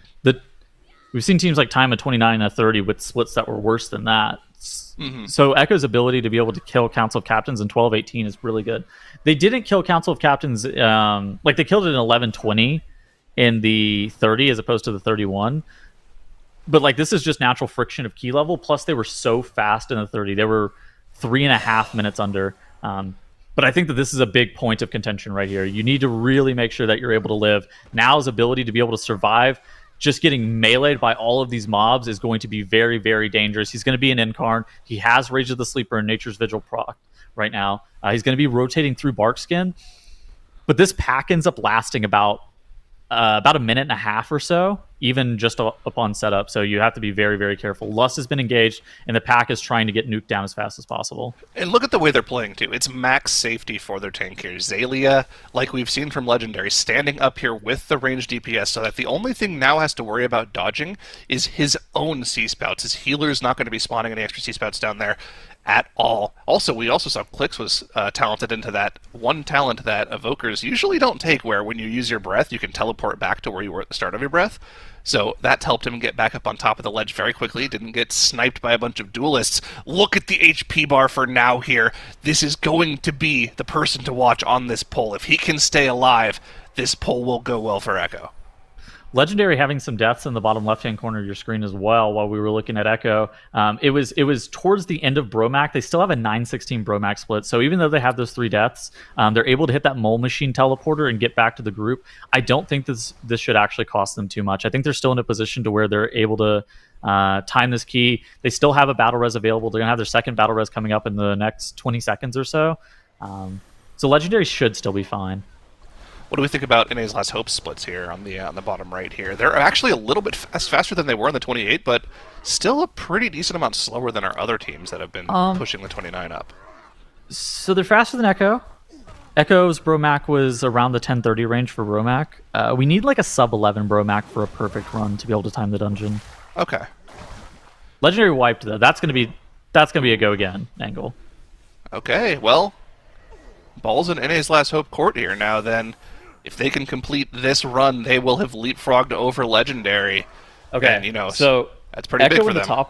Echo in the top left here are able to get this trash pack killed off at 15:20. Just for point of reference, yesterday, whenever Last Minute was doing the 30, they had that trash pack dealt with at 14:58, so just sub 15 minutes. So Echo is keeping pace with other teams whenever they were doing the 30 in the 31, and that's actually a really big deal for their ability to be able to time this key. Now, a lot of problems are going to come down to Now's ability to survive. I think a lot of trash packs particularly this one. They're going to be putting Triple Crusher into Ludwig von Tortoland, and that guy does not mess around. Yeah, melee damage from these crushers, especially when you factor in Ludwig wailing on you as well. Again, it's going to be another one of these polls where the main thing to look at is going to be the HP bar of now. Can he stay alive through this poll here? Anything else that happens on this poll will be a one-shot. You get hit by a rock throw, one shot. You get hit by a turtle shell, one shot. It's all on the tank to stay alive here. Mm-hmm. I think here's the funny thing about Ludwig in general as well is he's actually a dual wielder. Like whenever you look at him, he's holding like 2 axes, and he auto attacks a lot faster than normal mobs, just melee speed because of that, and just because of how he's coded. Then whenever you couple that, like you were saying, with these crushers, it just means that this whole entire trash pack's physical damage dealt to your tank is going to be very dangerous. Now, most of the time, Guardian Druid, whenever they have 5 or 6 stacks of Iron Fur, they're armor capped, they're kind of chilling. If they then start to, they're outside of Incarn and they only have like 2 stacks of Iron Fur, they're a bit vulnerable, especially whenever they're not rotated into Barkskin or other defensives. Looks like they're nice and stable right now, but that could change very quickly as now starts to run out of buttons to hit. Oh, the HP starting to drop relatively low, but Zalia is going to top him for the time being. So he's in Bark right now. He has an SI charge, and Zalia's sack is coming up here in a couple of seconds. Ludwig's about 40%, so I think he should, if he's playing perfectly, he should be able to rotate through all of those defensives and then be able to kind of deal with this pack. Zalia, with this Brute in this pack, is actually not able to get a lot of damage. You see he's only doing 40k DPS, but more often than not, he's actually playing at range too. So he can't stand on now because the Brute does like an AoE smash, and the AoE smash is relative to the tank, but on top of that, the Crushers and Ludwig and all of that are just boxing him out of melee. So you see he's actually in there right now trying to get as much damage as possible, and he even buffed himself to try to be able to stand on top of now so the Brute wouldn't kill him. But his damage here significantly suffers in a pull like this. Not a lot you can do on this pull as a melee player. Of course, the triple range comp help. Oh my god, Mirez with the moves there, dodging in between the turtle shells while the rock shows were coming out, able to get himself out of that position. Whew. A lot of players would have died there, but not Mirez. Ludwig's almost dead. Yeah, they're doing a good job of it so far, but it's not going to be over when Ludwig dies, right? They still have the triple crusher Oh my god, we pull, pulled a trash pack. and they need to make time by pulling trash pack down on top of it as well. This could be scary for now. He does have the bark up still this time around. It just now runs out. Yes, it is the Harpooner pack. AM being used just to help mitigate any damage whatsoever, but now is really out of buttons here. It's kind of all on Zalia. They have the sack on him as well just to keep him alive. Ludwig is down though, so that's a little bit of extra damage on the tank gone, and they should be more or less stable, but they need to pull Trothak almost instantly. Yeah, they did. Yeah, they the Harpooner. Okay. Yeah. Okay, that makes sense. So typically you don't really want to pull Harpooners with either Ludwig or the Crusher because that can cause a weird position where somebody just ends up getting insta-killed because of whenever the grip is. It will just put you in a really weird spot. But if they're making sure that the Harpooner is MC'd basically until all of the Crushers are killed off, that puts Echo in a spot where they're more than fine. Okay, well, we're in a good position here, too. Here's the thing, right? The timer is fantastic. They are on insane pace right now. It's about staying alive through this pull. And actually, you can see Genji is actually flame striking a lot to try to make sure the trash dies so they can just get through Trothak. Get through That's the trash. not something we normally see them do, right? Normally on this pull, you're single targeting as much as possible to save as much time as possible, but they've made such good time throughout the dungeon, they don't really have to do that. My tank is in immense danger on this pull. Like, this is a situation where I don't understand how Now was able to stay alive. That pull in general, he changed that whole entire thing. You can see, like, on our details damage meter, their combat timer is 4 minutes and 6 seconds. They have not broken combat. Now is able to literally live through that whole entire thing. Oh, Clicks no does take the first incidental death. I couldn't tell if he got food thrown on him or what, but he procced his Defy Fate, and he ended up dying. It's unfortunate. It's the first death of the dungeon. They do have a battle res to be able to get him back up. If there's somebody that they were okay having a death on, it was almost certainly Clicks. Almost certainly. And the next set of 2 minutes is going to be coming out here shortly. They'll get a little bit of burst damage on the boss. On a 31 Tyrannical, this boss is probably going to take them, another 3.5 minutes here at this point. But they're not only going to be single targeting, right? They're going to be pulling down neutral mobs to cleave around with the boss. In the entire time your range players are kiting around these sharks, you can see they have helpfully marked for us so we can see them more easily. It's going to be a rough one for them. But what do you think about the timer? Harlan on this key level, what do you think? Like 5 minutes, maybe? 4.5? I was thinking 5:30. 5:30 just to be so? safe. On 4? It's a 31, right? That's true. So Harlan Sweet by himself is a historically short boss. Echo's going to need a little bit of count. Let me see what they pulled at the very end. For reference, on 30, Harlan Sweet was about 420. Okay, so they just get the corner pull. They just get the corner pull with the boss. They don't pull the mid pack. They don't pull the patrol or anything. It's just the corner pack plus Harlan. How long did you say it was? 4:30? 420. So I think it's going to be closer to the 5-minute mark on the 31. Okay, so I'm thinking 450-ish is kind of what I'm Probably thinking. around there. Yeah. Mm-hmm. I think they need to come off this boss with 6 minutes remaining. I think would be min time. Anything more than that, I think, is okay. So they need to be out of here by. If they're out of here by 23:30, we're more than comfortable timer wise. Ooh, with the travel time though. Yeah, I think with the travel time, it's okay. Like I think that you can do it with 6 Plus, minutes. they have to pull trash. It's only a minute of travel time. And you said that the boss plus trash was 420 in the 30. Something the boss plus trash is going to be 450 in the 31. Okay, so the 420 kill timer, that was last minute skill timer, and that's they don't just pull the any boss. trash on the boss. That's only boss. Okay, so I think this is probably going to be a bit over 5 minutes then. So they probably need to be out of here by 23:30 then. Oh, for Echo, Minx is giving us some information. It was also 420, and that was with trash. So, okay, well, we'll have to see if they're crazy enough to go for that on the 31 as well. I imagine they'll have to try to make the timer work. We're approaching the end of Trothak here for them. It's going to look like it's going to be around that 23:30 mark here. They just now used their last set of 2 minutes on the boss. They'll want to have those back up for the pull of Harlan Sweet, which, if everything goes right, it means they'll be pulling it at about the 24:30 mark. So, yeah, 5.5 minutes. So that should be you know doable. how you guys were kind of oohing and awing over the one shots on the first boss arrow, you and Dratnus earlier? Yeah. I don't know how much you watched of Time Trials, but Whirling Dagger is going to be menacing on this fight. Yeah, I forgot about that. So Whirling Dagger is a mechanic on Harlan where it basically throws out and it does like some initial physical damage, and then it leaves a very, very dangerous dot. Thus far, it hasn't been super dangerous to these clothies, on like even upwards towards like a 30 on Fortified. But on a 31, there is a question as to like whether or not people are going to get one shot and how you're supposed to overlay your defensives. Because whenever you're watching Time Trials, we would watch teams in like 29 and 30 Tyrannical, and a mage, if they didn't have like proper defensives, they would just die completely straight through the defensives or straight through the Whirling Dagger, because it would dip them immediately to like 20% HP, and then the second tick of the bleed would kill them. That patrol timing is really unfortunate. They actually had to wait a couple seconds to run past, and they do not have time to give right now. This Crusher, can they get past this Crusher if it's on the bridge with Mindsooth? Yeah, you can technically jump over it. It doesn't have sus. Mindsooth, though. Okay, you can barely do it. It's spooky, though, for sure. But this travel time is taking them a while. The rest of Miras' team is not here with them just yet. Now is ready. Of course, he can just stealth past everything, but that guy's gone. He's waiting for his team. They need to pull this boss in like the next 30 all good. seconds to have a chance. This is the reason that we budgeted 23:30 in case we got a bad pat. Okay. Let's get a full screen up on Echo here. We're going to be pulling this trash into the boss here very shortly. They've got the Bloodlust available. The trash is already pulled from now. He was set up and ready to go.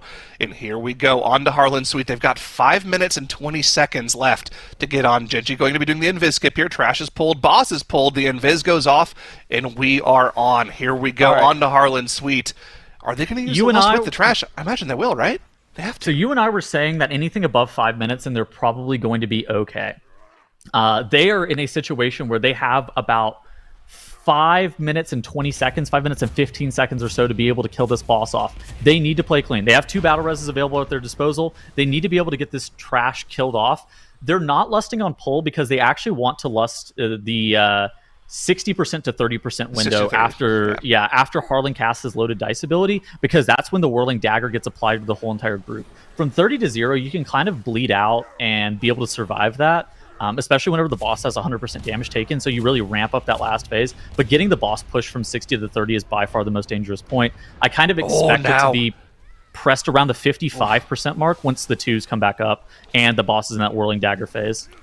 Now is getting destroyed by this trash right now, but just now the Blessing of Sacrifice has come up from Zayli, so they have that available if they feel scared enough to use it on him.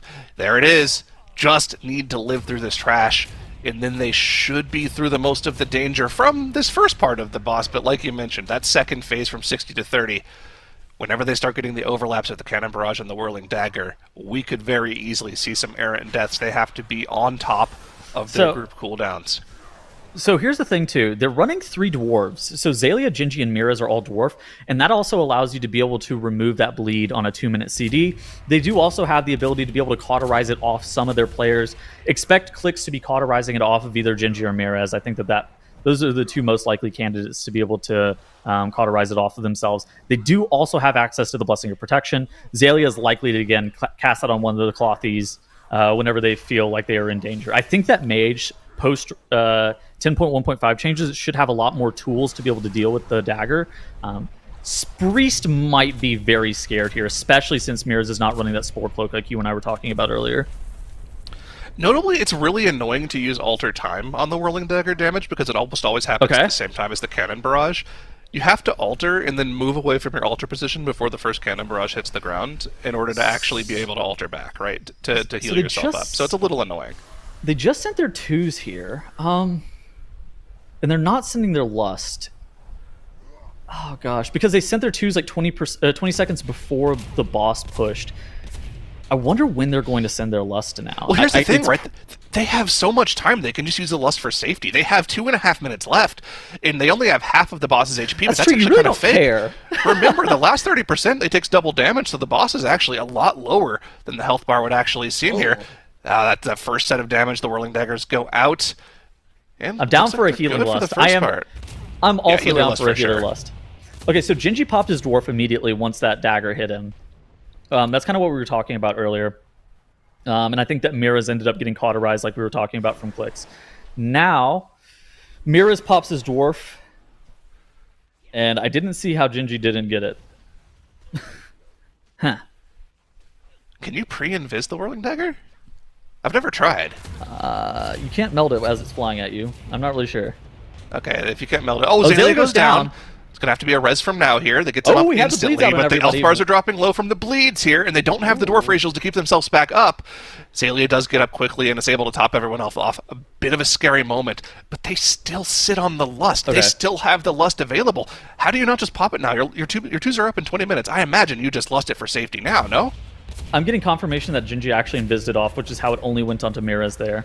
I think that, but I agree. I think you press this Lust on your 2s. Whenever this Power Infusion Void Eruption comes up in 7 seconds, I think that this Lust is getting sent. I'm surprised that they didn't press it a little bit earlier because they were in a harder part of the dungeon. But I think that they're fine, Zyro. They're going to be able to burn this boss down. They're going to be able to burn this boss. The 2 minutes are coming up very shortly. The boss will start to take double damage very shortly after the next cast.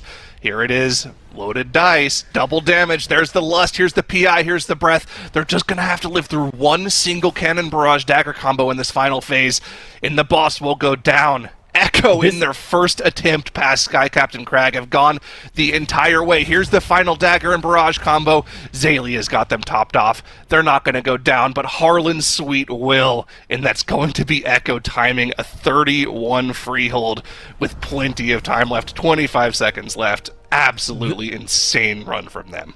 The multi-time TGP, multi-time MDI champions are able to do it again. I think that this is putting themselves in a position where no other team is going to be able to come back. The 179th point put up on the board. They have world records in many keys. They had that world record in the Vortex Pinnacle earlier. We have the tickers applied to Freehold and that Halls of Infusion for them. And Echo is going to be able to take that down. They have an hour, 20 minutes left in the day to kind of just spend on whatever they want. Maybe they'll go Brackenhide Hollow, but overall that puts them in a spot where I don't know if any team is coming back from that, Zyro.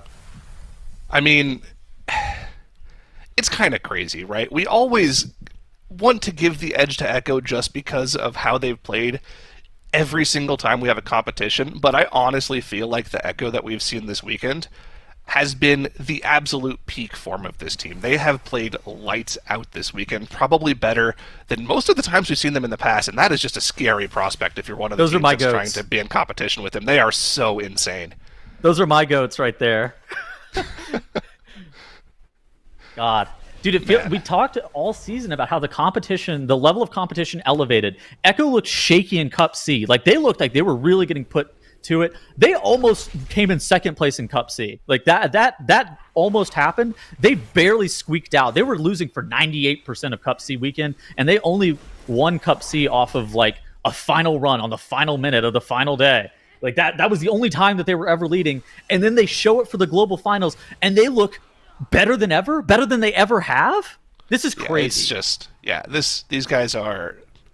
What more can be said about this team that we haven't already said to them in this weekend and every other cup that they've won in the past 5 years? These guys are monsters. The day is not over yet, though. There is still that tiny little outside possibility that Perplexed could put together a couple of massive runs at the end of the day, but the time is running out for them to do that. They've got to get through this Oldemon first, and they also have to hope that Echo somehow can't find some other trophy run to go for. Which, honestly, like we were talking about earlier, 31 Brackenhide doesn't seem too far out of the realm of possibility. I think it's... well, they have an hour 20 minutes. I didn't think that they were going to have time to even attempt it. Whenever I was talking earlier, like, Mix and I were, like, chatting a little bit about it.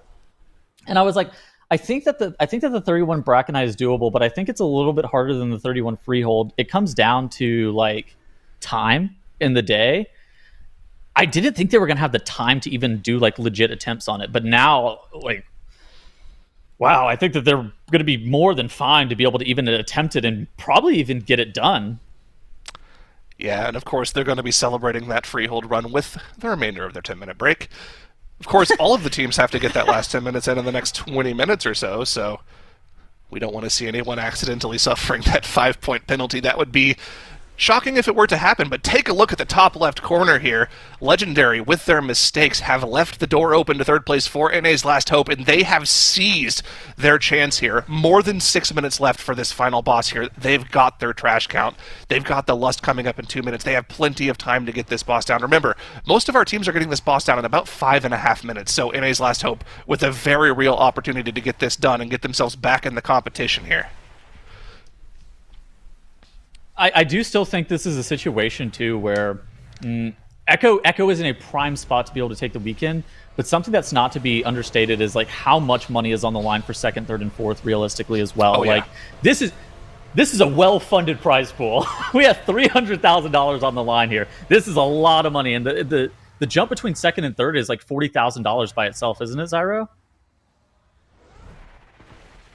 Yeah, it's like specifically the prize pools we're looking at. If you're on the final day here in the top 4, you've locked up 30K. Nothing to laugh at. That's a lot of money already. You bump up to third. You get a nice little increase to 40. But if you go from third to second, you go from 40 to 80.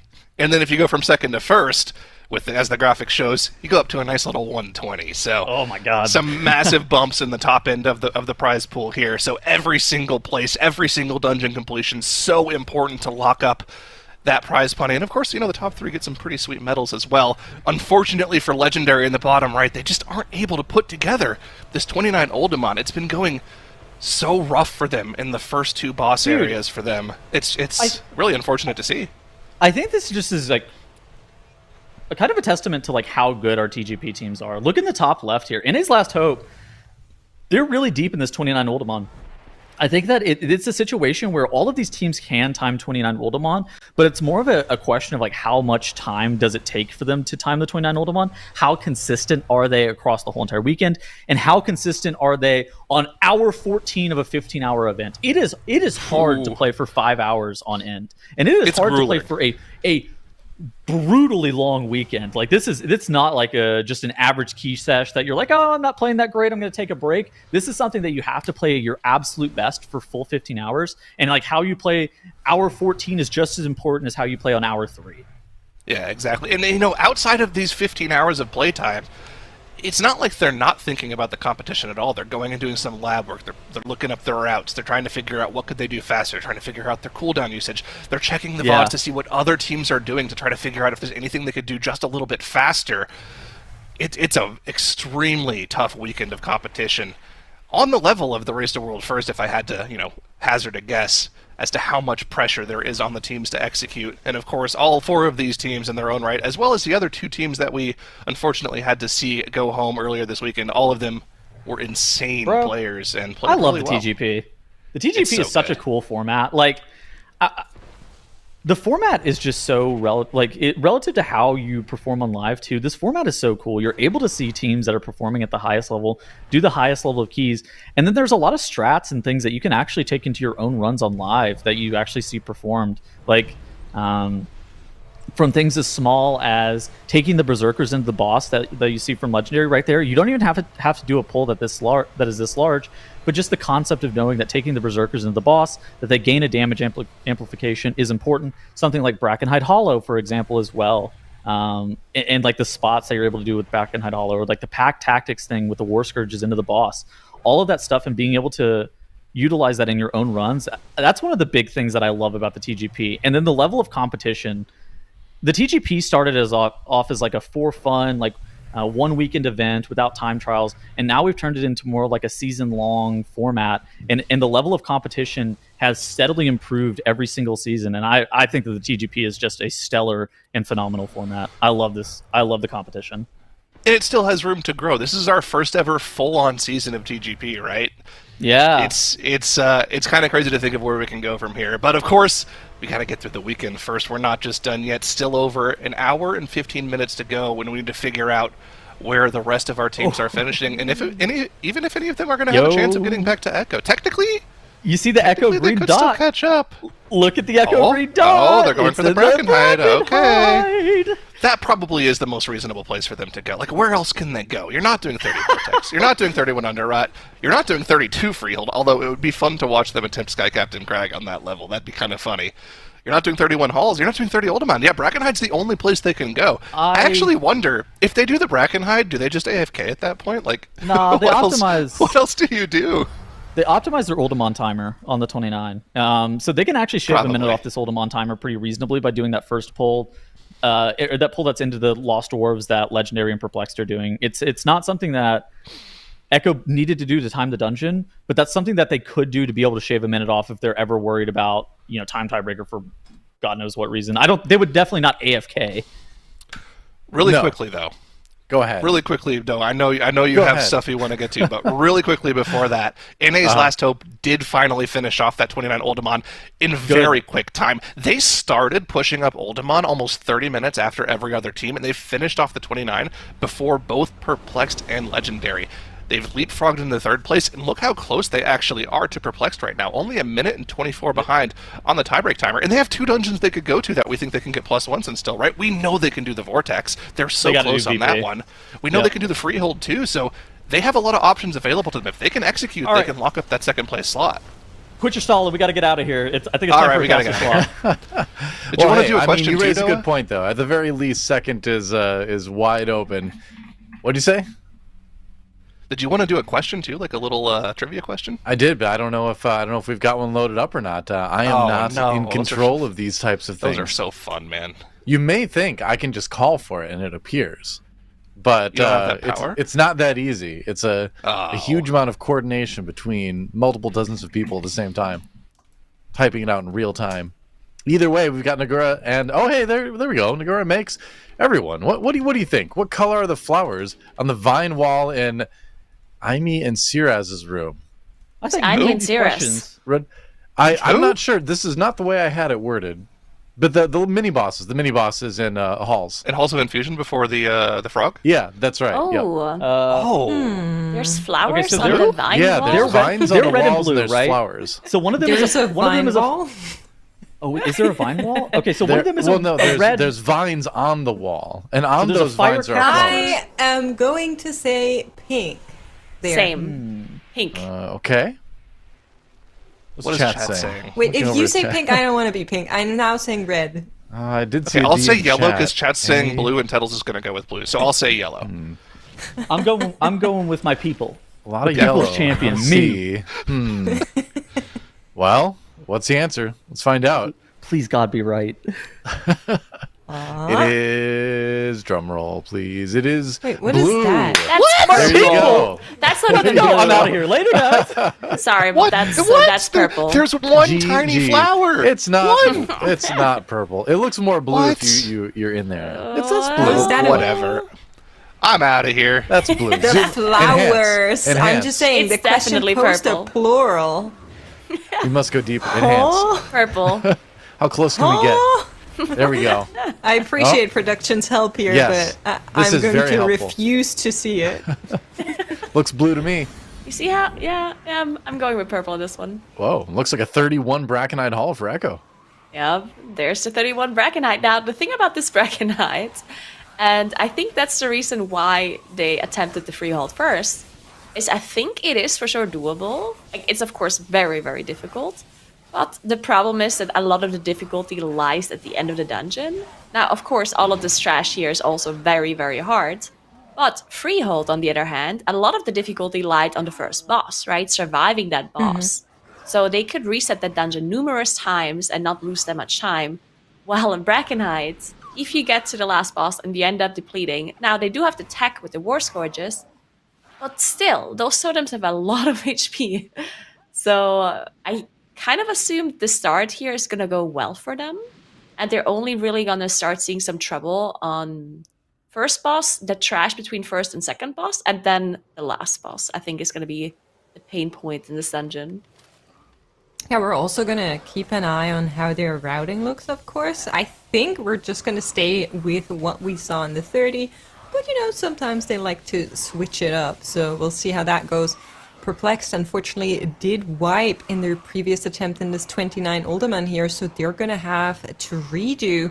And NA's Last Hope is reattempting this VP 29. And if you haven't been here for the Freedom Country, that's in this morning, and for Europe, that's this evening, they had some unfortunate runs here in this dungeon. The first time they made it through this VP, they were over the timer by 3 seconds. They then came back, sped up their tactic by much more, and were over the timer by 0.003 seconds, which is incredibly unfortunate for NA's Last Hope, but they're not letting that get to them. They're now back here, and they're trying to get this dungeon under their belt.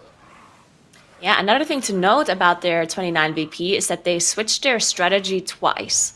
So yesterday they played the strategy where they did this pull that they're doing right now, and then later on they were pulling both of the dragons and ended up skipping a pack, a huge pack at the end of the dungeon. While most of the other teams only pulled one of the dragons and then ended up playing most of the stars, but skipping one of the adepts with the control mind tech from the Shadow Priests. So NA Last Hope did actually adapt to this strategy that all the other teams were running, but that was exactly the time where they depleted the key by 3 milliseconds. And now they're switching back to their previous strategy, the one that they initially played yesterday, which I think makes sense because they're just more comfortable with this one. And the new strategy didn't really gain them as much time. Like, yes, it gained them time, but they were still depleting it and running out of time there. So they're thinking, let's just go back to the initial strat. If we play this correctly, we know we have the time, we practice this, and we know it's working out. So this is just safer for them because they're more practiced in it. But yeah, they do have some crazy pulls in there. Oh, we're going to keep an eye on how that route looks for NA's Last Hope in the bottom right. I'm curious if maybe they just wanted to give it one shot with their old technique, or if they're actually switching for good back to pulling this dragon, as Junkrat does go down here during this bridge pull. Dorky will follow, and that is going to be a reset for NA's Last Hope. We are seeing a legendary right above them tread through this 29, and once again, it feels like Legendary is on this kind of revenge arc. So to give a little bit of an overall overview of how we're doing in the competition, thus far, Echo has pretty much cemented their lead out with a 3-point lead. Perplexed could still come for them. It's not all just over yet. Perplexed could still do it depending on how their runs go, excuse me. But of course, every other team is still fighting to get at least one higher placing. There's a lot of money on the line.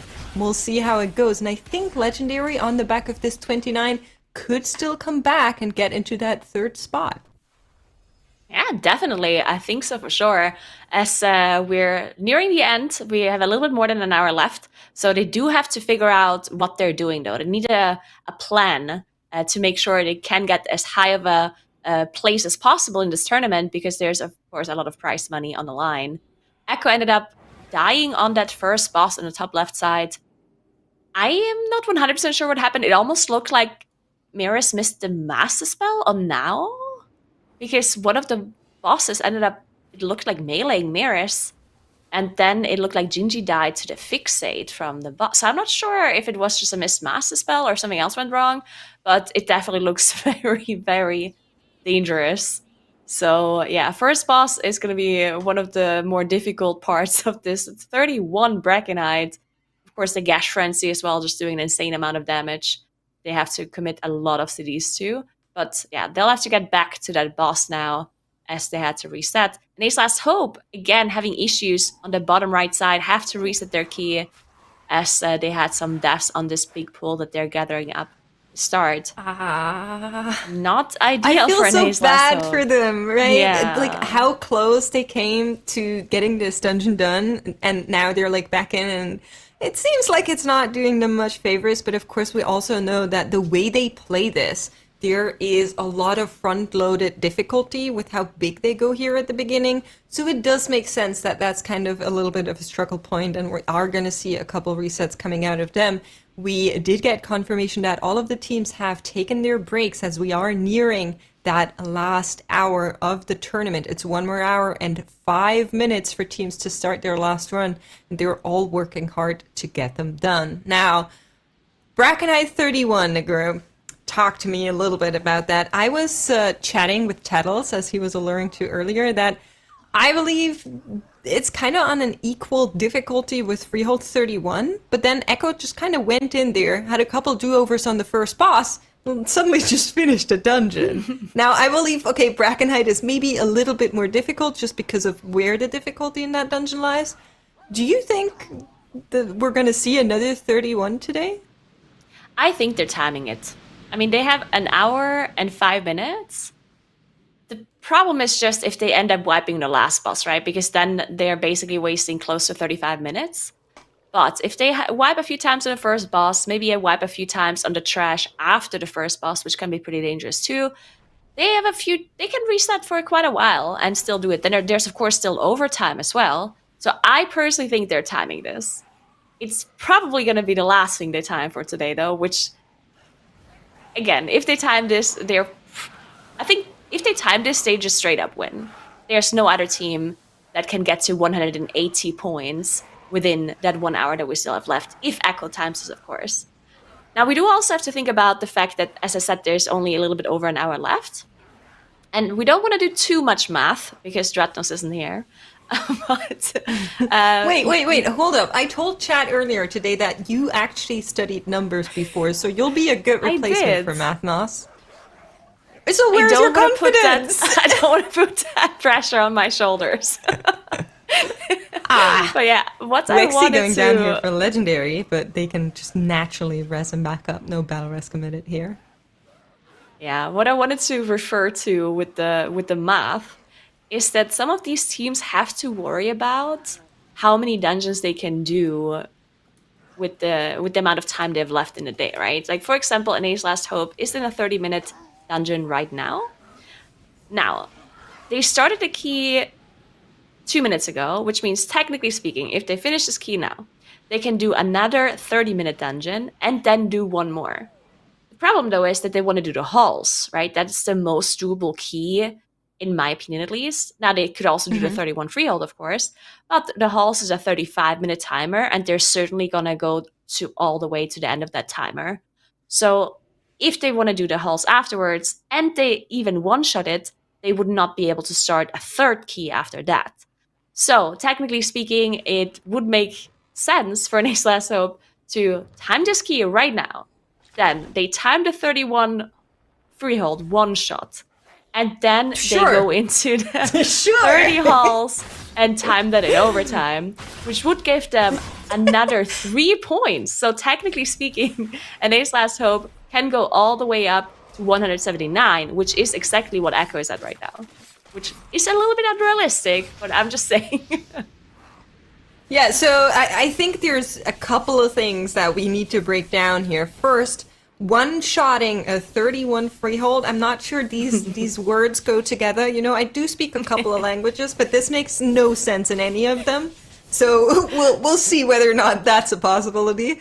But you're absolutely right. I think we are pretty safe to say that this is Echo's day and Echo's weekend. But as long as there's still a slim chance, and a slim chance it is, we're obviously not going to call it out just yet. Perplexed working on Sentinel. Legendary just finished that one off. Both of these teams need the 29, and so does NA's Last Hope.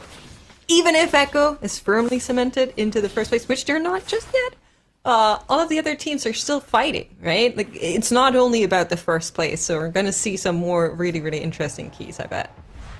Yeah, definitely. Now, Legendary is, of course, the only team that has not gotten that. Wait, they're just 1 point behind, basically. So they have they're 1 point less compared to all the other teams, which is not ideal. But within that 1 hour, they can basically surpass Perplexed and NA's Last Hope if they're doing really well from here on out. So neither of the second, third, or fourth spot is really safe. Technically speaking, not even Echo's spot is safe right now, as I did the math earlier for NA's Last Hope, for example. And Perplexed certainly could also overtake Echo as well, technically speaking. But realistically, maybe not, but pull in equal, right? Perplexed can overtake them, technically. Realistically, no. Okay, well, we'll see. Wait, in your theory, actually, does no, it involve Perplexed can't. stuff like it's only one shotting of 31 freehold or something like that? So, no, that was actually wrong. Perplexed cannot overtake Echo. The only team that could technically overtake Echo is NA's Last Hope. Because Perplexed does not have the time in the day to do 2 more dungeons after this. Or 3 more dungeons after this, rather. So I think Perplexed cannot. But then neither can NA's Last Hope, right? They're both Wait, no. in the same See, position. we need math nos. We need math nos. I thought you studied math. We need math nos. I'm sorry. I can't do it. It's too much pressure. Oh, Lord. Okay, so hear me out. So we have Perplexed one can more do it hour. too. Yeah, Perplexed We can have do one it more too. hour. Teams can theoretically, within that 1 hour, start one more run at the very end. So technically, if they start a run now, or as both of these teams that are close-ish to Echo, if they finish their run, then go into a dungeon, go into another dungeon, both of these are one-shots, then they could start a third one into overtime. And theoretically, I'm putting a big theoretically onto this one, if they one-shot 31 freehold, 30 halls of infusion, and 31 bracken height, then they could still pull ahead. They don't if have they to want to pull ahead. It depends on the yes. tiebreaker. Like, I don't know what the tiebreaker. The tiebreaker is not in any of these teams' favor. It's Echo favorite. Okay, well then, no, then they can't do it. Yeah, well, then they obviously can. It's only if they would win the not going to happen. Which again, yeah, tiebreaker winning by speed would be incredible because Echo is just so fast. Now, again, a lot of the tiebreaker depends on those timed keys that they haven't timed yet, theoretically speaking. Yeah, so let's maybe just keep it. Let's just keep it at the statement that it's not going to be an easy challenge, and we'll see how these I'm teams just saying do it's with their maybe dungeons. possible. Echo back at Hacklaw's Warband here. We had a little bit of a question about this one earlier. They did wipe to it in their previous attempt, but this time around it's looking clean from them. And I'm just looking at the timer to kind of give us a reference point, right? So in the 30 bracken height that we saw from Echo and NA's Last Hope, which both of these keys were rather fast, Echo had 723 on the first boss, and NA's Last Hope had 710 on the first boss. Now, there's a little bit of variety when it comes to boss timers in Brackenhide because of how teams pull. There's a lot of mobs in this dungeon, notably, and you can go many very different routes. So some teams just opt to get a little bit more of the percentage count earlier on, whereas some of them get it later on. But I think we're good on a timer. 1 minute slower than in the previous key is acceptable. Yes, I think that is for sure fine.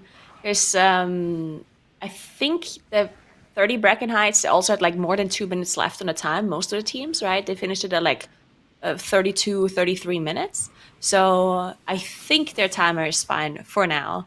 They do have this one death that happened during the boss fight. They did have to commit a battle rest for it. But yeah, there's definitely still, they're within the possible timer. Now, Legendary in the top right is fighting Emberon right now, and they're 29. We can directly compare Legendary and Perplexed, top right and bottom left, with the boss splits, right? Now, of course, they're doing a little bit of a different route, where they play the trash a little bit differently, but you can see the Legendary did the first boss faster, and even Bromac as well faster, and Talandris too. So Legendary is actually on a really good run timer-wise, which might or might not matter for the tiebreaker later. If Perplexed and Legendary end up having the same score, then a tiebreaker is going to be the time difference. And of course, if Legendary finishes off this 29 quicker, that would matter for sure, because they're not going to do a 30 Uldaman. So this is going to be the speed tiebreaker dungeon that they're in right now, if they time it. Yeah, and just to give you a little bit of an idea, the slowest out of these Uldaman 29s that we have on the board came out of NA's Last Hope, if I'm not mistaken, and their Emberon split was 23:04. That's when the boss died. So Legendary looking to be well under that. Yeah, the only problem... Okay, never mind, they're lasting here. Okay, so they sent their last bosses on 36%. The only big problem would be if they end up not finishing off Emberon here before the next intermission. But they should be fine. 36% with last running as well. Now, of course, they still have to finish up these mobs, but they saved their cooldowns for the boss, so they're now sending their Combust, their Breath, and their PI while the Bloodlust is still running for a little while. So they should for sure be able to finish up the boss here before the next intermission starts. Yeah, that's going to be a very important pinpoint for them. We're also checking in with NA's Last Hope as they are getting to that point in their route where we saw a little bit of differences in their different attempts throughout the day. Their boss split on Ertan is looking good. It's not the fastest we've seen from them, but it's still a couple seconds, let's say 10, 15 seconds faster than what Echo had, and Echo was within the timer. So NA's Last Hope now rounding up here for this big pull that they do. And the question that we were wondering about is whether or not they add the dragon in the back. Some of the times they did it, some of the times they did not. And if they do, it should be happening once these mobs are a little bit lower, just so they know they have the pull under control, everybody's safe in the Harry Potter spot, and they can actually add it in. Yeah, we're gonna have to see if Dorky is moving there. It doesn't necessarily look like he's intending to pull it, at least not right now. So they might or might not have changed their route again. Oh, he's moving to the right. The mobs are so low. I think he's not pulling it at this point. I don't think yeah, they're so doing I think it. they changed their route again. Did I just speak German? I think earlier today I don't know, my brain glitched. I can also just cast in German, that's fine. it was like a Hail Mary attempt, right? They had two attempts that were incredibly close, and then maybe they thought like, okay, let's just look what our practiced route looks like for the 29. And then they actually went into the Uldaman. We're like, okay, maybe not do it. We were so close with the other one, we're going to keep on doing it, which seems to be the case here. So we're going to see the same route that we actually saw from both Perplexed and Echo here in this dungeon, coming out of NA's Last Hope as well.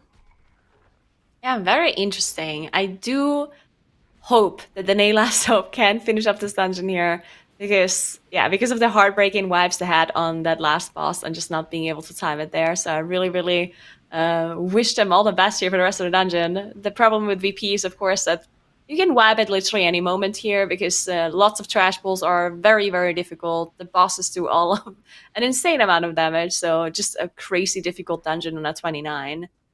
Now, Perplexed on the bottom left did also reach Emberon as well. They got the boss to 76%, which is not that low, actually. Only 24% off the boss on the first one.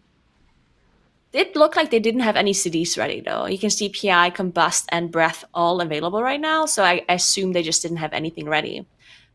They are definitely a bit slow, because they're already 30 into the dungeon and still have to do one more intermission phase after this one. So I'm I think they're a little bit slow. They're definitely still within the timer though, because the other teams, even the slower teams, still had like 1 to 2 minutes left at the end. So I think they're still fine. But maybe can't have too many more mistakes after this and can't go too slow. Otherwise, they might actually be risking running out of the timer there. As Echo on the top left are now fighting the trash between first and second boss that managed to finish off Hecla, as we talked about earlier. And some of this trash, pretty difficult. Now, they are using the spot here to basically prevent the Lasher divas, but Gingy falling down. Gingy cannot go up anymore at this point, which is actually a big problem because this means that Gingy is going to get a lot of the jumps because the other targets are just not eligible. Celia Celia is really tanky, so for him it doesn't matter as much. Yeah. But for Gingy to get all of these jumps might be a little bit of a problem. Already committed the Dwarf racial for one of the bleeds here. They still have Cauterize from Clicks available.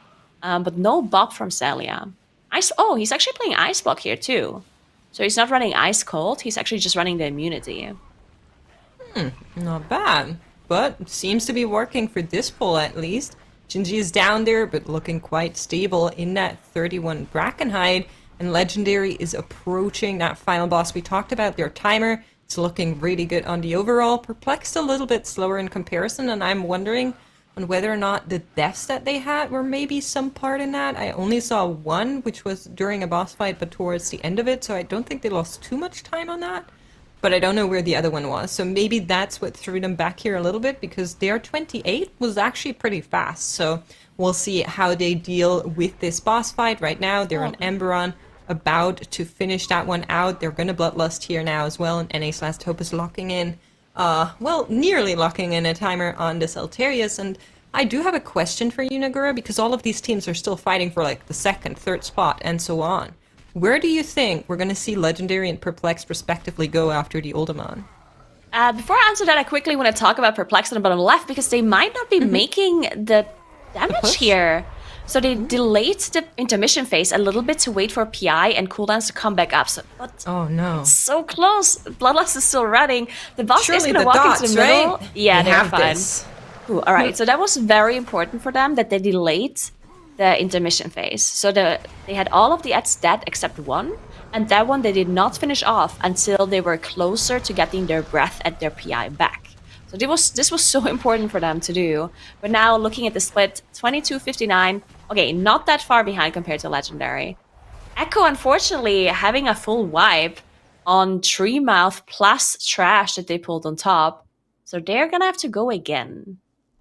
I'm not sure if one of the Slimes actually got the cast through. I believe it was Slimes on there. I only saw it for a split second, but could have been that it was just the boss that also heard. We're going to see them retry. For Echo, this is their task now, right? They gap the rest of the teams by 3 points. They're significantly in the lead here, and that's the only dungeon that we think is maybe doable, so that's going to be their target dungeon to actually progress in until the timer runs out, which is going to be in 49 minutes for them to start their last key. So Echo has a couple do-overs. I do want to quickly mention something. When they start this key here in the top left, you can see something cool that actually people can do on their life keys as well. And I'm sure we mentioned it before, but it doesn't harm to mention it again. You're going to see both Now and Zalia go to the left-hand side. And the way it works, these kind of bubbles that hold you back on Mythic plus Dungeon starts, they're not all the way around. So where the water hits the bubble, you can basically dive under it, which allows the tank to be just a couple seconds faster. So if you ever wanted to take a dive at the beginning of your Brackenhide, you can do so. Go for it. Love diving. Also, I just got a message from Ricky, and he actually said that if Emberon is below 10%, he will actually not go into another phase. So it wasn't even as close as I thought it is, which is news to me. I did not know that is how it works. And now, of course, if this information is not correct, then this is not my responsibility. It's all on Ricky, just so we know. We trust Ricky. It's okay. We do. So let me just get quickly confirmation on something, because we'll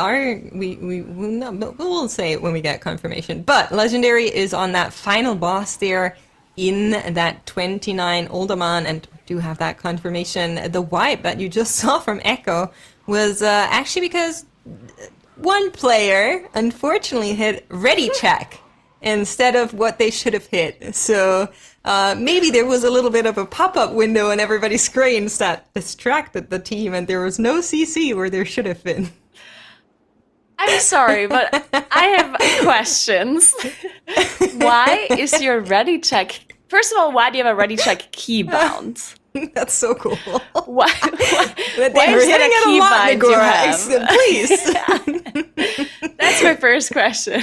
Second question, why is your ready check keybind so close to your DB keybind that you would mispress that? Oh, that is funny.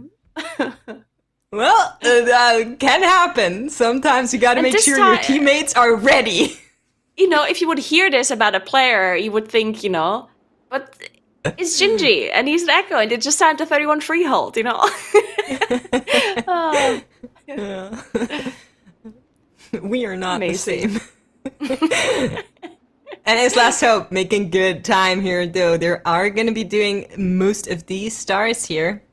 In the meantime, I think they already finished it or are about to finish it as Junkrat is moving back there. Yeah, he's doing it now. So what he's doing is he's dominant minding one of the adepts, which you can see here. It's mind controlled. It's walking into the rest of the pack. They finish it off. It's not going to give the team count, but it takes care of one mob that does a lot of casting and is very annoying. So the rest of the team can now polymorph one of the other adepts and go with this pack into the rest. Ooh, the poly was broken, but we can just re-poly, of course, and then move on. Maybe there is a dot, so I'll need to take a little bit of extra attention to that one as we are moving closer to that second half. And here they go. This is the point where they spent so much time, where more often than not, they did lose a life or two. And that is what they need to master to actually get through this dungeon in time. We want a SOT pulled at 23, the latest, hopefully.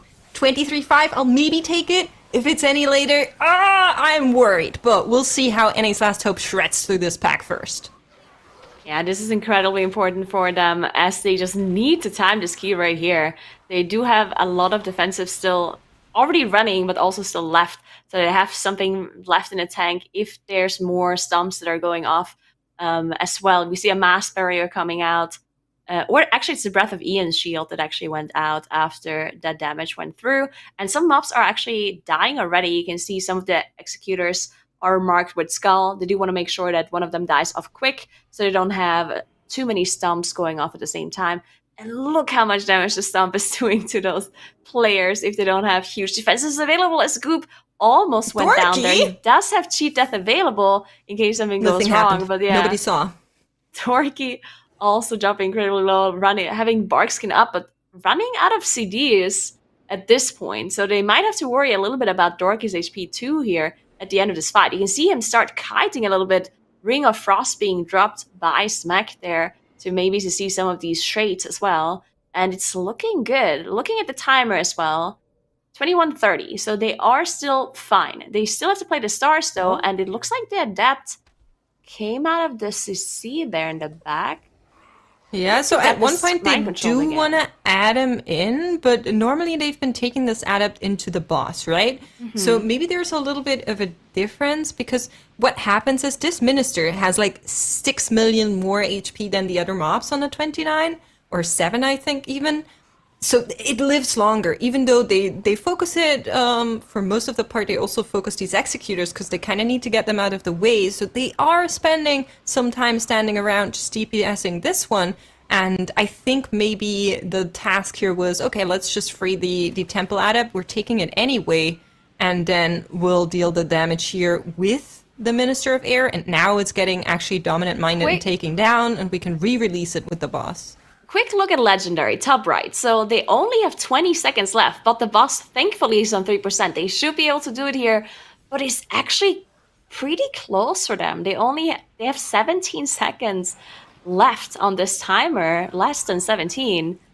Perplex also in Chronoloord Deos. They do have a little bit more than 4 minutes, so they should be fine for sure. It looks like Perplexed dealt with this last area a little bit faster. But then keep in mind, Perplex has to play the Whelplings after the boss because they don't have 100% count with the route that they are playing. So we'll see how it works out for Perplex, but really, really good for Legendary that they managed to finish off this 29. Now they can go into either the VP if they feel confident in that, or they can go and do the 30 halls, which in my opinion, the halls is more difficult. So we'll see what they decide to do, but I don't think we have seen Legendary try the 29 at all, if I remember correctly. I don't think we have, but maybe we will. Let's see where they go, as NA's Last Hope have engaged a Saturn with a good timer nonetheless. Don't be fooled by the time that's on the details. It's because they stayed in fight with the Stars, with the Spiteful, with the Adept. It's all up there. So that in-fight timer is incorrect. They pulled the boss, I believe, right before the 23-minute marker, and they're making headway through this dungeon here. 0 deaths on the clock. We have 3 battle rests should anything happen, but this team has bashed their head against the timer in this dungeon again and again. This time around, it's looking like it might be their take-all, be-all goop, dropping really, really low here, but they have this planned out. No worries. Yeah, no cheat death available for Goop here. We do see Renewing Blaze being popped for this next Spark that is being nuked. We have Alter Time running for Smacked as well, so they should be fine on defensives, as AM is running too from Drogo here. As they definitely focus the boss a bit. This Spark is alive for a long time. They figured because they have so many defensives, they can just kind of cleave the Spark down. And it did work out for them, as it now does go down. They also have a really close lightning field as well, which is really nice for Dorky's and Drogo's damage, as they don't have to walk too far away. Perplex on the bottom left. They are on 30% on Chronoloord Deos here. Timer is fine. They definitely have enough time. They also have Bloodlust available as well, that they're going to be popping in just a second whenever their offensive cooldowns are coming back up. Mana is looking pretty low for Sasavian at Holy Paladin. That's okay. But as we it's a talked Holy about, Paladin. Yeah, so the mana should be... We do not worry about those. Should be okay. So yeah, both Perplex and Legendary looking to finish off this 29 Alderman now as the last teams that had not timed it just yet. And then they're going to have to go to one of these other dungeons that are pretty difficult to time. Not that the 29 was easy in the Alderman, but you can also see Legendary. They're a little bit stuck here. Like I think Legendary, in top right, you can see they're literally AFK. They already took their breaks. This is not something that is mandatory or anything. They're just thinking about, what should we do? Like, what is it? Where are we going? What are the other teams doing? Who do we have to beat? What's our timebreaker look like? They just have to discuss all this. And NA's Last Hope, bottom right, still have to go through some sparks here as the boss is on 51% HP. This boss just takes forever. It does. That's 160 million HP on a side that you're looking at in the 29. And then, of course, there's all of these Skyfall Novas. Drogo always has to heal his team because there's massive AoE going out. It means he cannot contribute as much DPS to the rest of the group and has to just press a lot of healing buttons. In the meantime, Perplexed finished out Chronoloord Deos is getting this 29, and I'm very curious where they are going because I think it's the 30 Halls of Infusion, and I'd very much like to see that dungeon. But NA's Last Hope still fighting for that dungeon. They want it done, and they will hopefully get it. We did use the Bloodlust, so everything that's happening now is just normal 2 minutes, coming back up in just a little bit. You can see the Breath of Ian's MPI is on just 4 and 13 seconds, and then AM will also be available in another 23 seconds.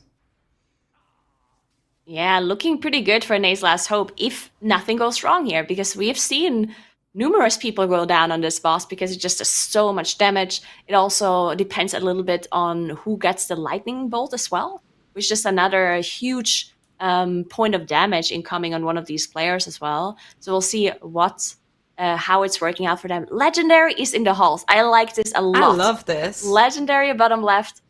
Okay, so I think the reasoning here is, now of course they might just be more comfortable in this dungeon generally speaking, but now this is tactical, Nagura. Yeah, you have to think about the tiebreaker. First tiebreaker that we're looking at, if the score is equal between two teams, is key level.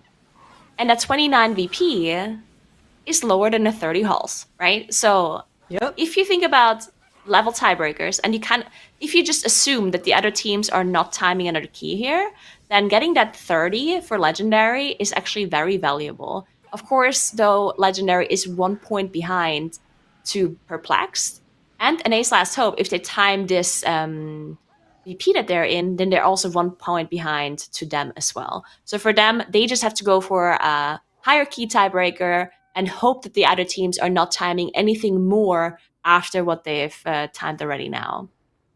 Yeah, we're going to see both Perplexed and Legendary try their way on the 30 halls. Only Echo has done it thus far, but NA's Last Hope is making headway onto Assad again and again. This boss has shrugged them off. We are 1 minute and 30 to go on this dungeon here in the top hand right side, and we are 16% on the boss's HP. This last Nova is the one that we focus, and after that, I believe it is boss only. Last minute is about to start, and we are getting PI, Breath of Fiends. All of the cooldowns should be ready once again. The grounding spawning, fortunately, kind of close here for the rest of the team, so they can easily just waddle over there, and this is it. This is going to be their last burn that we get right after this grounding, with 55 seconds to go that one around, and we are in the single digits. Looking really, really good for NA's Last Hope here. Definitely looking good. They did send their offensive cooldowns now, and yes, it does look like they are ignoring the Skyfall Nova, as it did spawn in the back. Boss is on 3%. The breath did explode and get a huge amount of HP off the boss, and there it is. NA's Last Hope finally timing this 29 VP, and they must feel so relieved that they can finally get out of this dungeon, that they have 177 points on the board as well. And now they can show us some of the other dungeons that they for sure can still do. I do believe in NA's Last Hope being able to time another key, but of course there's not too much time left in a day.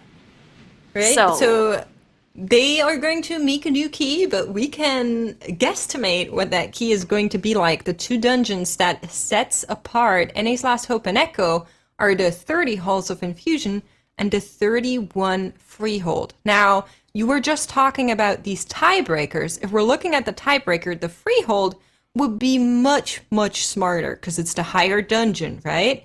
But it's also hard. So is the Halls of Infusion, though. And we know that NA's Last Hope used to be a team that's quite favorable in the Freehold. Now, yesterday it was a little bit clunky with them there. They had a couple of deaths in both their 29 and their 30, but I believe they can come back and play it clean.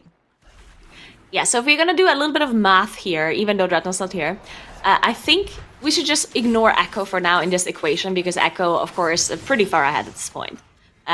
So NA's Last Hope, Perplexed, and Legendary, technically speaking, any of them could get second, any of them third, and any of them fourth, if things happen, right? Now, of course, Legendary is 1 point behind right now, but if they timed at 30 halls, and NA's Last Hope and Perplexed do not time another key from here on out, then they win the tiebreaker, right? Because they have then Wait, why is 430 Perplexed in the 29? Huh? They're they're trying to Are they trying to shave down on time? Yes, that's exactly what they're doing. Between NA's Last Hope and Perplexed, if you're looking at the leaderboard, thank you, production, Perplexed is currently 18 seconds behind NA's Last Hope on the time tiebreaker, which is the second tiebreaker, but it is a tiebreaker nonetheless. So lots of that time is in the Halls of Infusion. If Perplexed think that they can easily shave off that time in the 29 and be safer in case it comes to that tiebreaker before not before the clock runs out. This is going to be their last dungeon. If they start this and finish it, they're going to be after overtime. So that is the last dungeon they do if they do it. I think I like this decision a lot from Perplexed. Now, of course, we want to see the high keys.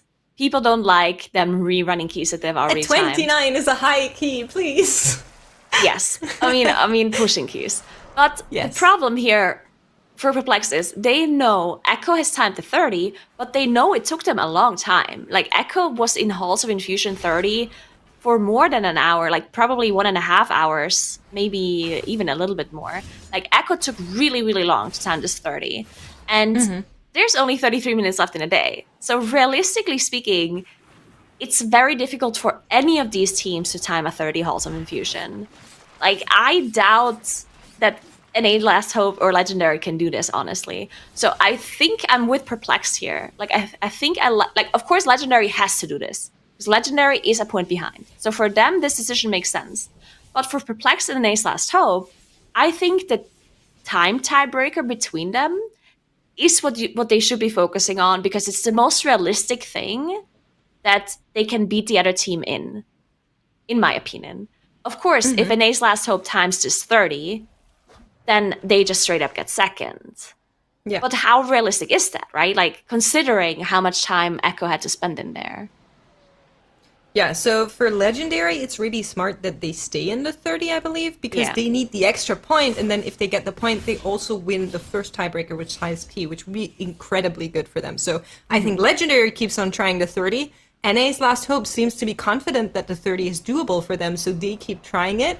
Good thing about this dungeon, so there was a pro and a con. Pro, a lot of the difficulty is front-loaded. This Rotunda, Watcher Iridius, that's a big pain point. Con, the second pain point is the very end of the dungeon. So if you're going in here on 30, you need to kind of be already calculating what you need to do to be able to push Primal Tsunami within 3 DPS phases. Because we know that unless you're going like supersonic speed, which we haven't seen just yet, maybe it is possible, I don't believe it, but maybe it is. Unless you do that, you are getting 3 phases and that's it. Then your timer will run out, you'll lose too much time, and additional intermission is like over a minute time loss. So they need to know that this is the second point that you're looking at. That has to be something they figure out ahead of time. Perplexed, playing a little bit safer, looking for that timer. So all 3 teams here looking for different things, and Echo, of course, is just looking for more prestige, trying to get another 31 of the board, which is honorable. Sure enough. Well, speaking of prestige and honor, it's a prestigious exit now for Makes from TGP. You're done, right? I am. Like done. Well, how was the great push for you before we send you off? I love the TGP. I mean, it was I started with the first TGP on the international desk, right? So obviously it does have a little bit of extra sentimental load for me as well, but I think it's so great. The fact that teams are getting better and better and better each time, and not only the teams outside of Echo, I think the Echo that we've seen this weekend are a whole nother beast. The fact that other teams have stepped up to them has made them so much better, and they're showing off this weekend to an incredible extent. So really, really, really cool to see out of all of the teams. Very happy. Absolutely. It's been a ton of fun. Thanks for your contribution to the cast and all that. And now it's time to bring back Xyronic and Dratnos to close things out with Nagura as we check out the last 30 minutes of official time, and then whatever overtime we end up getting to decide this one. Yeah, by my count here, Echo have locked up first place unless somehow NA's Last Hope can finish this dungeon in less than 30 minutes and then immediately start like a 31 freehold and immediately one-shot that dungeon, which it's not out of the realm of possibility, but it is pretty close. So we are going to be seeing a very, very, very tight race for second, third, and fourth, though, with a lot of money on the line between Perplexed, Legendary, and NA's Last Hope. Yeah, stealing a little bit from our caster chat here, there are currently 18 seconds deciding who's getting $40,000 extra right now between NA's Last Hope and Perplexed. It is that tight right now, and both of them completely in control of their own destiny here, right? Perplexed trying to make up that time difference by going for a faster 29 Halls of Infusion. If they're able to make up that time, they could put themselves into second place. NA's Last Hope gambling, though, going for the 30 here. If they can get that down, they'll have all but locked it up. So interesting choices from the two teams. What do you think about this? Do you like Perplexed approach, or do you like NA's Last Hope? I prefer NA's Last Hope here, because really? Perplexed is in a spot where they could succeed and still not have it count, because they are gambling on their run working and NA's Last Hope's run not working. And the thing is, like, yeah, you can think, 29 is easier, but they're effectively playing a 29 on like a, their timer needs to be 32.50 or faster, right? Or 33 flat or faster. So, would you rather play a 29 with a 33-minute timer that might not be enough even if you succeed? Or would you they rather only need play... to make up 18 seconds? Yeah, so their previous time was 33:23, so they need to improve it to 33, which is, I mean, that's hard. That's a lot of work, right? And the problem with that is that, like, yeah, that's probably easier than timing a 30, but is it enough easier to give up the opportunity of winning if you win? Because, like, you give NA's Last Hope the chance to beat you even if you succeed in this 29. So I personally like Perplex's approach a lot more. Just, like, the only reason why is because how long it took Echo to time the 30, and neither of Perplexed or NA's Last Hope have attempted this 30 just yet. So knowing the fact that Echo took, I don't know, 1.5 hours to time this, or 2 hours even, and especially because they depleted the key at the very last moment as well, on top of that, just makes me believe it's incredibly unlikely for either of these teams to time this within the time they have left.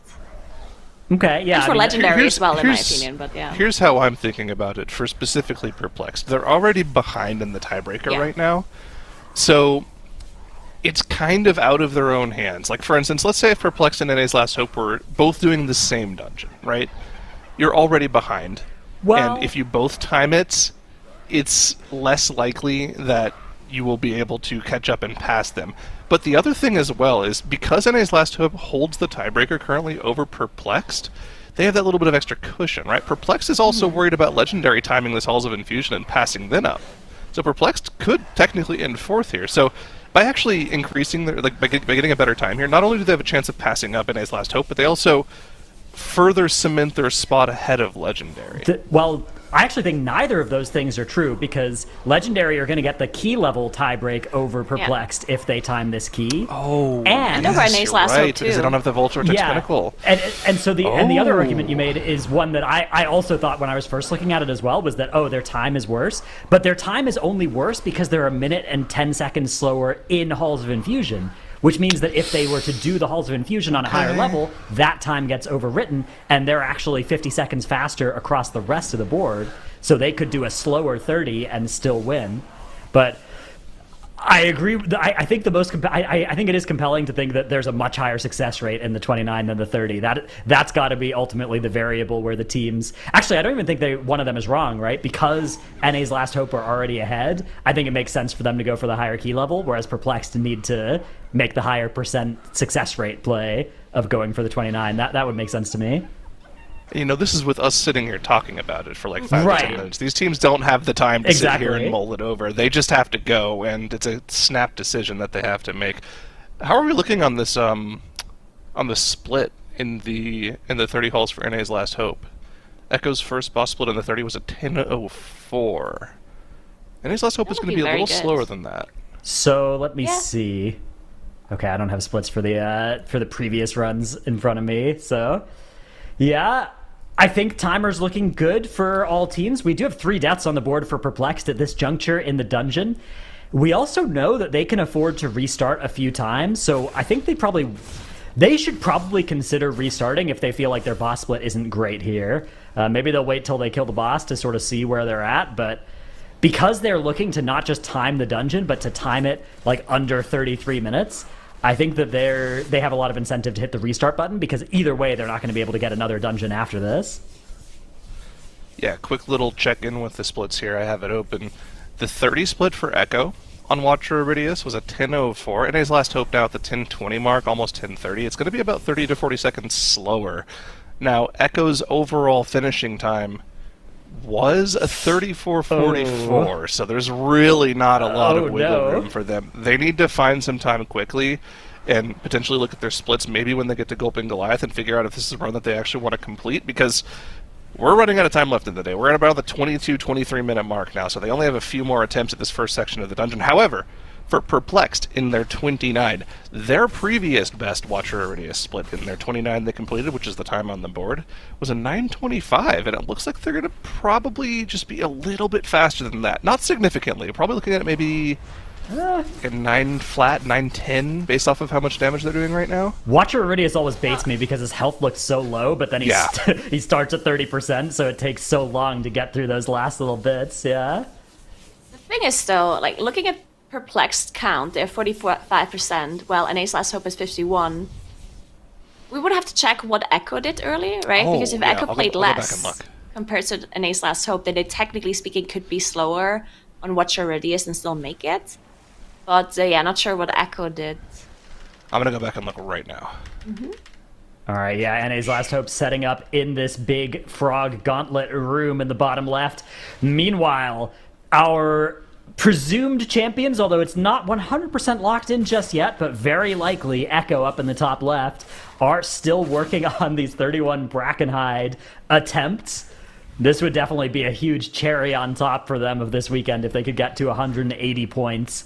That would just be so incredible, and they are working their way through this boss. They've had to reset this key quite a bit, but it would be so impressive if they were able to finish this one. So Echo had 47 and some change % count while they were on the first boss here. Okay.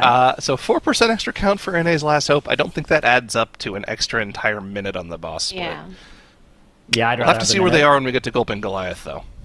Maybe they have a little bit of a faster strategy here with their cooldown usage. They're lusting this pack, which is not something I'm used to seeing. Right? Usually, I think a technical faster strategy would be to do the left side. But again, yeah, you need to lust on cooldown in this dungeon to get it up on the last phase of the last boss. Otherwise, you won't get 4 lusts in. Because usually you want to last the next pull, right? The next pull where you pull this hallway with the shock troopers into the mini boss, which is an insane pull to execute. So you would love to have Bloodlust for this one. But yeah, as Sarah said, you have to just press your Bloodlust basically on cooldown to be able to get it for the last boss in a good moment, because getting it at the very end is just not going to be good enough. So now they're going to have to execute this without Bloodlust. And as we mentioned, the timer may be looking a little bit rough for them too, unless they manage to And I think they figure were this planning out to quickly. Mind Soothe past this and pull it forward afterwards, but maybe NA's Last Hope having the pull not starting how they would have liked here. Looks like maybe it's okay. They've got it all nice and grouped up, so hopefully they're able to survive, but I'm also concerned about their timer, Nagura. I think that this is going to be a dangerous dungeon. I think they should maybe consider a reset sometime soon so that they can get another shot at it. Well, technically they could also just... Because they have 20 minutes left, right? Yeah. So if there's something they want to see on this 30, maybe certain cooldown timings or certain pulls if they can execute them, right? Like that would technically be fine for them to do. Because resetting now and then you're quicker, but you wipe to something just because you didn't know, would also be bad, right? So if there's something they want to see within the next couple of minutes, then that would... I think I would like the decision. As long as you don't go too far into the dungeon. I have some potential think tank information from, of course, one of the smartest group of people in the world. I'm talking, of course, about Twitch chat. They thought... What do you think about NA's Last Hope potentially going to Freehold to try to increase their timer tiebreak instead of trying to increase it in Halls of Infusion? Because their Freehold timer on the 30 was actually pretty bad for how well they've been able to run that dungeon. I think they actually had 10 deaths in that key as well. They could probably greatly improve their timer there if this 30 Halls of Infusion doesn't work out for them. Yeah, I looked at the tiebreaker timers earlier to think about which dungeon they could go to if they would want to get better time. And I think the only reasonable dungeon for them to do is Freehold. Because in all the other dungeons, there's only a couple of seconds between their time and Perplex's time, so it's kind of unreasonable to think that it could shave off a lot of time there. But yeah, Freehold, they are 50 seconds approximately slower than Perplexed. And yeah, Freehold is for sure a dungeon that you can do really quick. But at the same time, as you said, NA's Last Hope did actually have some issues in there. They took a long time to time that 30, so maybe that's what they're worried about? Yeah. Yeah?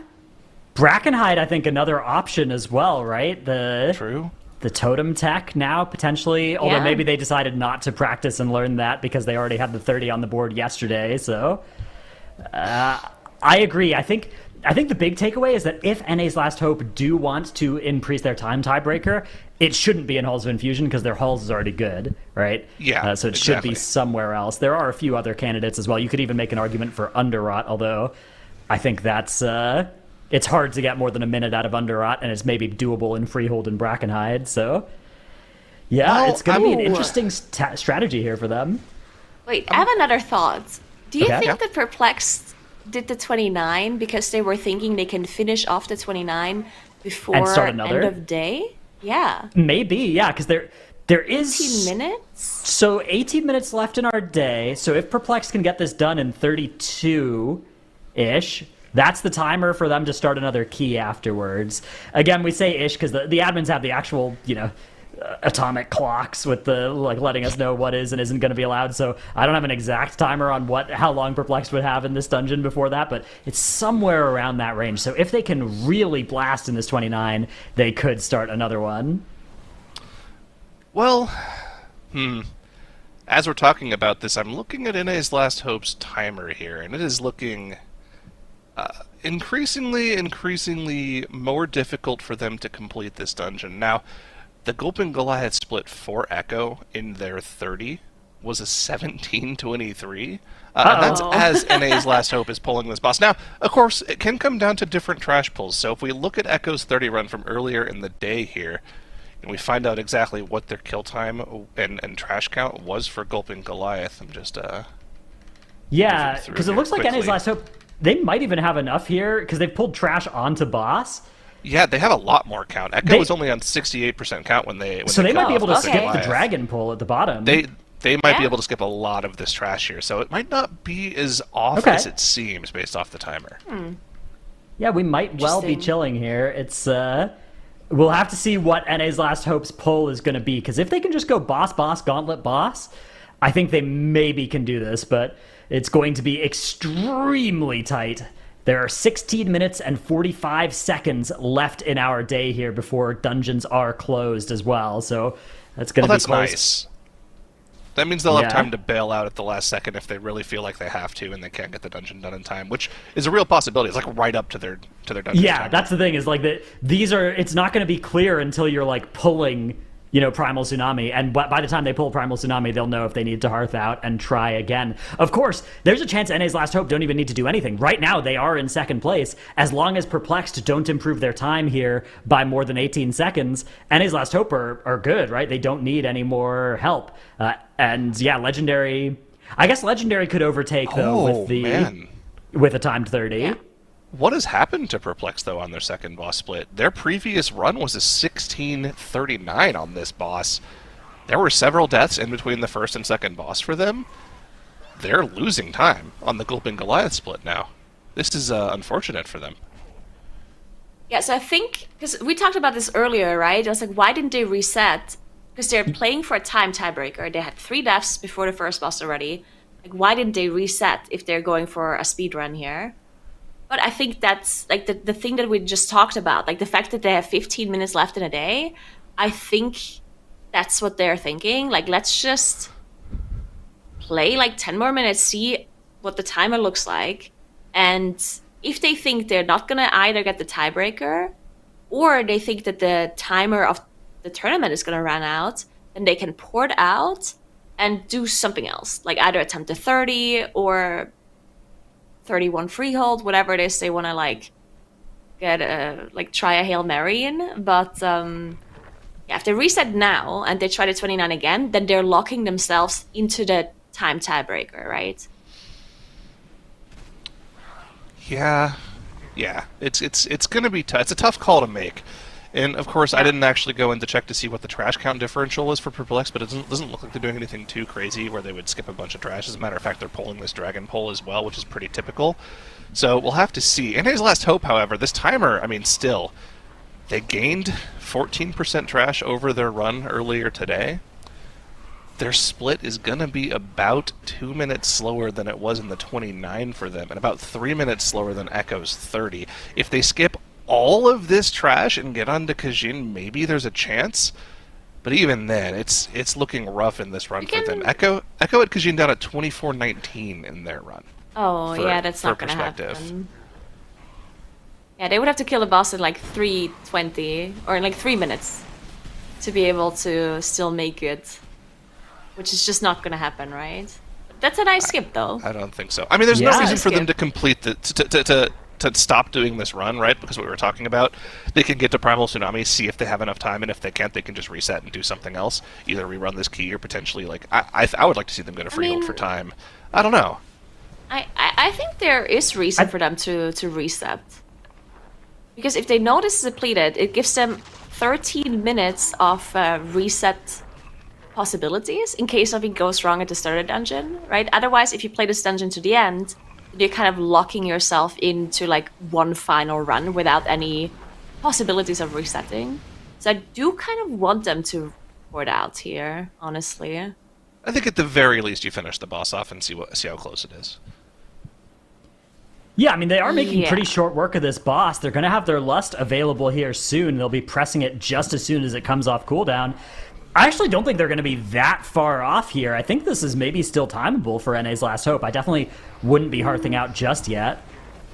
How? Because they're going to get the boss killed. They're going to have a solid, 10 minutes or so at the end of the dungeon. Boss takes 5 of those, right? The trash takes 5. Yeah. Easy. It works out. Yeah, just don't make a single mistake and do max DPS. Yeah. Well, that's pretty good. All right. The question is that better than like 10 minutes of reset equity at the start of a dungeon? I think their chances here are something. I think they should keep this going at least. I agree with Zyro until we get a Kajin boss split. If that boss split is slower than like 25-30, I think I'm out of here as well. But up until that point, I would keep this going.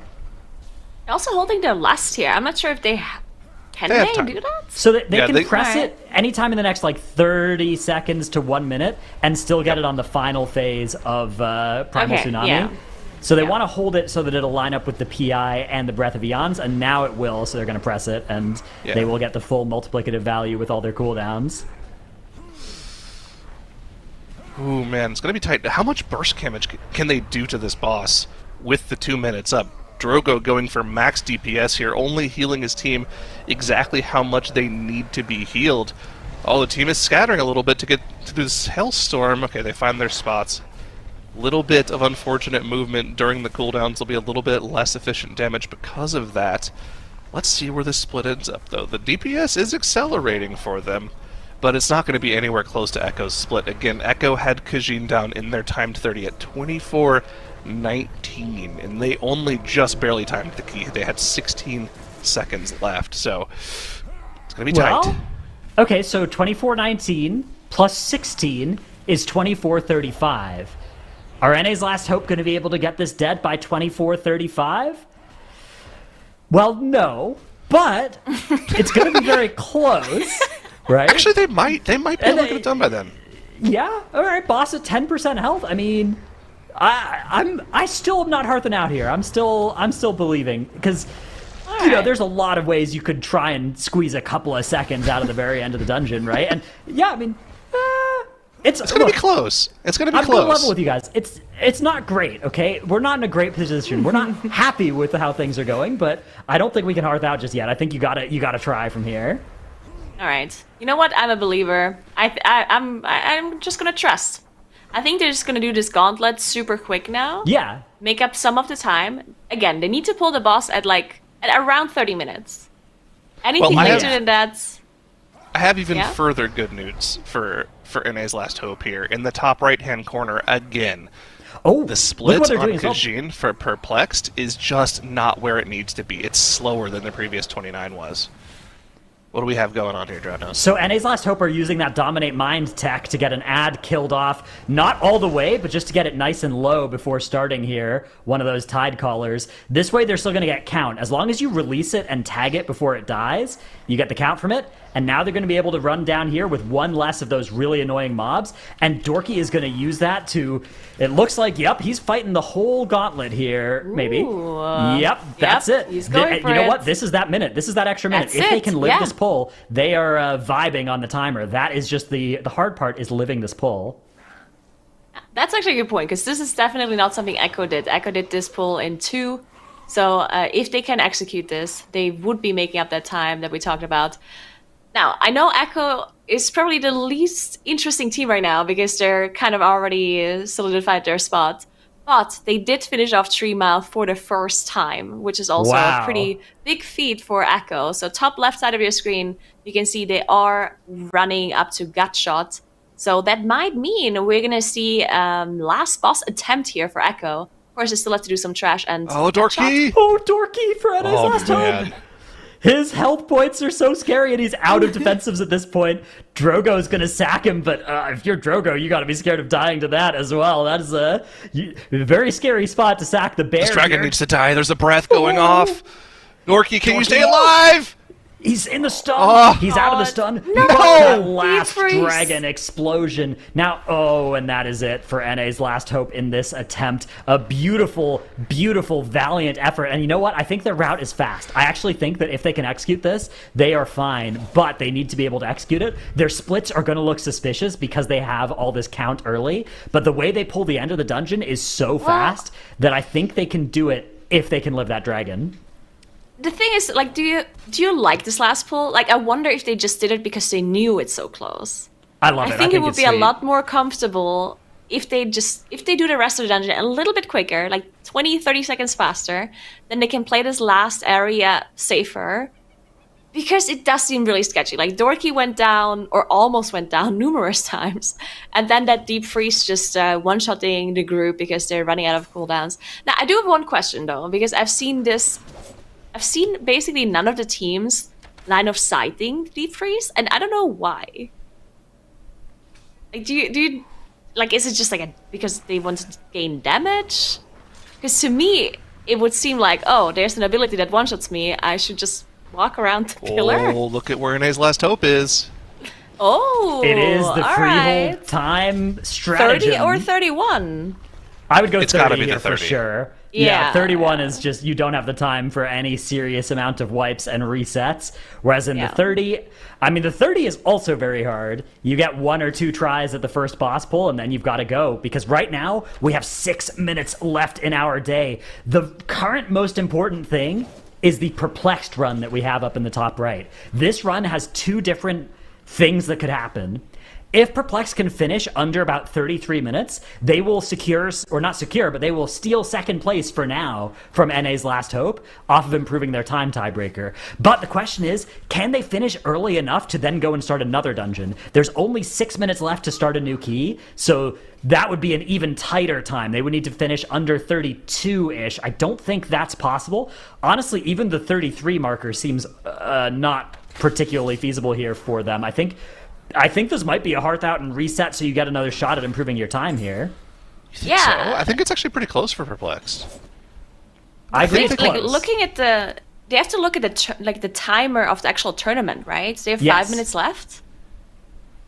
Yeah. So that 5 minutes is less than what they actually need for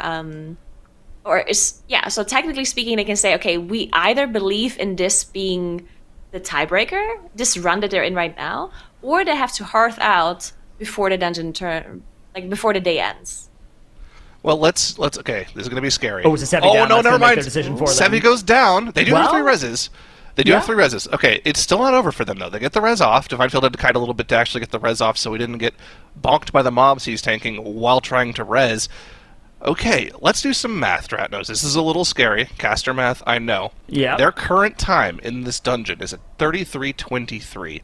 In order to pass up NA's last hope, they have to increase their time by 19 seconds. They currently are behind by 18, which means they need a 32:04. This boss, I think if you execute it perfect... 33:04. Yeah, 33:04, sorry. Yeah, 33:04. They can do it. They can do that, even with that death here. This is less than a 5-minute boss. If you do 3 phases perfectly, they can still get this time advantage over NA's last hope. The question then would be, can NA's last hope finally put together a relatively clean freehold? They had Echo-style pace, and if you remember what Echo's run was in the 30, it was at 26:20. So NA's last hope has a huge theoretical time advantage here. It's just about whether or not they can actually get it done cleanly, which they really haven't been able to do all weekend. All right, I can see the future, and here's what's going to happen. Perplexed are going to finish Primal Tsunami with a 33:07, which won't be enough, and keys will have closed for the day, and it will be just a tragedy for Perplexed. Their score will be locked in. Okay, they pulled the boss like a minute ago, right? And this boss on a 30 takes 5 minutes. Well, yeah, but it takes the same amount of time kind of regardless on a 29 or a 30. Like, it looks good that they got it to 54 instead of 64. A little bit less. But you're still going to have to do the same number of intermissions, right? You still have to...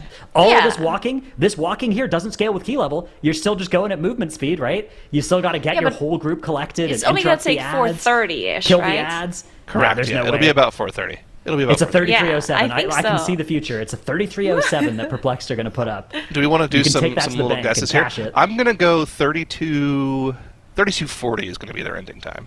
What do you think? Okay. Laura?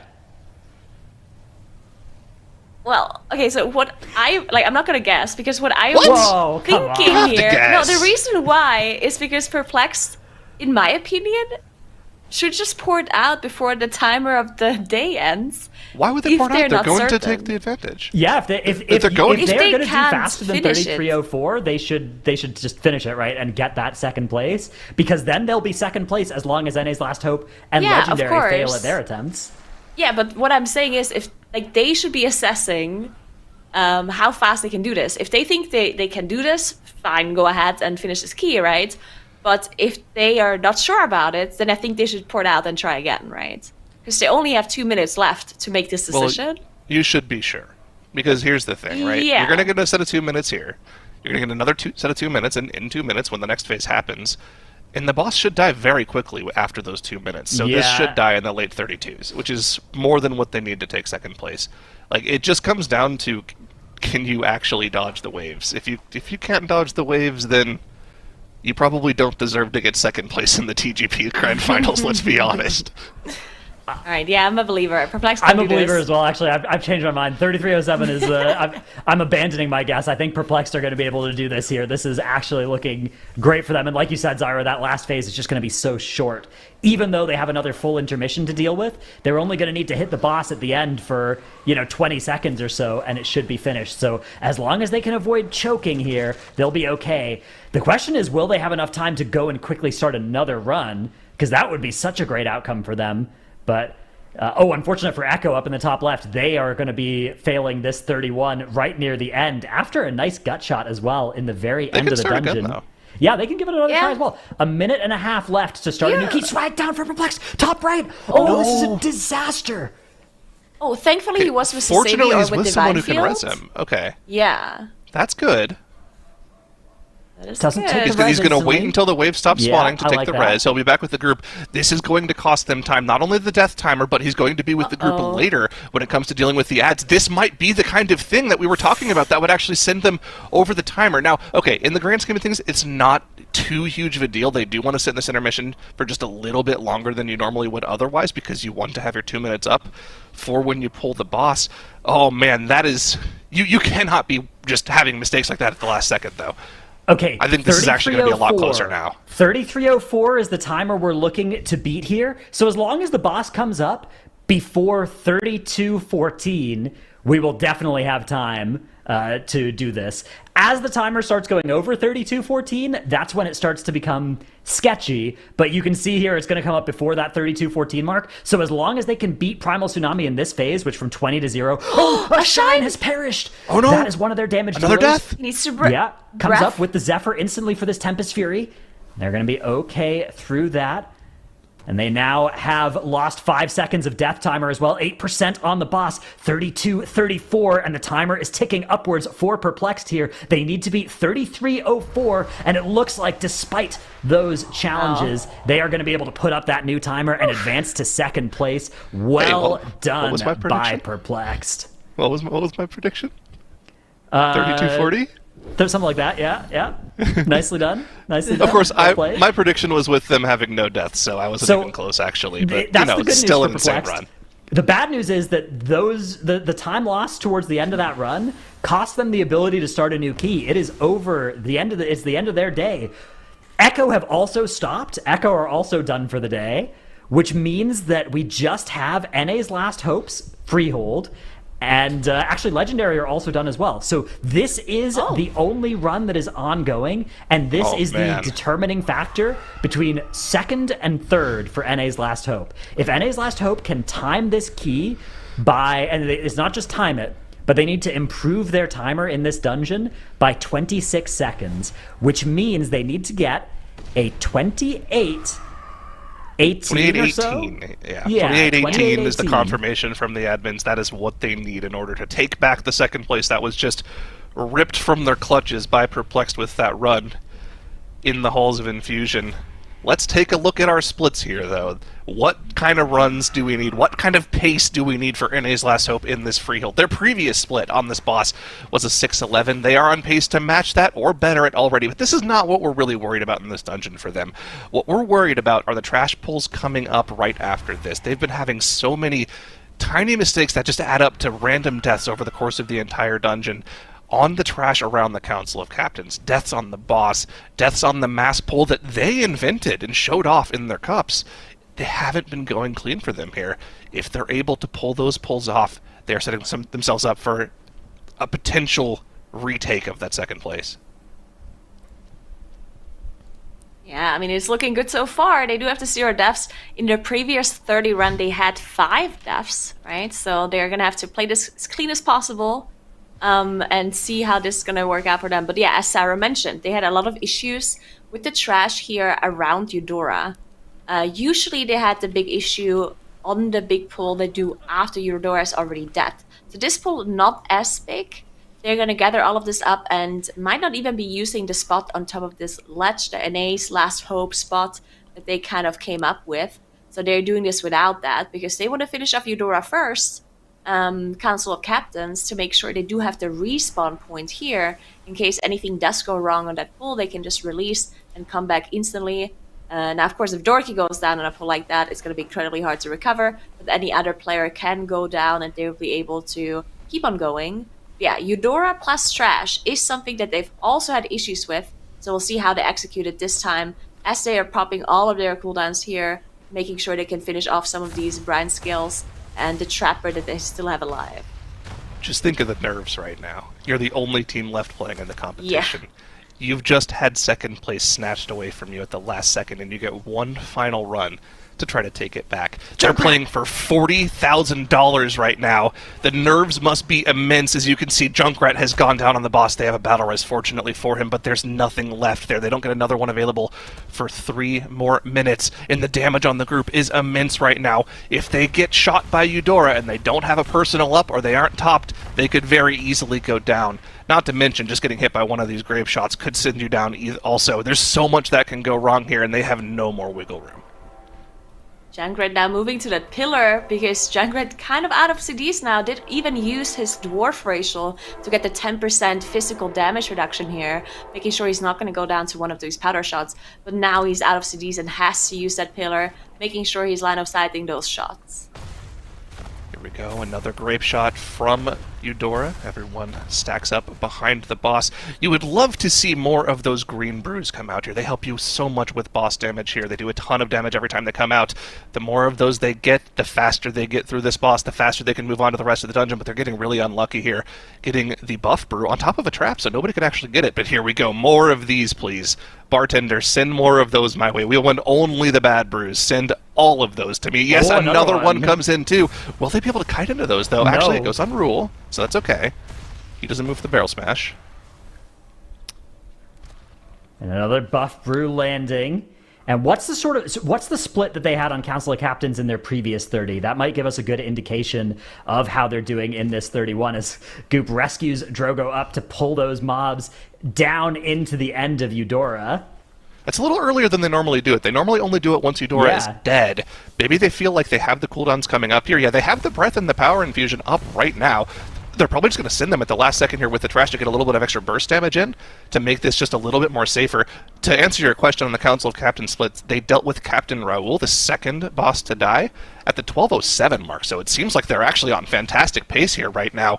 They have to only get this down in the next 2 minutes. Now, of course, they're not going to try to kill the boss as quickly as possible, right? They want to pull trash on top of it and use those bad brews plus the buff brews to help them deal with the trash a little bit more safely. But, yeah, so far, great pace here. Eudora also almost down below 10%, and once she's dead, they can move on to pull that trash you can see in the back right corner there and really start getting some AoE going.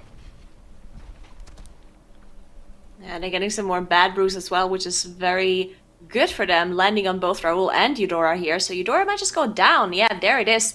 Eudora getting finished off by that barrel as Smacked is on his way to pull some more trash into the boss, making sure they can use those brews to their advantage.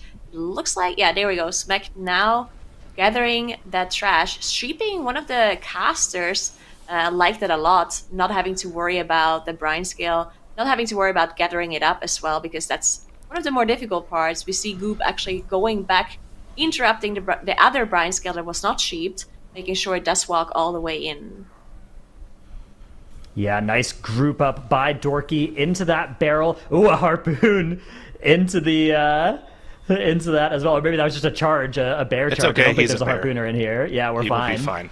More bad brews, please. None of these buff brews. We don't like these. More bad brews. Come on, bartender, help us out a little bit. One green swirly on these would help finish them off. It would actually almost kill these off on its own.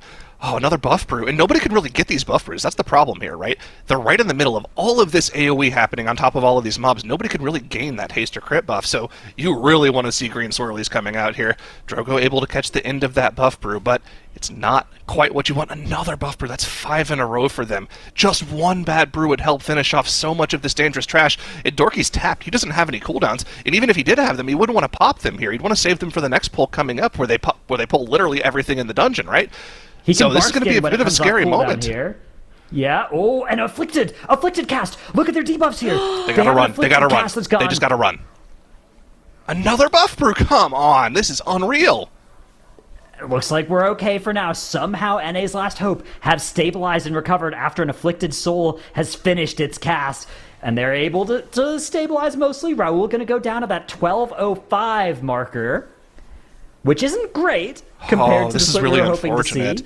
Although they did pull extra trash compared to that time, right? They're a little bit ahead maybe of their pacing, so maybe we're still okay here, but this is going to come right down to the wire again. They need to find 26 seconds compared to their previous run.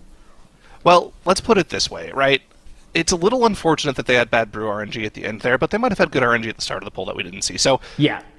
The marks that we want to hit here for them being on time, as Titles has provided for us, and something that Echo also did in their previous runs, we would like to see this pull that they're gearing up for right now to be done by around the 15-minute mark, and that's still within the possibility.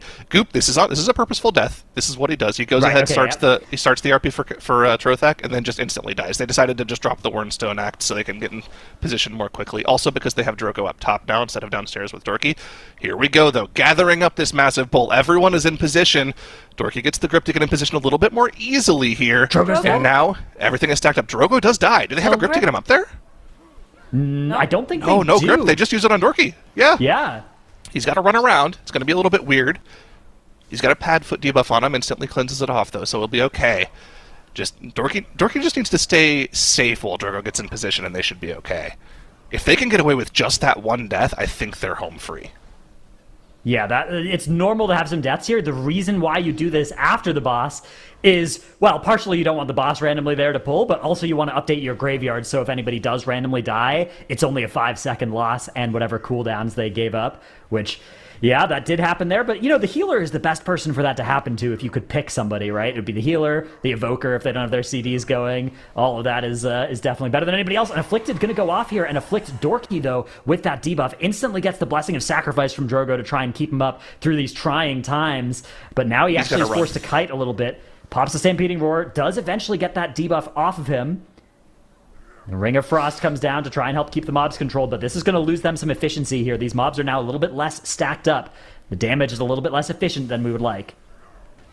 Yeah, the problem with Afflicted here, not only do you want your Dispels for the Petfoot Disease debuff, so you'd rather not use your Dispels on the Afflicted, but the other problem is that some of these Afflicted are actually spawning line of sight to the group that is standing up top, and that's exactly why this one Afflicted went off. It was only Dorky being able to dispel it, and did not manage to do that, and therefore it did go off. Thankfully did not affect the rest of the group, though, and it's looking like it's about to go down, so they did execute this pull well.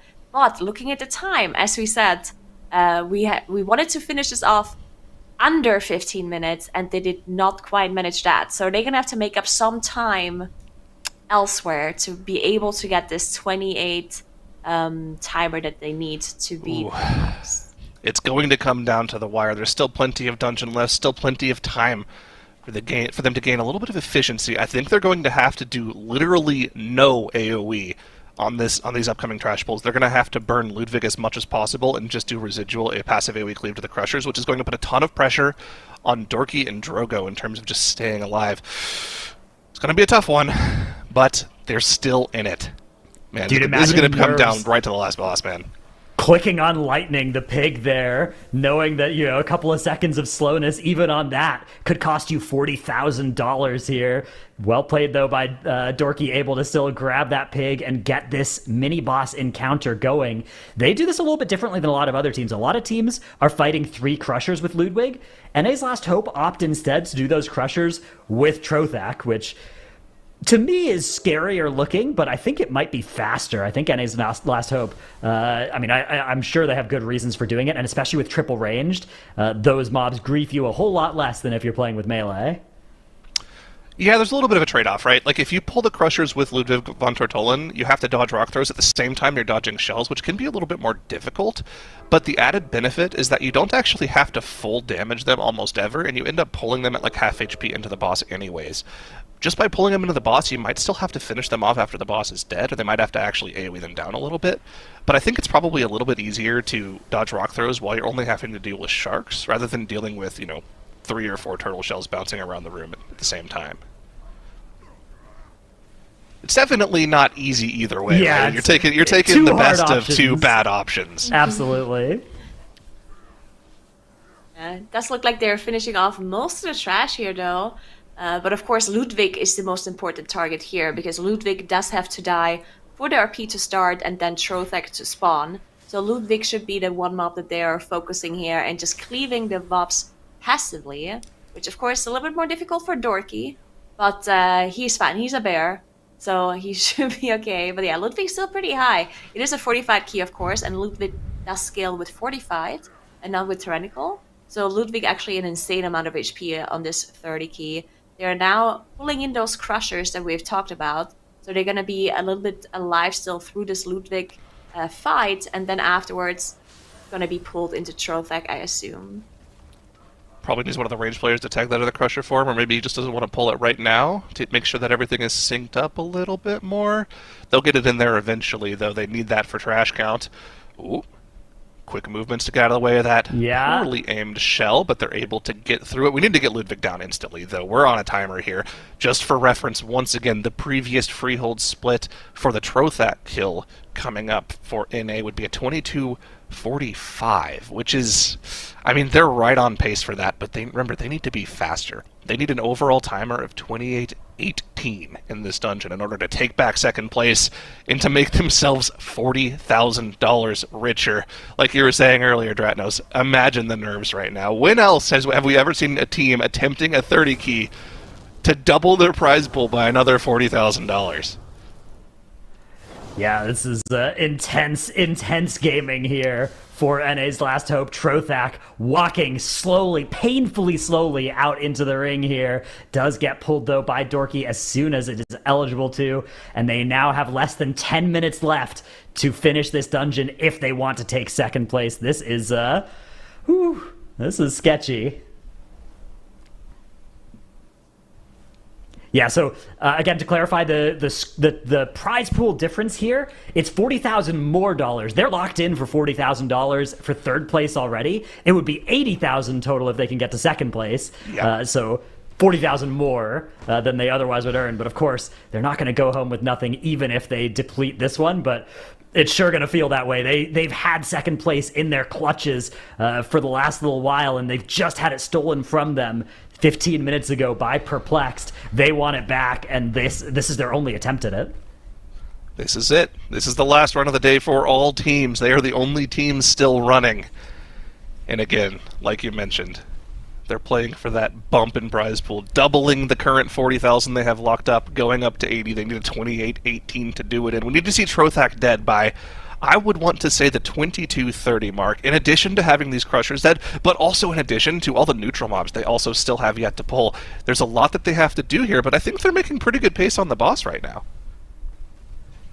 Yeah, it is looking really good. They do have some of their cooldowns coming back up in around 40 seconds, as they probably have to wait for the PI before they send their breath. But then that's going to be the last set of cooldowns, I believe, that they have to use on Trothak here. Now, as you said, they still have to pull those neutral mobs, which is going to happen after those Crushers are dead. But yeah, one of the Crushers is still a little bit high, but it's for sure going to go down before Trothak, and the neutrals are going to follow pretty quickly after. So it should be okay. But yeah, one of these Crushers still a little bit high on HP and might have to focus it a little bit more or get some more cleave in here. As some of the afflicted mobs, unfortunately, spawning in pretty bad spots there, all the way up the ledge. I have to dispel those too. 40% on the boss. Now, Zyra, what was their previous Trothak split again that we're looking to compare this run to? 2245. That was in their 2245 run previously. So as long as they can get like a 2230-ish, then we're maybe feeling okay here. I need a 2215. We need a 2215. They need to shave 30 seconds off their previous run. Their previous run was a 2845. At the end of the run. Yeah, they can be better at the end as well, right? Yeah, there's time. There's still time. There's still copium. There's still hope. You'd like to see it here, though. Let's be honest. Of course, you'd like to, but you can't always have what you like. It's tough if you're. Did they a fan have any of deaths NA at the end of the esports. dungeon in their previous run? I don't think so, right? I think their deaths remember. came from the trash earlier. They did have looking at 5 timer. deaths in the 30, so but they're on 3 Yeah. deaths in this attempt. So yeah, it's I don't know how much time there is to gain at the end of this dungeon for them based on that run though. That is the question that is going to mean, do they need a 2215 here or can they be happy enough with a 2230? It looks like it's going to be closer to that 22. Yeah, I mean they're on pace. It's right on pace here. Oh man. All of their deaths were before the Ring of Booty last time, so they really did need this right around this timer. Dorky wastes no time going into cap form and just zooming through here. They know just how close their timer is going to be. All right. Well, as NA's Last Hope try to close this one out and grab second place, we have 2 special guests to join you on the cast for the end of the dungeon. We've got Mirez and Gingy from our winning team, Echo, of course. Hey, how's it going? How do you think this one's going? Think they can do it? Mirez, we'll ask you first. As long as he can hear. Oh, there we go. Test. Oh, there we go. There we go. All right. Well, hey, welcome to the end of NA's Last Hope's run here. Obviously, Echo's locked up first place, but we thought we'd bring the 2 of you in to join in on the commentary to see if NA's Last Hope can grab second here. Okay, so for everybody's information, Harlan Sweet was pulled at 24 flat last time, 24 minutes flat in their previous run. This time around, they're looking to save 27 seconds, so they would need to be pulling Harlan at 23:30, which it looks like they're just a little bit slow here, but not that slow. I mean, it's going to be really, really close. Mirez, Gingy, do you guys think this is yes or no, NA's Last Hope second or third? Can you hear us? I can hear you. Yeah, we can hear you. We can hear you. Okay, I mean, what time do they need to get the second spot? 28:18 is the time they need overall here. I mean, then they can do it. I think they can do it. So. Yeah, I mean, they need to really... they need to show that the Americans can do some damage, that's for sure. Need to pop it off. True. They're lusting the trash here, right? You guys were you were saving your lust, right? For boss damage, yeah. It's also because the boss fight gets a lot scarier towards the end because of the overlaps. The boss speeds up his timers from 60 and then again 30%. So that's why we saved it for the last burn to just completely skip what we think is the hardest part of the fight, which is the last 30%. Plus you get a damage increase.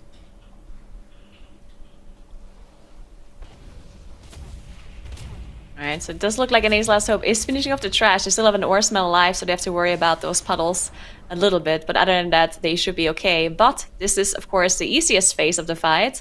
After 60%, we're going to see those daggers coming out on top of the cannon barrage on everybody. So that's going to be a little bit dangerous for them. And as we talked about, they did use the Bloodlust early on. And again, 28 minutes 18 we said, right? Is what they have to beat. Mm-hmm. So 3 minutes left. There's 2 Breath of Eons as well before they lose that timer. So I am going to go with a yes. I think NA's Last Hope have this. I think that as long as they can stay clean and avoid some deaths here at the end, and as long as they optimize their damage well, which is not an easy thing to do, right? Especially you don't have Lust for the hard part of this fight. This fight really hurts at the end, but I think it's doable. I think they're okay. We'll see how they're able to deal with the damage overlaps coming out here soon. Very soon we'll get that Cannon Barrage plus Whirling Dagger overlap. They have plenty of tools available to live through them. They've got this next set of 2 minutes coming out as the health bars drop incredibly low from that dagger, but Drogo able to just barely keep them up and not even doing any overhealing too, still focusing heavily on the damage, so love to see it. They need that here to have a chance of taking back that second place slot. 2 minutes coming up in just a second here. This will be the Breath PI Combust combo. Everything will line up perfectly for them as well, and they'll even just barely get a little bit of that last PI Combust combo too. Yeah, okay. We just have a little bit, Breath like half right of it. now, or else we're not going to get another one in this fight. I guess that's maybe okay. Yeah, okay. We're down to just being one Breath gamers. That's it's okay. Yeah, maybe one good Breath is better than two bad ones. Yeah, or maybe there was just no time to cast it because the boss obviously is forcing you to move at different times. Don't want to breath into an explosion. They also have very limited space here where they're playing, right? Because they obviously did skip the pack with Invis or Shadow Meld, so now they have to play in this tiny corner here where they pull the trash on the side, and they also have to deal with these Grenadiers that they have to CC.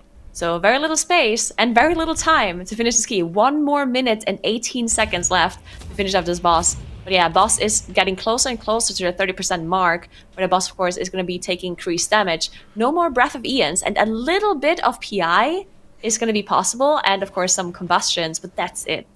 They're not even going to get to that. This boss is taking double damage here. They'll have to live one overlap, potentially just the second, since they don't really have any cooldowns up. There's going to be an SKB coming out from Smack, so a little bit of extra damage into the double damage window. The boss is essentially at 10% right now with the double damage. He's taking first overlap coming in here. Drogo able to deal with it. That's the Aura Mastery committed for the rest of the team. They don't have any more cooldowns left. Just have to get through the last 15% of the boss, and they have plenty of time to do it. The timer to beat for them to take second place back is 28:18, and Harlan Sweet now sub 10%. All they have to do is live this final combo of abilities, and they'll be home free. One last dodge of the Sabers. Can they get it done? The damage has run out for them. They've got nothing up. I think it's going to be time for the daggers. Oh, yep. They got the dagger debuffs off. Oh, wow. There it is. 28 at the last moment. GG's. Oh, my goodness. What a finish. They did it. NA's last hope sneaks into second place, just barely with a closer finish on that freehold. Wow. And they say NA can't hold their own in esports. Come on. Okay, maybe we can't win, but we can do really well in second place. A nice top 2 finish for NA's last hope. That's what we like to see. Yeah. But of course, so it is Echo first place. Wow. That's right. Once again, Echo takes the crown, to the surprise of very few, I think, in the World of Warcraft community. NA's last hope grabs second and Perplexed. Just barely knocked out a second to take that still quite respectable third place. And then, of course, Legendary, not on our screen, but deserves a massive shout out as well for fourth, and making it all the way to the final day of the global finals. That was a crazy finish. But we've got 2 members of Echo just kind of hanging out with us right now. Gingy Mirez, how was it coming into this final day? I'm going to go to you first, Mirez, as we kind of chat a little bit about this one. Was there any specific plan? Did you kind of plan on the Freehold 31 the whole time, or was that sort of a decision midday? Oh, no, we actually did plan on the 31 Freehold because how the tiebreakers are set up, right? Technically, a team could have done the same keys as us and not the Horse of Infusion, but do the 31 Freehold. And if we wouldn't have done it, they would have won, right? So we were kind of thinking about maybe if we wouldn't have been able to do the Horse of Infusion to drop that idea and just go the Freehold, because we knew it was possible. It was kind of like a progress key in a way, I guess. But in the end, I mean, we just did all of them, let's say. So we didn't have to think about it too much, but it was a big discussion before going into the day, what exactly and what keys we will do, basically. Makes sense. All right. Anyone else? Go ahead. Okay, you guys spent the end of the day in that Brackenhide 31. Was that one something that was planned or something that you had in the possible column, or was that just we're out of keys we know about, this is the next best option? I think like Robin didn't believe, but everyone else kind of believed a little bit. Mike maybe believed a lot. And in the run that we actually had, I think it would have been very, very tight, like maybe like 20-30 seconds overtime probably if we wouldn't have wiped there. But in a very clean run, we could have done it probably. If we would have had like 1 or 2 more hours, we probably timed the Brackenhide as well. So I got a question for you guys, which I'm sure you're kind of expecting. Can you talk about how you figured out the Dragonflight tech? Because that's kind of been one of the stories this weekend. It's an interesting idea that not a lot of people would even think to try, specifically talking about the last boss.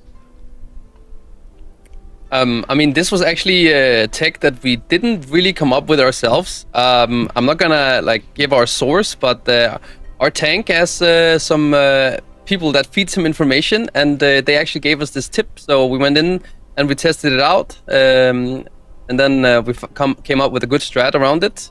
Of course, we got it approved from the admins first, but we just thought, I mean, it's a great way to make that, it's a hard boss on 30 because the totems just scale like crazy for each key level. So the damage requirement, kill them off, is just ridiculous. So eliminating half of the totems, as well as being able to get them every 40 seconds instead, just means that you have more cooldowns for all of them. So it's a really, really cool tech. It's not as easy as just dragging the war scourges on top, but I think we would want to leave the community to try and figure out how it works for themselves. I think that's a lot more fun. Yeah. I mean, we did spend 4.5 hours, 5 hours or something in the middle of the night. We started the project, I think, at midnight, and then at 5:30 or something in the morning we were done figuring out how it exactly works. So I hope other people figured out as well, but it is interesting how it works. I did also want to ask about the 31 freehold that you guys did. I mean, at first when we saw you guys attempting the first boss over and over and over, it almost looked impossible to us, as we saw Salia just get one-shot numerous times from 100 to 0 with cooldowns up. So were you just waiting for the perfect RNG? Was there certain mistakes you made, or did you use your cooldowns differently, different defenses? What was your thought process here? Phase 1 is just RNG. Sometimes you just get shot too much. It's just you just need one good try. I mean, the main issue is a lot of classes have a decent amount of tools to deal with it, let's say, and I get shot 4 or 5 times. I think the priest is probably the best target because I reset my cooldown by getting shot, so I can actually live a decent amount. Even if I don't get shot all the time, it's fine. But I think any one of the team actually can just die if they get shot too many times in a row. So we were kind of just waiting to have a little bit spread out RNG on this boss and not lose someone in the beginning, I guess. Yeah. And in we actually said we just need. Defensives? Oh, sorry. What did you say, Kara? Sorry, I just wanted to ask if in phase 2 for the asteroid shot, right? Usually that does not one-shot you in a lower key, but in a 31, would that also one-shot you? Did you have to use defensives for phase 2 as well if you were targeted? I think we all survived with pre-shields or something like that. I mean, I think Holy Paladin was keeping the Evoker and the Priest alive. I guess Mers did a pre-shield as well, but I was fine as long as I just had a barrier up. That was really free for the second phase. Yeah, I think second phase in general, if it's not tyrannical, is pretty easy. Yeah, a little bit lower base damage. I want to ask quickly before we close up about the 2 dungeons we didn't see today, Nelthslayer and Neltharis. Did you guys have anything prepped for those dungeons? Any hints for any tech that we might have seen if those had been picked today? I mean, I think 30 Neltharion Slayer, if it was a tyrannical, is kind of the cap. I think if it was fortified Neltharion Slayer, it would probably be in a similar position as the Freehold, where you'd be able to squeeze out the 31 theoretically, because it is one of the more lenient dungeons when it comes to the timer.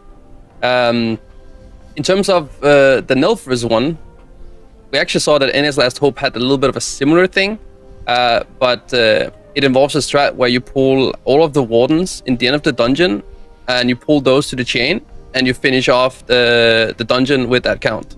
So that was one cool thing, I guess, we had saved up. Okay, one final question for me. I don't know if anyone else has anything after. This is for Genji. So why is Ready Check bound, and why is it so close to Dragon Breath? No. Oh, how you doing this to him? It's actually Blast Wave. One second before Mike answers this question. No. How many Ready Checks did you guys see on broadcast? That's my question, first of all. A few. Yeah, because we had 4 of them, I think. Yeah. And, but now Mike can continue with what it's. We saw 2. We saw 2.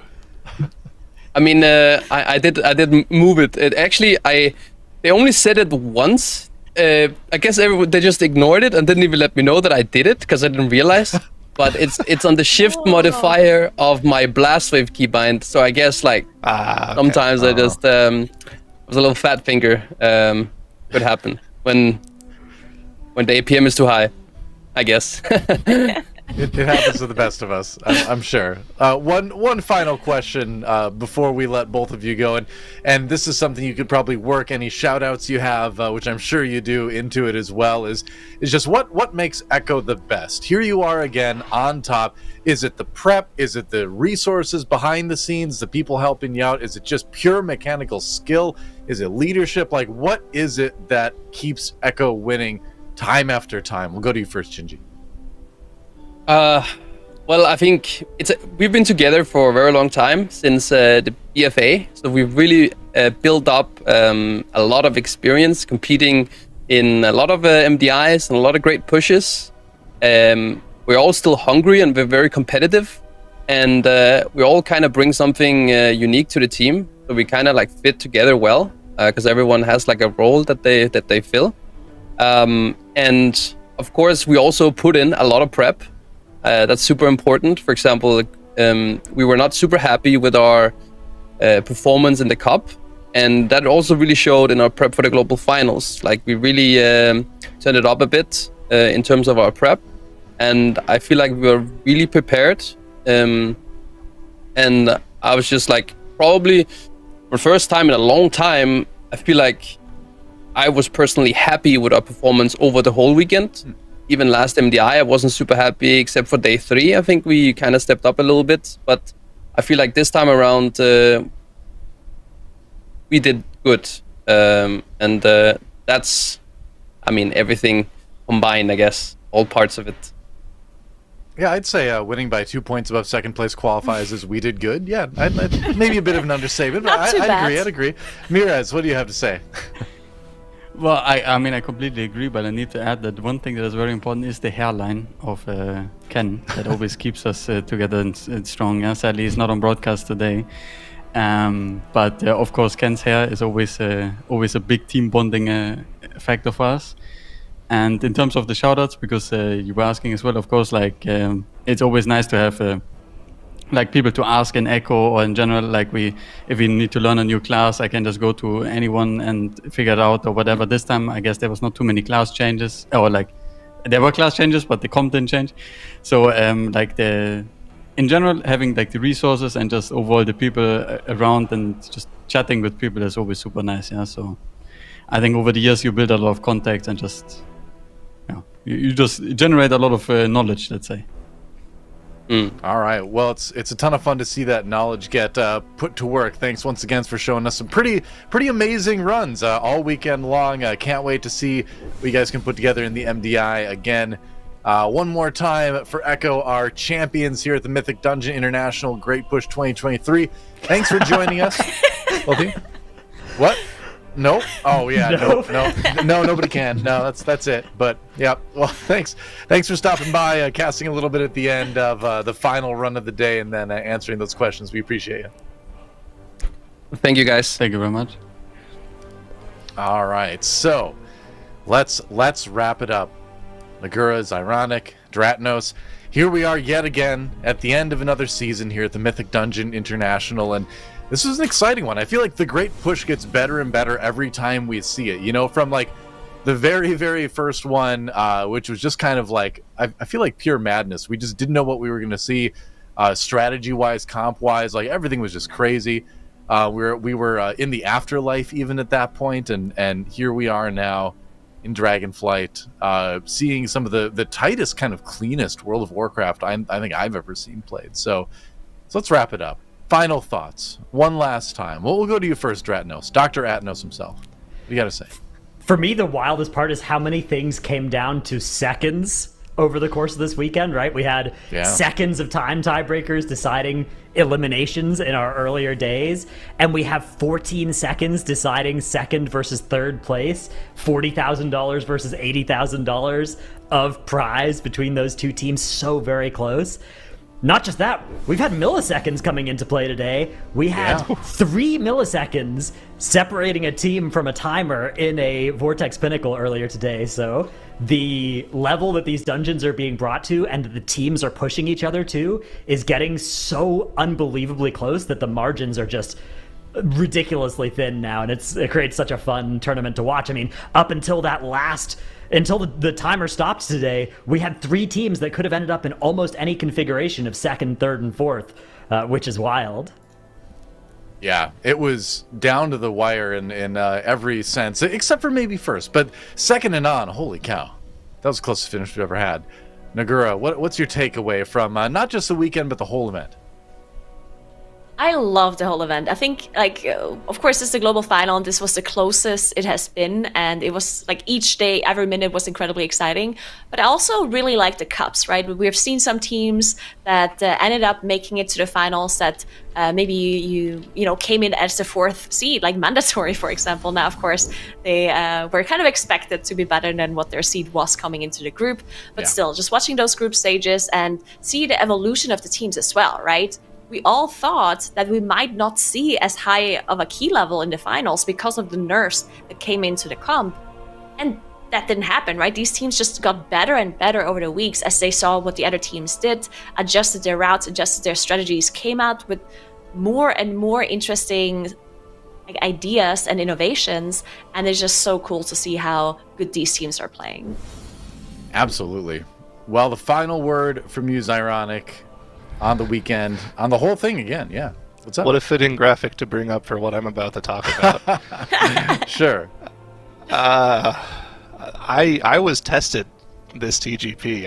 I was finding myself doubting Echo, and I'm sure a lot of other people were as well. And they just threw it in all of our faces, reminding us once again why they are the team that has now won 8 of the last 10 TGP/MDI events, PvE events that Blizzard has put on. Mm-hmm. They are a powerhouse in an event that we have all attested to saying is getting more and more and more competitive with how close all the teams of our Echo have just somehow once again found another way to put themselves heads and shoulders above the rest. Who is gonna come knock this team off the top of the throne, man? There's some insane teams, but the way Echo played this weekend, someone's going to have to step up. I'm so excited to see what happens next season. It's going to be so much fun to watch. Shout out to Tettles and Dratnos for having, I would say, probably the closest prediction results. Tettles nearly right in Perplexed, just barely getting bumped off at the end by NA's Last Hope, but Dratnos, would you say he's the most right of all of us this weekend? And I would say I'm the most right of all of us. The correct teams, but in the wrong order. My finger slipped when I was typing it. I'm going to say Tettles was the most right, just because the difference between Perplexed and NA's Last Hope was much closer than the difference between first place and second place. Yeah, that's fair. So I'm going to give it to Tettles. The way you do this, right, is you get 2 points for getting them exactly correct, and you get 1 point for getting them, to the either side of it. So Tettles technically is the only one with 3 points, right? Dratnos should have 2. So yeah, Tettles won. As much as I hate to say it, a Moonkin won. Well, he's not here to defend himself, Look, so we got to give him we'll just have credit. to agree to disagree on this one, okay? Fair enough. Well, there you go. There's the final results for the weekend. Echo, of course, on top by 2 points, and then NA's Last Hope just barely winning on the tiebreaker to take that second place spot. Legendary in 4th, but still not too shabby, making it all the way to the top 4 of the TGP Global Finals, and that's where we're going to leave it. Thanks again to everybody for watching. It's been a great season again here at MDI, and I'm sure we're not done yet. Still a lot more to look forward to later on. And hey, shout out to the production crew behind the scenes, making everything run, zooming in on little flowers on vines on the wall just when we need them to answer disputed questions. They've been crushing it all season long as usual. Shout out to Tettles and Makes who aren't here at the end. They're not blue. They are definitely blue. That is blue. No. Don't make us have to zoom in again. They're definitely blue. But it's indigo. Shout out to our players for putting on great runs as usual. Oh, goodbye. We're zooming out now. This is us leaving Azeroth until next time. Are they playing us off right now? Watching. Apparently we're going to host Drogo, and a couple of us are going to be over there hanging out as well. So definitely stick around with that. But that's it. Thanks for watching. Be good to each other, everybody out there. Play some WoW, have a great time, and we will see you on the next Mythic Dungeon International.